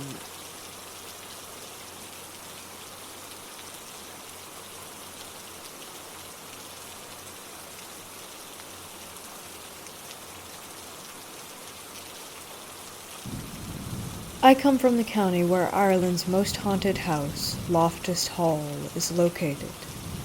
If you want to know the history of Loftus Hall and the original story to it, I'm sure you can find it on Google. People that have visited all have their own stories of experiences at the house, and I'm going to share with you some of my experiences that I've had over the years. I lived about a 30 minutes drive away from it, so it was a destination that we visited a lot. I remember the first time I visited the grounds of the house. I was maybe 5 or 6 years old and was visiting it with my uncle. As we drove up the long lane leading the way to the house, I remember looking at all of the windows and getting a shiver as we approached. We parked and got out of the car. I stood and stared at the house. We walked around the grounds and around to the side of it where, at the time, there were apple trees. We picked some of them as they were red and juicy and put them in a bag to bring them home with us. When we got home and got the apples out of the bag, every single one had a rotten part on one side. I mean, a big, green, soft, gooey lump on all of them. Another time, when I was around 14, I had went to Loftus Hall with my friend and his mom. There's a nearby lighthouse that's open for people to visit, and we went there first. When we got to the house, there were a few people around, and a young American family there. A mom, dad, and 2 girls, aged around 5 and 9-ish.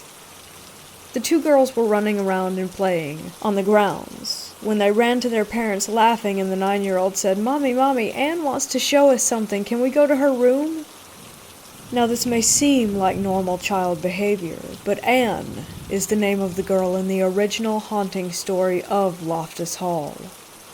I must also mention that the actual house was not open for guests to go in and out of as they pleased. Not at that time. When I was 16, that was my first time going into the house. We booked a tour on Halloween night. There were some ghost hunters who do an overnight stay every year, and a certain amount of guests can stay there with them for the night. We arrived and went in. We set up our sleeping bags while the ghost hunter crew set up their equipment.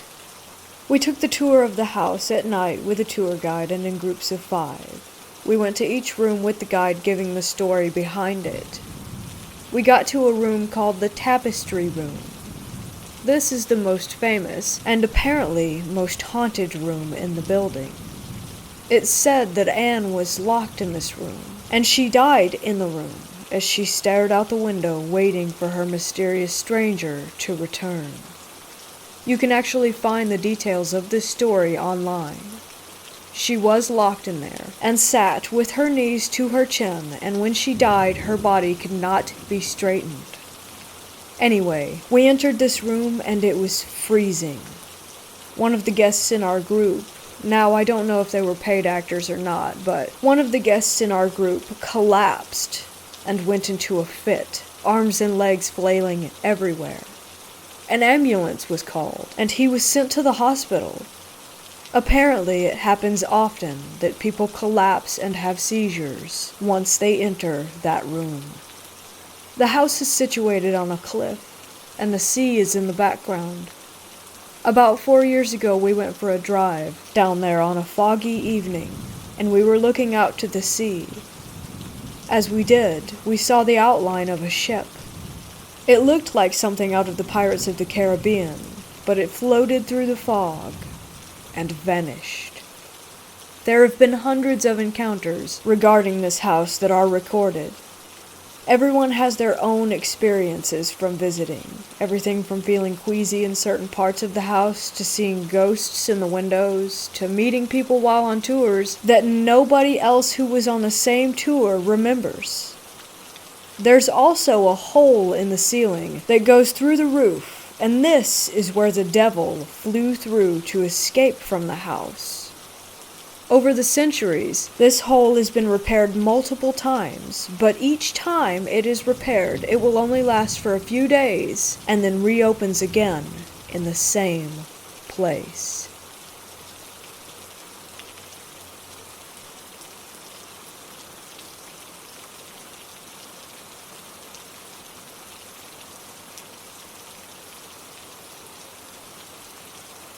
The night of October 30th through the morning of the 31st, myself and the group that I belonged to were invited to do a live investigation with the radio station 93Q in Houston at Spaghetti Warehouse.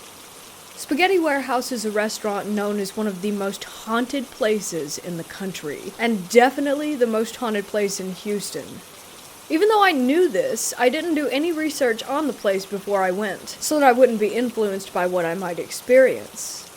All I knew was that the place had been a pharmaceutical warehouse during the Civil War, and that a manager had died falling down the elevator shaft years ago.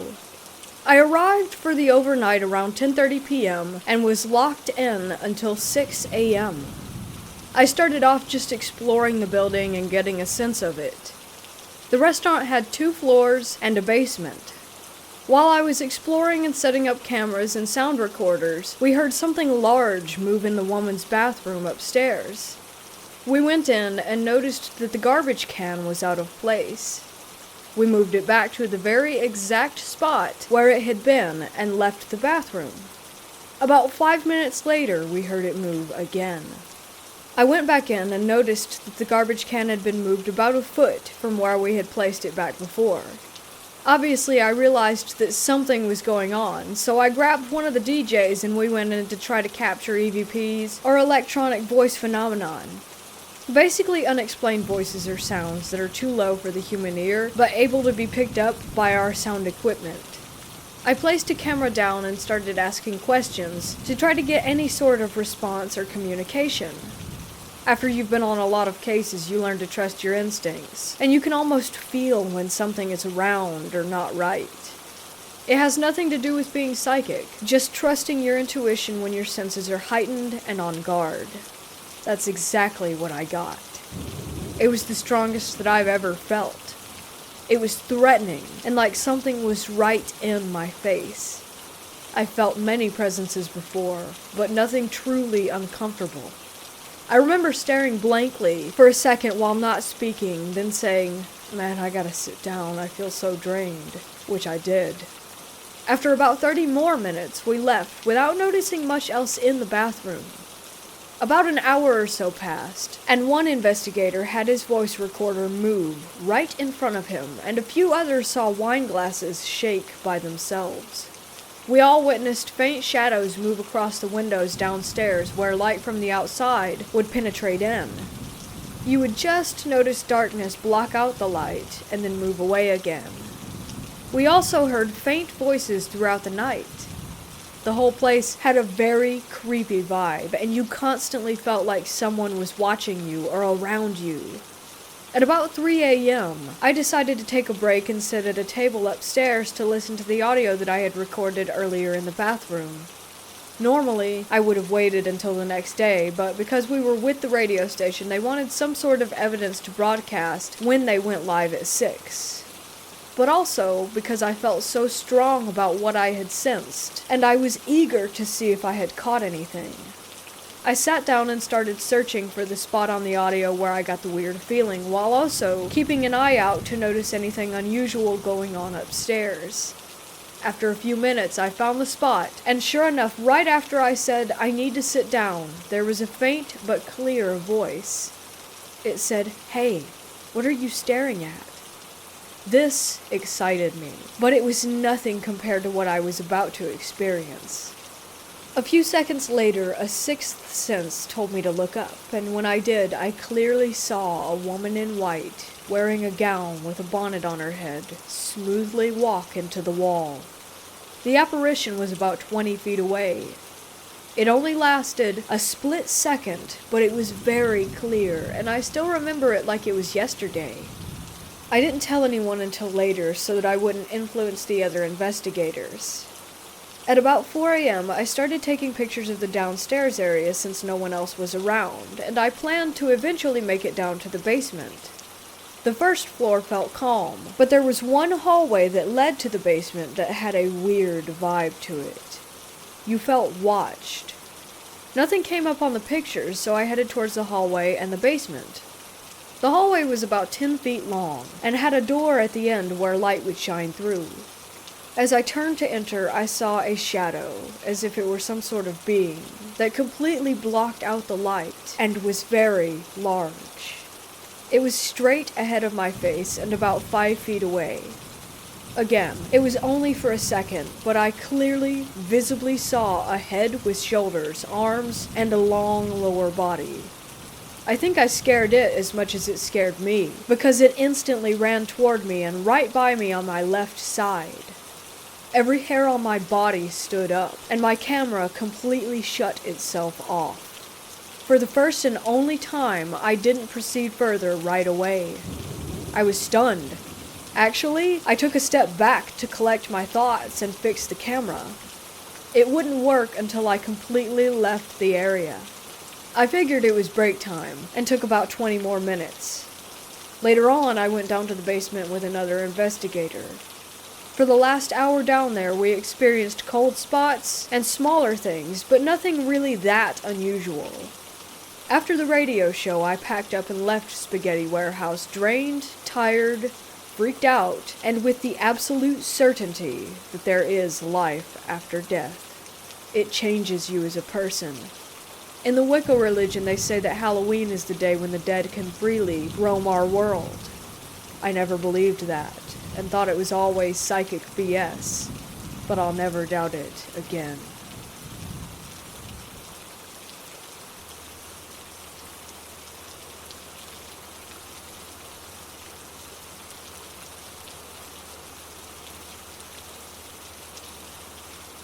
A few years ago, a friend and I took a road trip across country. We stopped at an out-of-the-way place in Wyoming late at night. As soon as we rolled up, we both felt as if it were haunted, but really needed to sleep, so we checked in and put anything paranormal out of our minds. The place was very run down. We had 2 beds in our room. Mine was closest to the door and window with a nightstand in between us. Also, we each had a little lamp above our beds. I laid down, clicked off my lamp, and was facing the window. While lying down, I saw a black, shadowy figure cross the length of the wall and then vanish. About 30 seconds later, after I had laid my head down, my friend began playing with my hair. I sat upright and said, "What the?" But she was in her bed, 5 feet away, reading her book. I didn't say anything because, as mentioned, we just wanted to sleep. Later that night, my friend woke me and asked if she could sleep in my bed with me. I said yes, but didn't ask why. That morning, we had confession time. I told her that I thought that she was playing with my hair. That's why I sat up in bed before falling asleep. She said that she had looked over and saw a black, shadowy figure hovering above me at the moment when I had looked up. During the night, after she had turned her light off, someone was playing with her feet, rubbing them, massaging them, etc. She couldn't get any sleep and was freaked out, which is why she cowered over to my bed. That morning, we asked the waitress in the very creepy stuffed animal heads on the wall, dark, musty coffee shop if the place was haunted. She said she wasn't allowed to comment on that. We pressured her to tell us the history of the place. She told us that the hotel used to be POW bunkers, where the Chinese had been held or something like that, around World War II.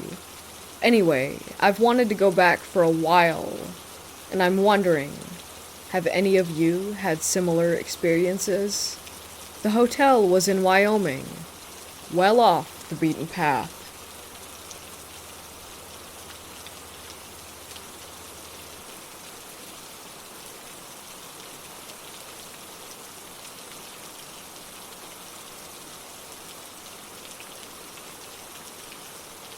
I used to work as a cleaner when I was 16 and between colleges.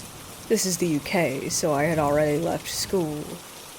The place where I worked was a popular clothing store near my house and was built over ancient farmland. There were also rumors of druid burial grounds nearby, but that's another story.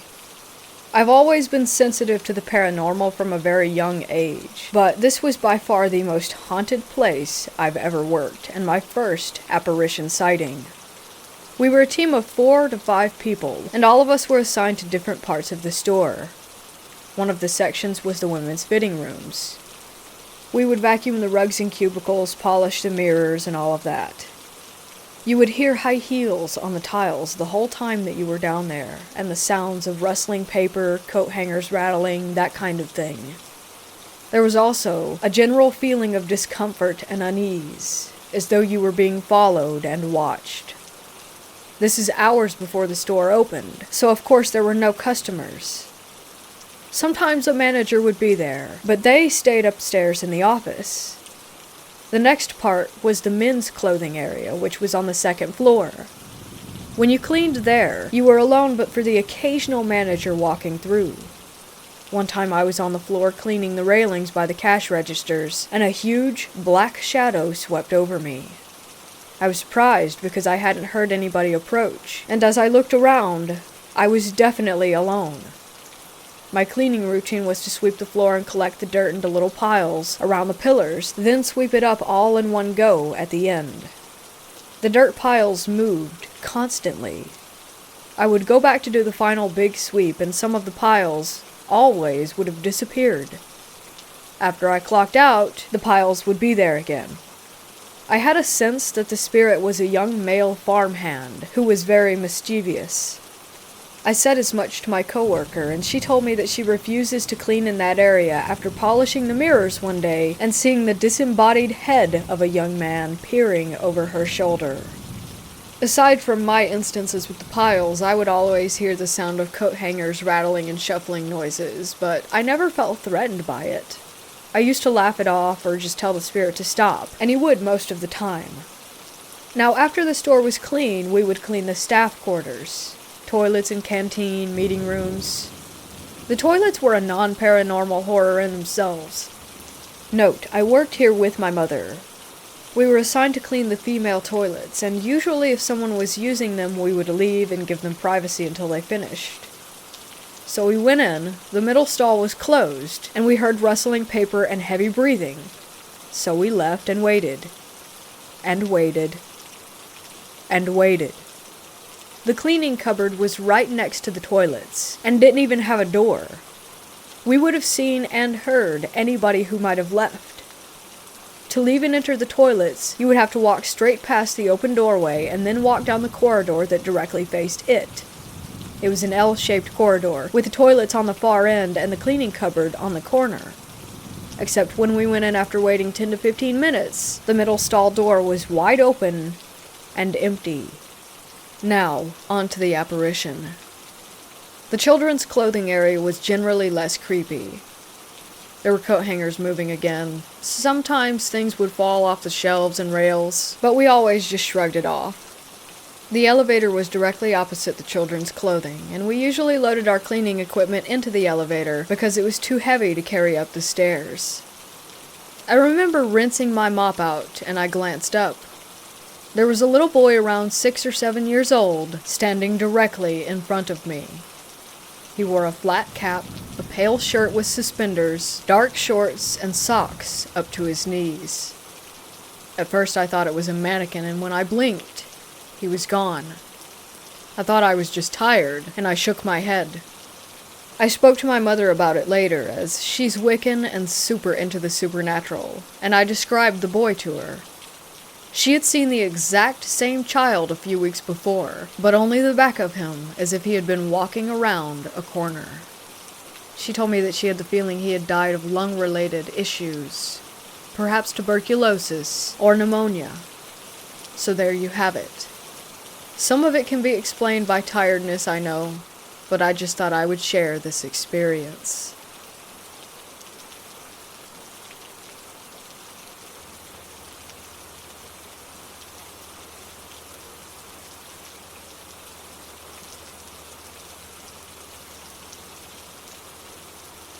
I traveled quite a bit when I was younger, specifically in the Pacific Northwest of the US, as that's where I'm from. Whenever my single mother, older sister, and I took a break at the various rest stops along the way, I was almost always met by an older woman, likely in her 50s, early 60s.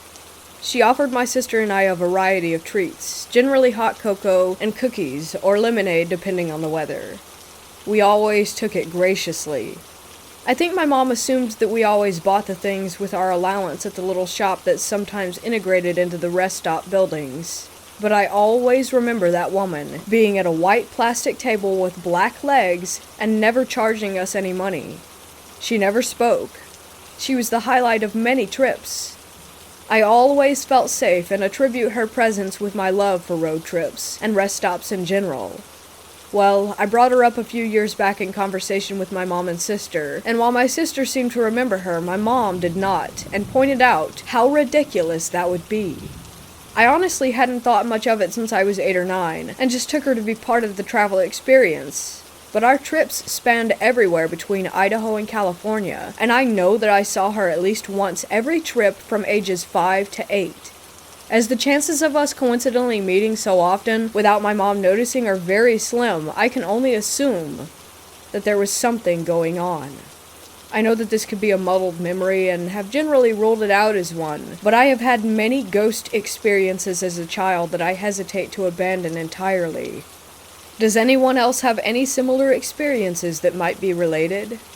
If this kind woman is still helping wandering children keep their bellies warm, I would love to leave her a thank you on my next voyage.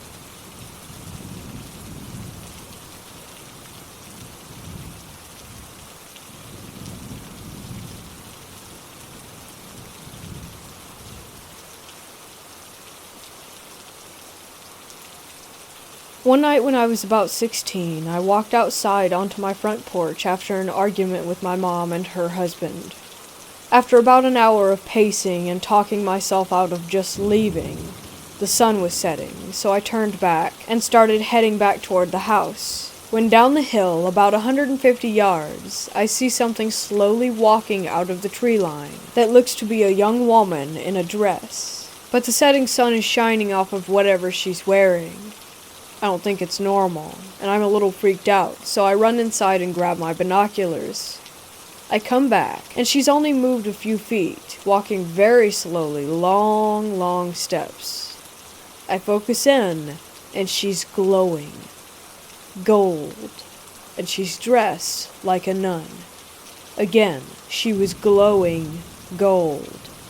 I've never seen her since, and I've spent the last 12 years searching for answers of what I witnessed that day.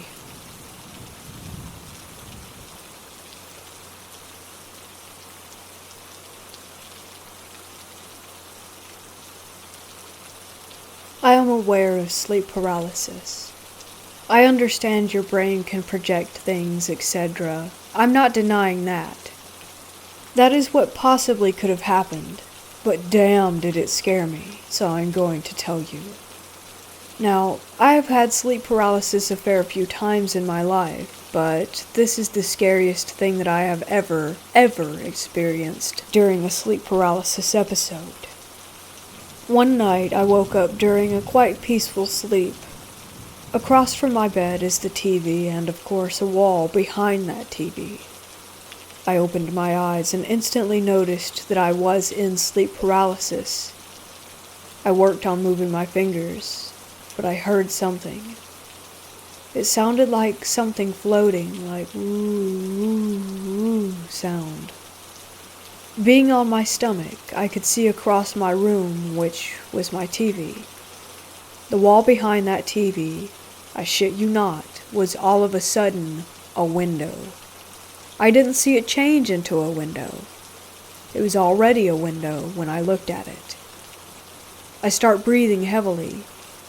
The sound is getting closer, and the brightest light that I have ever seen shines into my room, but not enough for me to lose vision. A UFO just floats by my window. Meanwhile, I'm still telling myself to move and not freak out.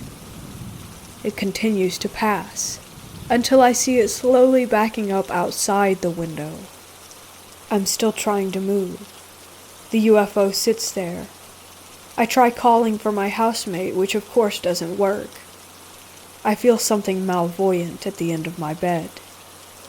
I see a tall, dark shadow, and as it reached out to grab or touch or whatever it planned to do, I shot up from my bed. Absolutely the most scared that I had ever been. I was breathing heavily, and when I did shoot up, the window became my wall again. There was no sound. Most of my sleep paralysis episodes, I don't usually remember falling asleep. But this night I didn't go back to sleep.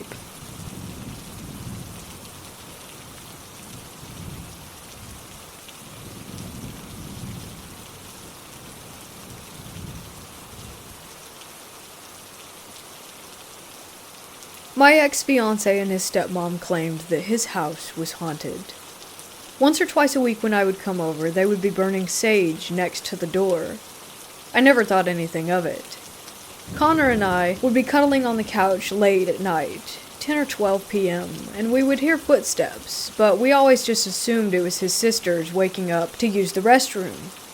Anyways, it was Halloween, and I decided to do a spirit box session with Connor's high-power microphone. I'd record for a couple minutes, then listen back to the recording. I did this for a half hour and got nothing. Then I began to taunt whatever it was in the house. I was claiming BS, but nothing was there. I decided to leave the microphone running for longer than normal, roughly 15 minutes instead of 5. I can't remember what I heard in the playback audio, but it was more than just Connor and my voices.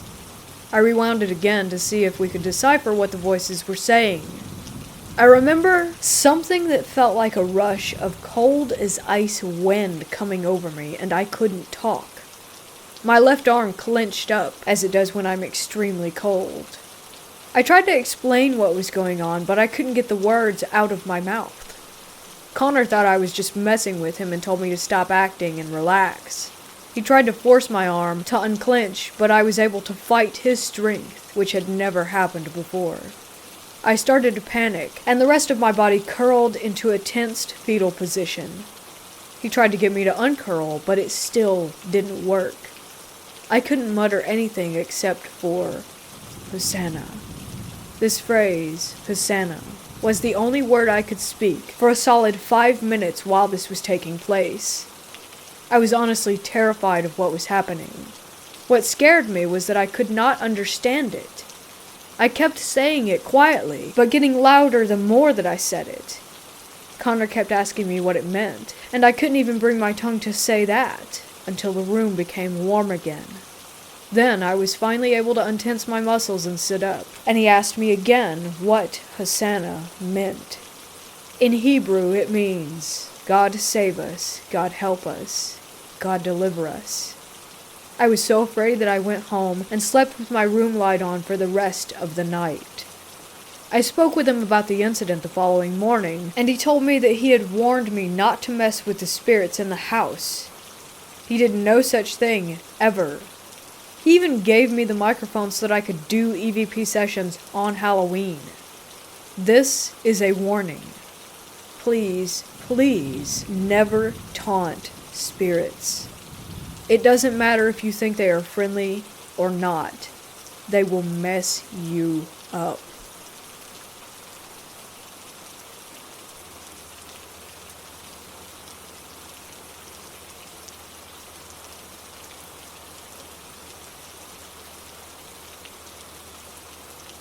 For a little backstory, my partner and I have been dating for about 1.5 years.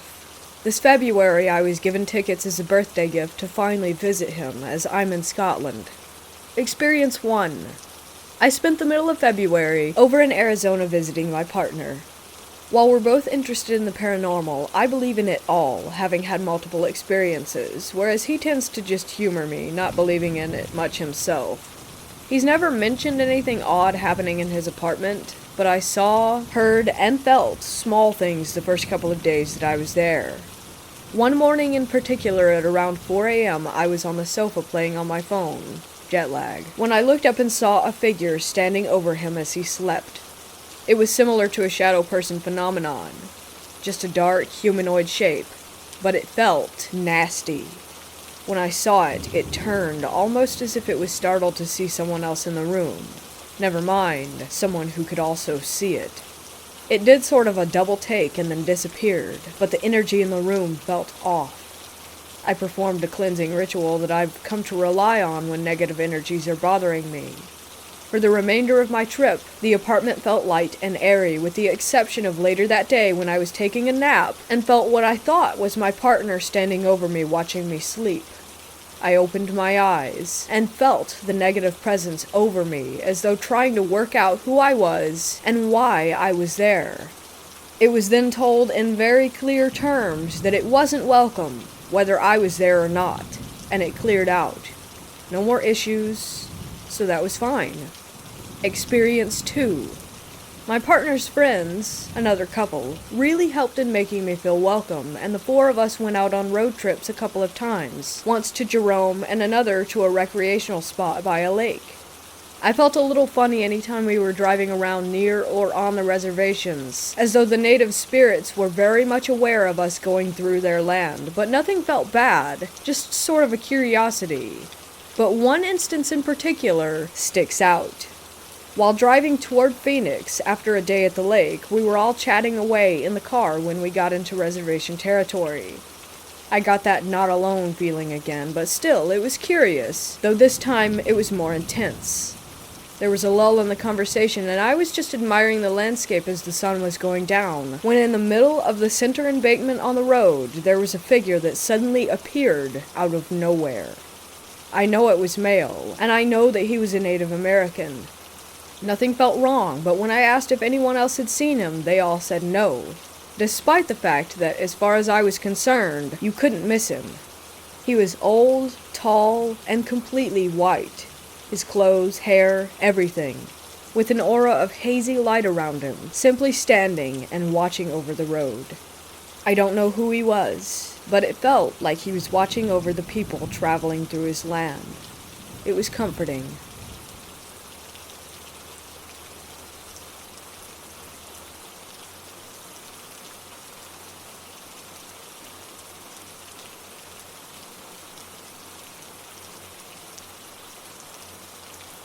My partner and I had just become parents, and were looking for our first home. We found an older house built around 1910-1920, which seemed perfect. It was next to a good school and close enough to family that could help out with our daughter. Everything seemed great for the next couple of years, but there was always a heavy type of atmosphere that was hard to explain. And we had this feeling like we were being watched all the time. My wife was the first to notice it, and I would always brush it off as if there was nothing to be scared of. I always carried that mindset, as I was highly skeptical of any type of paranormal activity, and I always trusted the whole "if you can't see it, then it doesn't exist" paradigm. How wrong I was, it turned out. The initial signs were that things would go missing and then suddenly turn up in the most peculiar of places, like photos and my watch, which ended up in the bathtub. But most of the time, things seemed to find their way into the wardrobe that was in the master bedroom.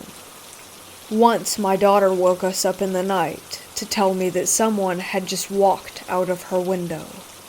As she grew up, she would complain that the man was in her room and she couldn't sleep.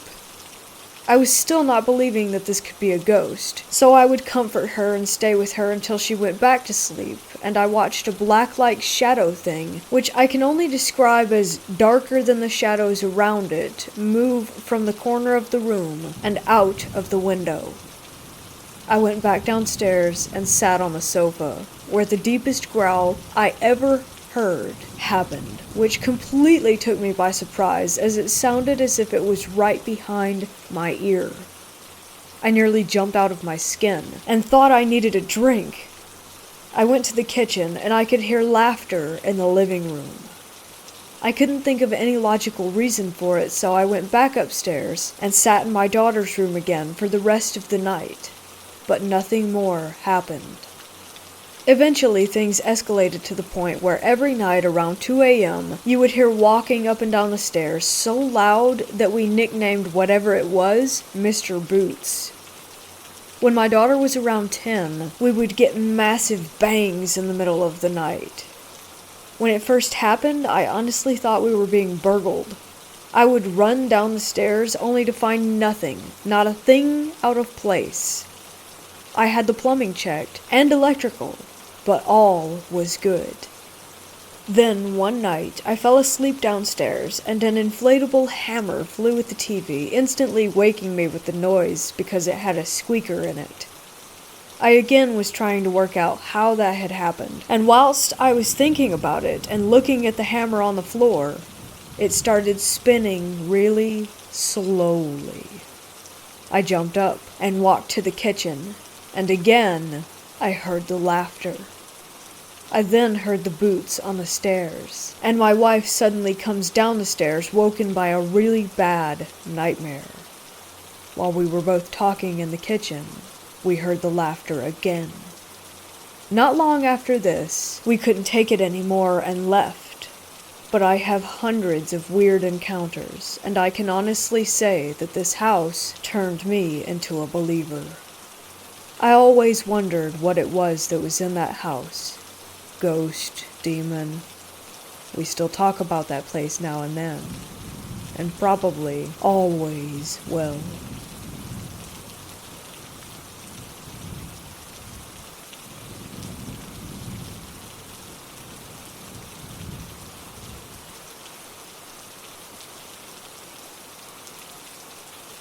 About 5 years ago, I had just moved into a new house with my wife at the time. We had 2 kids, ages 2.5 and 1. My 2.5-year-old was very articulate for his age, and so one day as we were walking out the front door, he points across the house and asks, "Mommy, who's that little girl right there?" Well, my wife and I just kind of froze, because he was the kind of kid that had never made up any imaginary friends, or anything like that. But the moment passed, and we kind of forgot about it. Around 6 to 8 months later, I remember I was in my bedroom late at night. I have a large window in my bedroom that looks out into my backyard.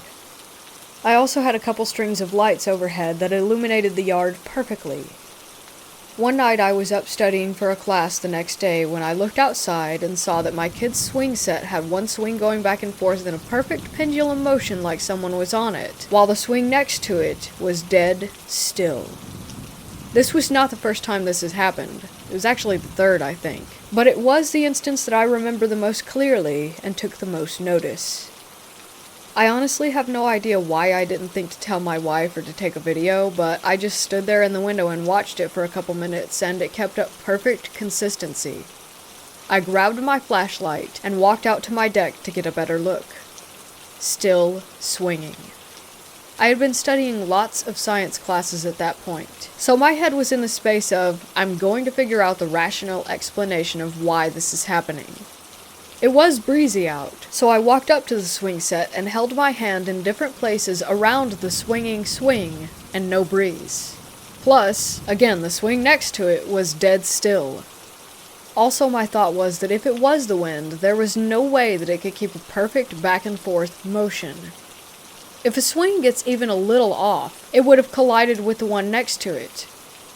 Anyway, I'm not sure if I had a previous encounter with my son in mind or not, but I had a very certain feeling at that moment that there was a little girl swinging on the swing. Almost like I could see her, but obviously couldn't. I also felt very at ease and not frightened at all. Then after about 5 to 10 minutes, I stopped the swing just to see what would happen, and it remained stopped.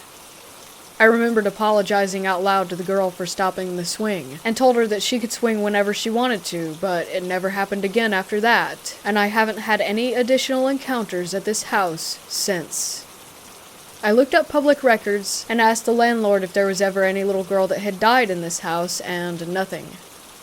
The only info that I could collect is that a few years before we moved in, there was an elderly woman who lived here for about 20 years, but the owner had the landlord kick her out in fear that she would die on the property, so she had to move in with family a few states away.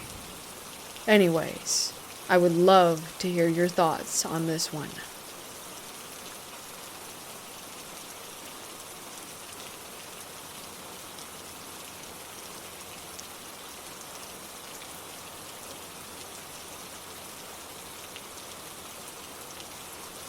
There's a ghost inside of mine and my girlfriend's new home. We've heard stomping in the kitchen in the middle of the night, among lots of other things. The issue that I have is that I wonder why it never shows itself or does anything in my presence. I've come home to doors open, and the animals in the corner shaking. Or I'll hear things in the other room falling, and sure enough, there will be something on the floor, but it never does anything while I'm in the room. My girlfriend, however, has seen the ghost, has had it open doors that she was next to, and heard it whisper. Is my energy off-putting to the ghost, or does my girlfriend attract it through her fear? I do not fear the ghost, and view it as more of an annoyance than anything, whereas she is terrified of it.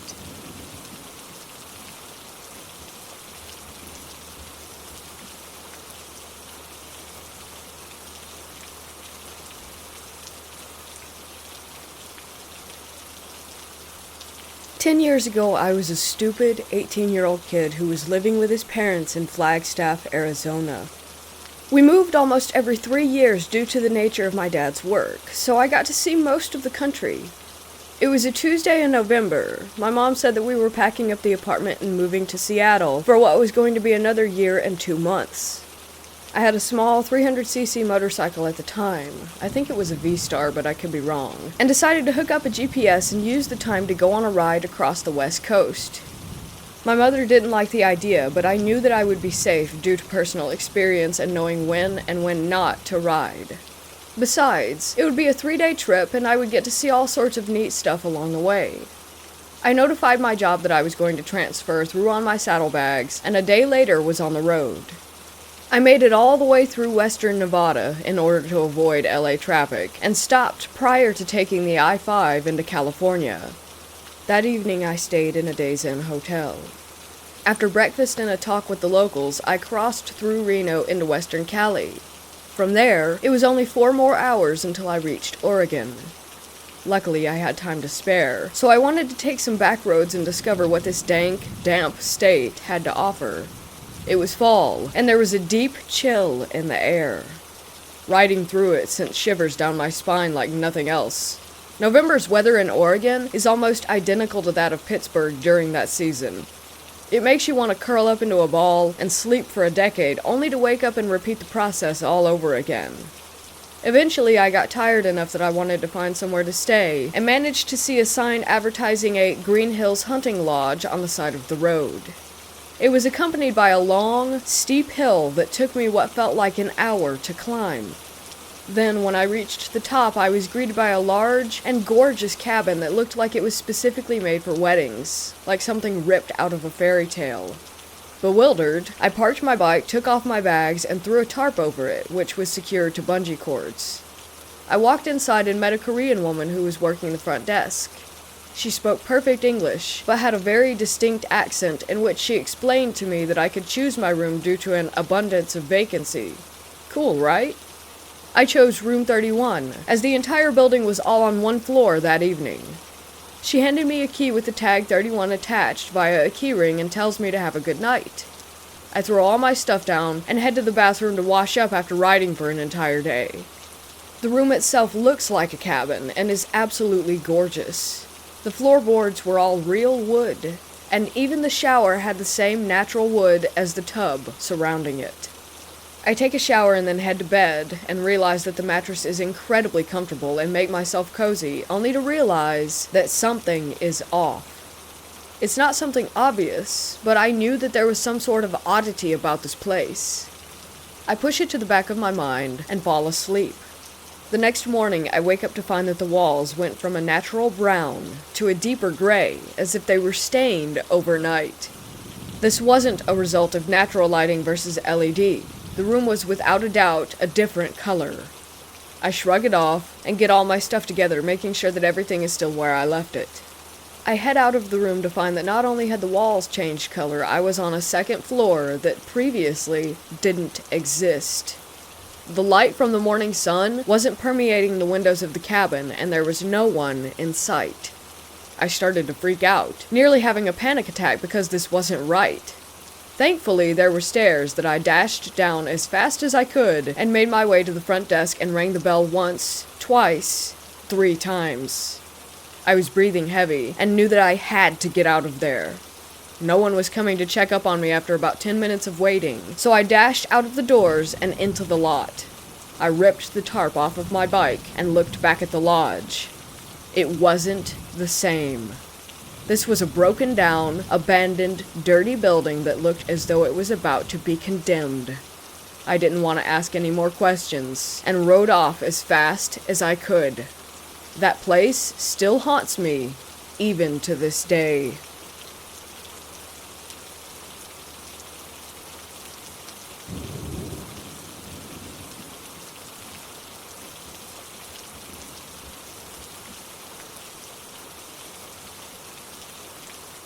This happened to me a few months ago. I woke up in the middle of the night. I was on my back, and there was a man standing at the foot of my bed, staring at me. He was wearing black. He looked very calm. I think he was floating because he was high up in the air. I have always been freaked out about ghosts, but for some reason I did not panic, and I just stared back at him for a few seconds. After he seemed to realize that I was awake, he was surprised and appeared nervous. He then turned away as if he was leaving and disappeared. I never had any experiences with sleep paralysis, so I don't think that this was the reason that this happened. Also, my dog was sleeping next to me, and she did not wake up. Even after he left, I was not afraid. I truly do not understand why.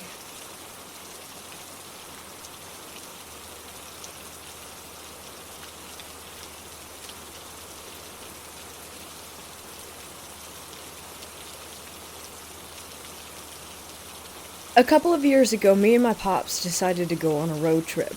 It was very out of the blue. I wasn't even expecting it, but I decided to go anyways. It would be some solid father-son bonding time. After driving for what seemed like a couple of hours, was around maybe 8 to 9 p.m., we pulled into this gas station for snacks, water, and to use the bathroom, and we went back inside of our car. Keep in mind, this gas station was basically in the middle of nowhere. Anyways, we got back into our car and decided to look for a motel, but there was none. And I mean not a single one anywhere near us. My dad was really tired, so we just decided to go to sleep in the vehicle. We pulled up into this sort of resting area / parking lot and decided to pass out for the night.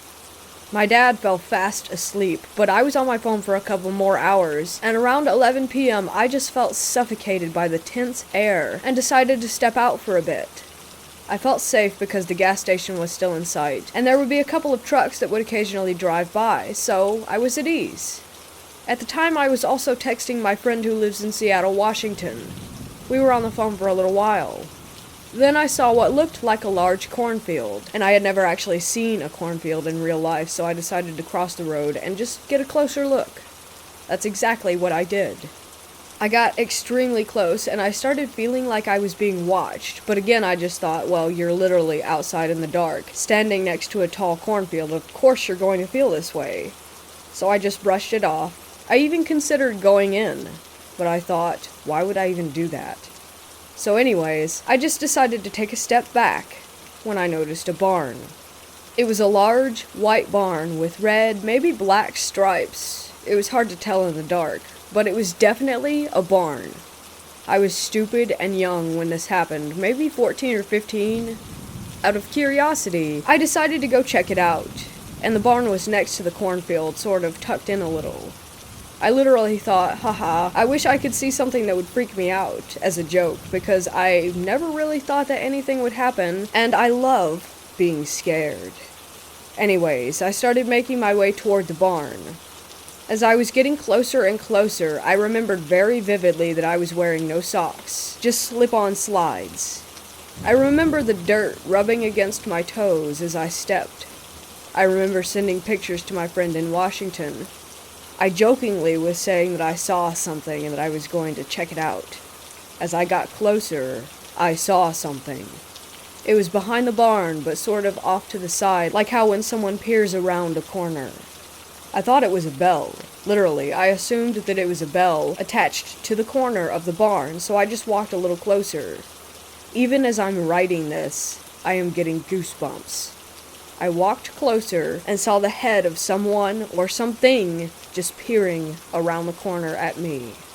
At that moment, I just straight up froze. My fight or flight was out of function because there I was literally seeing someone or something peering at me. After about 5 to 10 seconds, the noise that Snapchat makes when you get a notification snapped me out of it, and I just ran as fast as I could across the road to my dad's car and got in. I felt a sense of relief wash over my body. Somehow my dad was not awake. Me gasping for air wasn't enough to wake him from his deep sleep. I really considered waking him up and telling him what I saw and that we had to leave, but he would just assume that I was joking or having an episode. Which sounds dumb, but he's assumed that before, since he never has believed in anything paranormal or anything out of the ordinary related. I took deep breaths and just texted my friend telling her what I saw, and even she didn't believe me. I don't blame her. And I wouldn't blame any of you either. Sometimes I have a hard time actually believing what I saw. But I know that it was real. I was sober and fully aware. But from the bottom of my heart, the part that disturbs me the most is that whatever was peering at me from around that corner was very tall.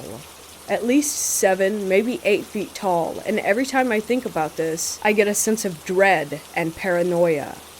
I haven't told any of my family or my dad, but if any of you have a clue as to what I might have seen, please let me know. Again, I wasn't hallucinating. This was before I even figured out anything about psychedelics or drugs in general. Please let me know if you have any ideas or info. Also, it probably sounds fake because if someone came to me telling me what I'm saying, I would also just rule it out to be fake.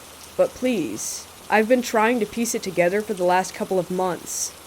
I was sort of 50-50 on paranormal encounters, but after that experience, I believe. I believe in walkers to wendigos. I believe in ghosts to La Llorona.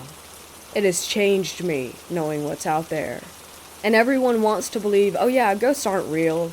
But I feel like they are deep down. We know that there is some messed up stuff out there in this world. And I happened to encounter something.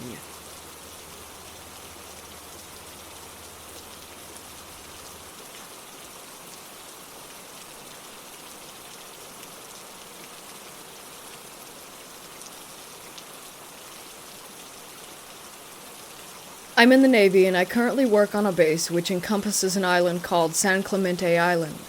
The island itself is mostly deserted and is untouched.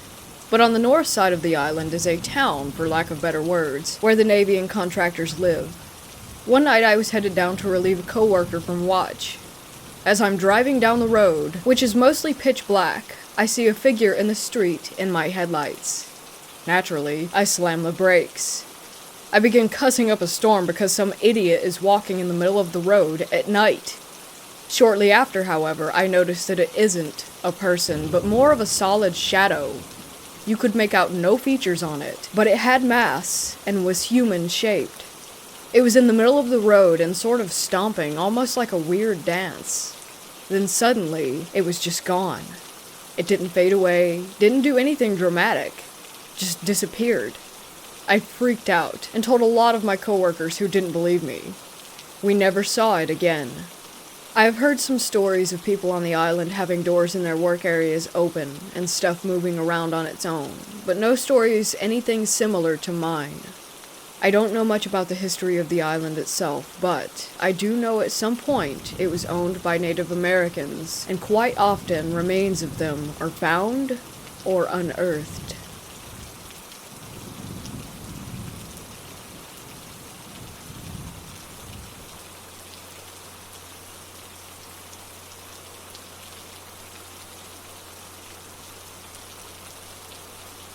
This happened to me a few months ago, and just once. I was sleeping on my couch when I was suddenly in a paralysis state. I couldn't move no matter what I did. As I was trying to move, I heard a female voice laughing in my ear. I couldn't see them, but I clearly heard that they were laughing. I tried to scream, but couldn't let out a sound. Then I woke up, a little sweaty and terrified. My heart was pumping so much that it hurt my ears. I looked everywhere, but saw no one. I didn't go back to sleep after this, because this wasn't my first experience, and I realized if I go to sleep again, the same thing would happen. This was the first time I ever experienced something terrified, so I didn't risk it, and stayed up all night. Ever since, I've never had an experience like this one again. I should also mention that I live in a house that gives off a terrible vibe and has a history of violence. The poor house suffered from an abusive family. It's possible that this house brings out the worst in people, because my mom unfortunately lost herself. She was now abusive and worse. She was a kind woman who didn't want any problems, but unfortunately we had an abusive parent figure. But save that story for another time.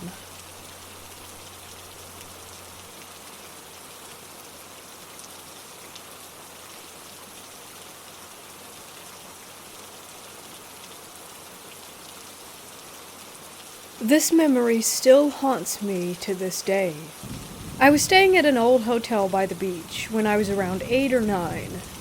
It had a reputation for being an extremely haunted location around the eastern coast of Florida. The hotel I'm referring to is the Plaza, a 100-year-old hotel on the coastline. At one point, I went down to the lobby to get some utensils for room service. There was a clear door leading to the closed bar area. You were basically looking at the end of the serving counter when you peered in, with chairs on the side and a small beer keg at the end. It was very dark inside the room, and since the door was locked, I could only peek in through the glass. I inspected the room for about 10 seconds. Suddenly, I was looking at one of the chairs. It had a giant dent on the right rear leg. Then, suddenly, it flew backward and toppled over. I was so scared that I fell to the ground, and as soon as I landed, I heard what sounded like a woman screaming from the floor above, or possibly the second floor, as this was on the ground floor. It was quite possibly the strangest and most terrifying scream I have ever heard. It lasted about 4 seconds, and sounded like an old woman mixed with a lion, kind of. Again, this was around the time when I was 8 or 9, and seeing as how I am now 23, the memory has become slightly vague.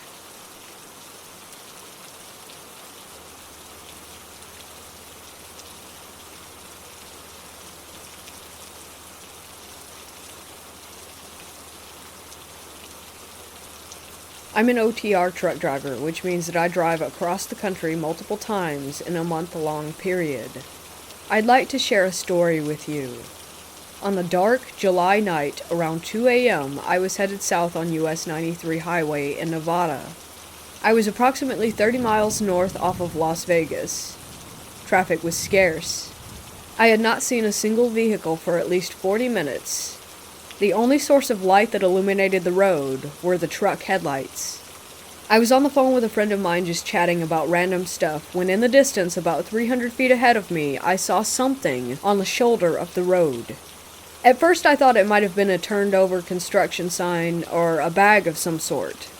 But as I was approaching the object, I started to make out some features. It was a human-like figure, I thought.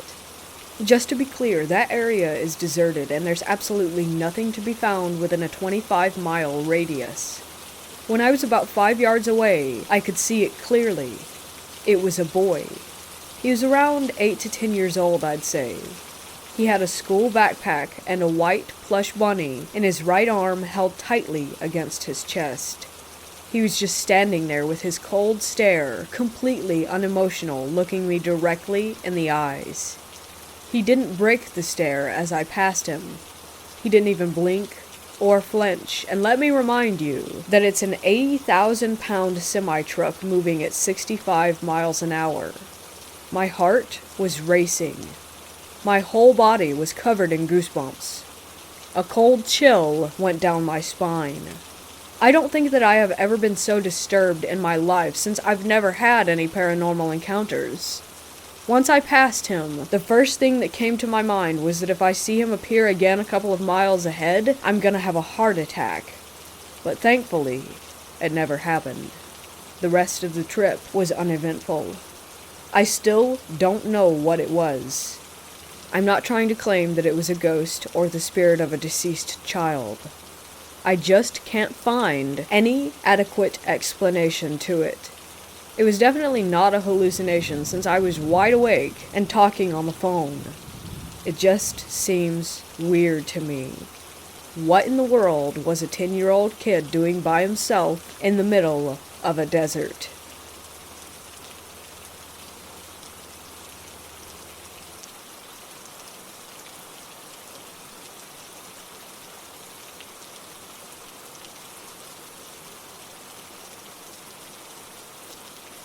This story took place when I was a kid. My dad has been a pool man for many years. One of his oldest customers decided to purchase a ranch. I don't exactly remember where. He asked my dad if he could come and fix their pool, which was disastrously maintained before he bought it. He gave my dad permission to bring us along, and told us that we were welcome to stay a few days to enjoy the ranch. We drove there, and I had been in charge of reading the MapQuest instructions because I never seemed to be able to sleep during car trips. We drove back home a few days later, after my dad was finally able to save the pool. The drive home was very long. For endless stretches, the view was mostly desert, farms, and the occasional small suburban town. Unlike me, my mom and brothers were knocked out almost immediately. So most of the trip, it was just my dad and I talking or listening to music. I'm also a very avid reader, so I had a book on my lap beside the maps. I remember the ride had been quiet for a while because I had been reading. I had to stop because it was getting dark, and my dad would only let me turn on the dome lights to read the maps. No radio service, and the Game Boy batteries had all died. All I had left to do was stare out the window. All of a sudden, I spotted a very tall shadow on a roof. I realized that there was a man who seemed to be wearing a hat, bowler or top hat, dancing and jumping from rooftop to rooftop of this suburban lot. It was kind of like the scene from Singing in the Rain, which, at that point, I had not yet seen myself. It took a second for me to realize that this was not a normal thing to observe. The houses were separated in a way where a normal person couldn't possibly have jumped from roof to roof the way that thing was. What scared me the most is how at the last house before a field he seemed to turn around and sense me. He bowed and tipped his hat. Even though I couldn't see it, I could also sense that he was smiling. All I felt was dread. I turned to my dad to see if he had also seen it, but he had of course been paying attention to the road. When I looked back, I couldn't see the houses anymore. They were way behind us. I never saw a face or any details. He was just a silhouette on the roofs. I remember the feeling of being afraid that it would follow us. That it could, if it wanted to. I never saw something like that on our many road trips ever again. Sometimes I wonder if I imagined it, but it felt so real. The memory is so vivid as well, which always comes back when I'm watching old musicals because the dancing reminds me of the way that he moved.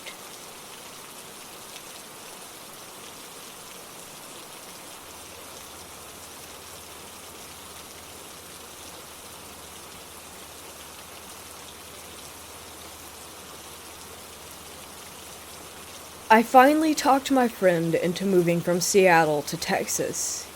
We decided to split the move into 2 parts. The first one last week, moving her stuff in a rented SUV. We both had some time, and we decided to take the trip on all the back roads. We stayed at a mineral springs resort in the middle of nowhere in Oregon that was amazing. On the second day, we got up to drive to Vegas. We took US 50, which is known as the loneliest highway in America. I will admit that before this, it had been 8 to 10 hours before we had had any human contact. I am a former over-the-road trucker and a U.S. veteran, so I'm used to traveling to different places and being in new surroundings every day, but it also taught me to listen to my instincts. Let me tell you, did they come in loud and clear while on this trip a few hours away from Vegas we stopped to get gas. As we rolled into the place, I just thought it looked aged, very dated. My friend decided to get gas. I walked inside to look at the place and get some snacks. I can honestly say that I can't point to any one thing that was wrong, but the feeling that overcame me was indescribable. It basically told me that the place was, well, the phrase that I would use is out of place, and that I needed to go right then. Now, I'll admit that this could be my own experience, and maybe because I had such a bad feeling that I was imagining things, but the minute I decided to leave, without buying anything or even using the restroom, I swear everybody in the place started looking at me. And I don't mean just the employees, but the patrons. I walked quickly to my car and told my friend that if she believed in instincts, that we should just get in the car and leave right that second. We did, and we did not breathe easy until we were about 10 miles away. That was my spooky encounter in the middle of Death Valley.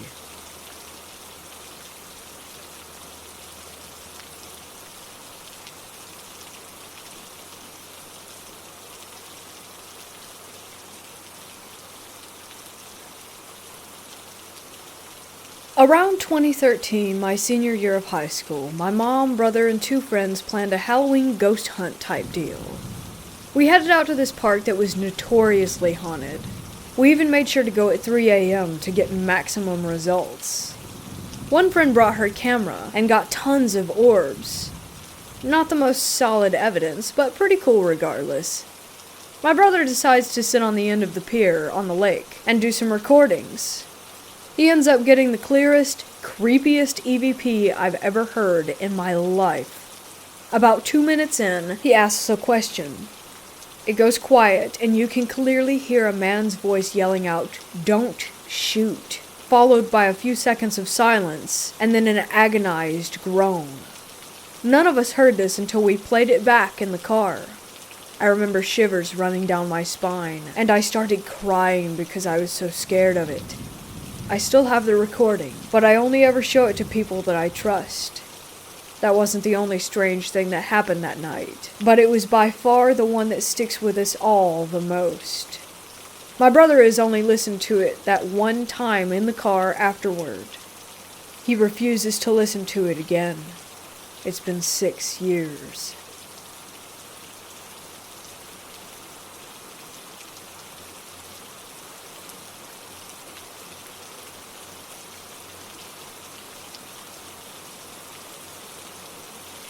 "25 years ago, we moved homes. It wasn't in the greatest of areas, but it was better than we were previously. I shared a room with one of my 4 sisters. We had a TV in our room, but the remote control was broken, so we never used it. It stayed on Channel 5, the TV Guide channel.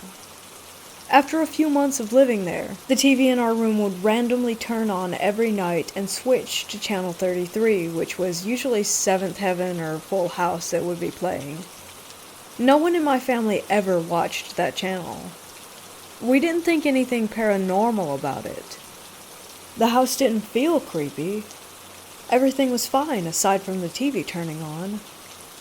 Eventually, the channel would change to a station with just static, and the volume would turn on all the way. It would scare us and wake us up every night, so we unplugged the TV. Ever since the station had changed to static, the vibe of the house felt different. It was heavy, and my sisters and I always felt afraid, but we didn't know why. After a year living there, we would experience weird things. Lights turning off and on, random noises, hearing kids. Our aunt lived downstairs, and she was always keeping her room locked, even when she was home. One day my sister and I went downstairs to grab the vacuum, and we heard jumping on my aunt's bed, and her door was wide open. My aunt was at work, so we poked our heads in to see who was there. We saw no one, but heard kids laughing and the bed moving once again as if someone were jumping up and down on it. A few days later, we were playing in the living room upstairs, and we heard a cough coming from down the hall.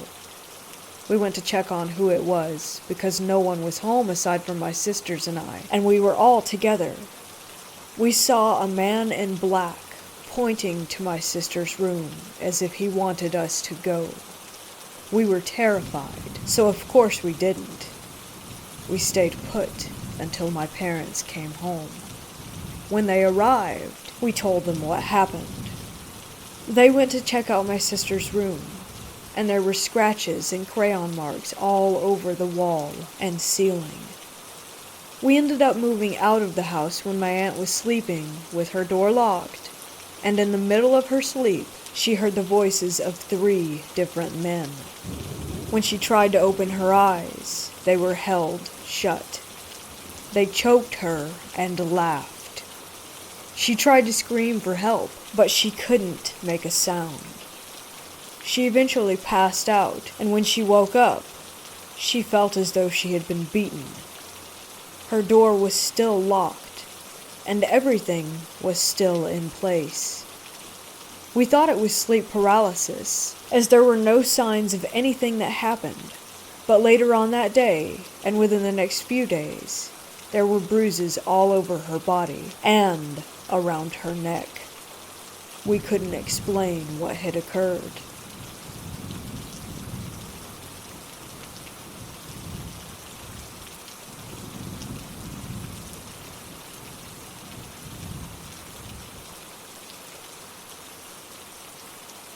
A few years ago, me and a buddy from the army decided to meet and catch up. We decided on the date and place. After several hours at the local pub, it was 3 a.m., we had 3 beers each and decided to go pay our respects to a friend of ours who had died a few years ago and was with us in the army. We bought a bottle of our friend's favorite booze and drove toward the graveyard. When we got there and started to walk toward the gate, we both saw someone standing there. As we got closer, I could definitely recognize the very friend that we were going to visit. He was standing there in his uniform holding a rifle and was waving at us to come closer. I was incredibly freaked out by what I was seeing. I just turned to my friend and looked at him and asked him if he was seeing the same thing. He was so shocked that he couldn't even talk and was just nodding his head with his mouth open. We backed away slowly and went back to the car and drove away as fast as we could from there. Where I'm from, they say never go close if you see the dead calling you over. But ever since that day, I keep hearing someone call my name behind me when I'm all alone. At first I thought it was my wife messing with me, but that's not possible, because it's a male voice. Once again, I'm really freaking out. A few times I left my phone recording on all night to prove to my wife that I'm not going insane. But every time I do it, there's 0 evidence. Just static and me and my wife snoring in the background.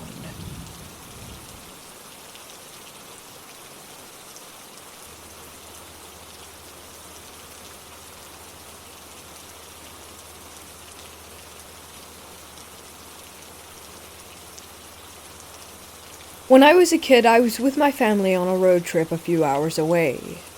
We were driving down through a winding canyon, and it was dark. I was looking out my window, just staring at the dirt walls that we were passing. It was like the inside of cliffs on one side and forest on the other. Well, I was on the side of the car with the dirt hills and the cliff walls, and as we turned to go around a bend, I saw something human-shaped, which looked like it had a long, white face that resembled the Scream mask, hanging on the hillside. It happened so fast that it scared me to death nearly. I never said anything. I think it was because I wasn't sure what I had just seen, but I really don't think that it was a human being. This vivid memory is still clear as day.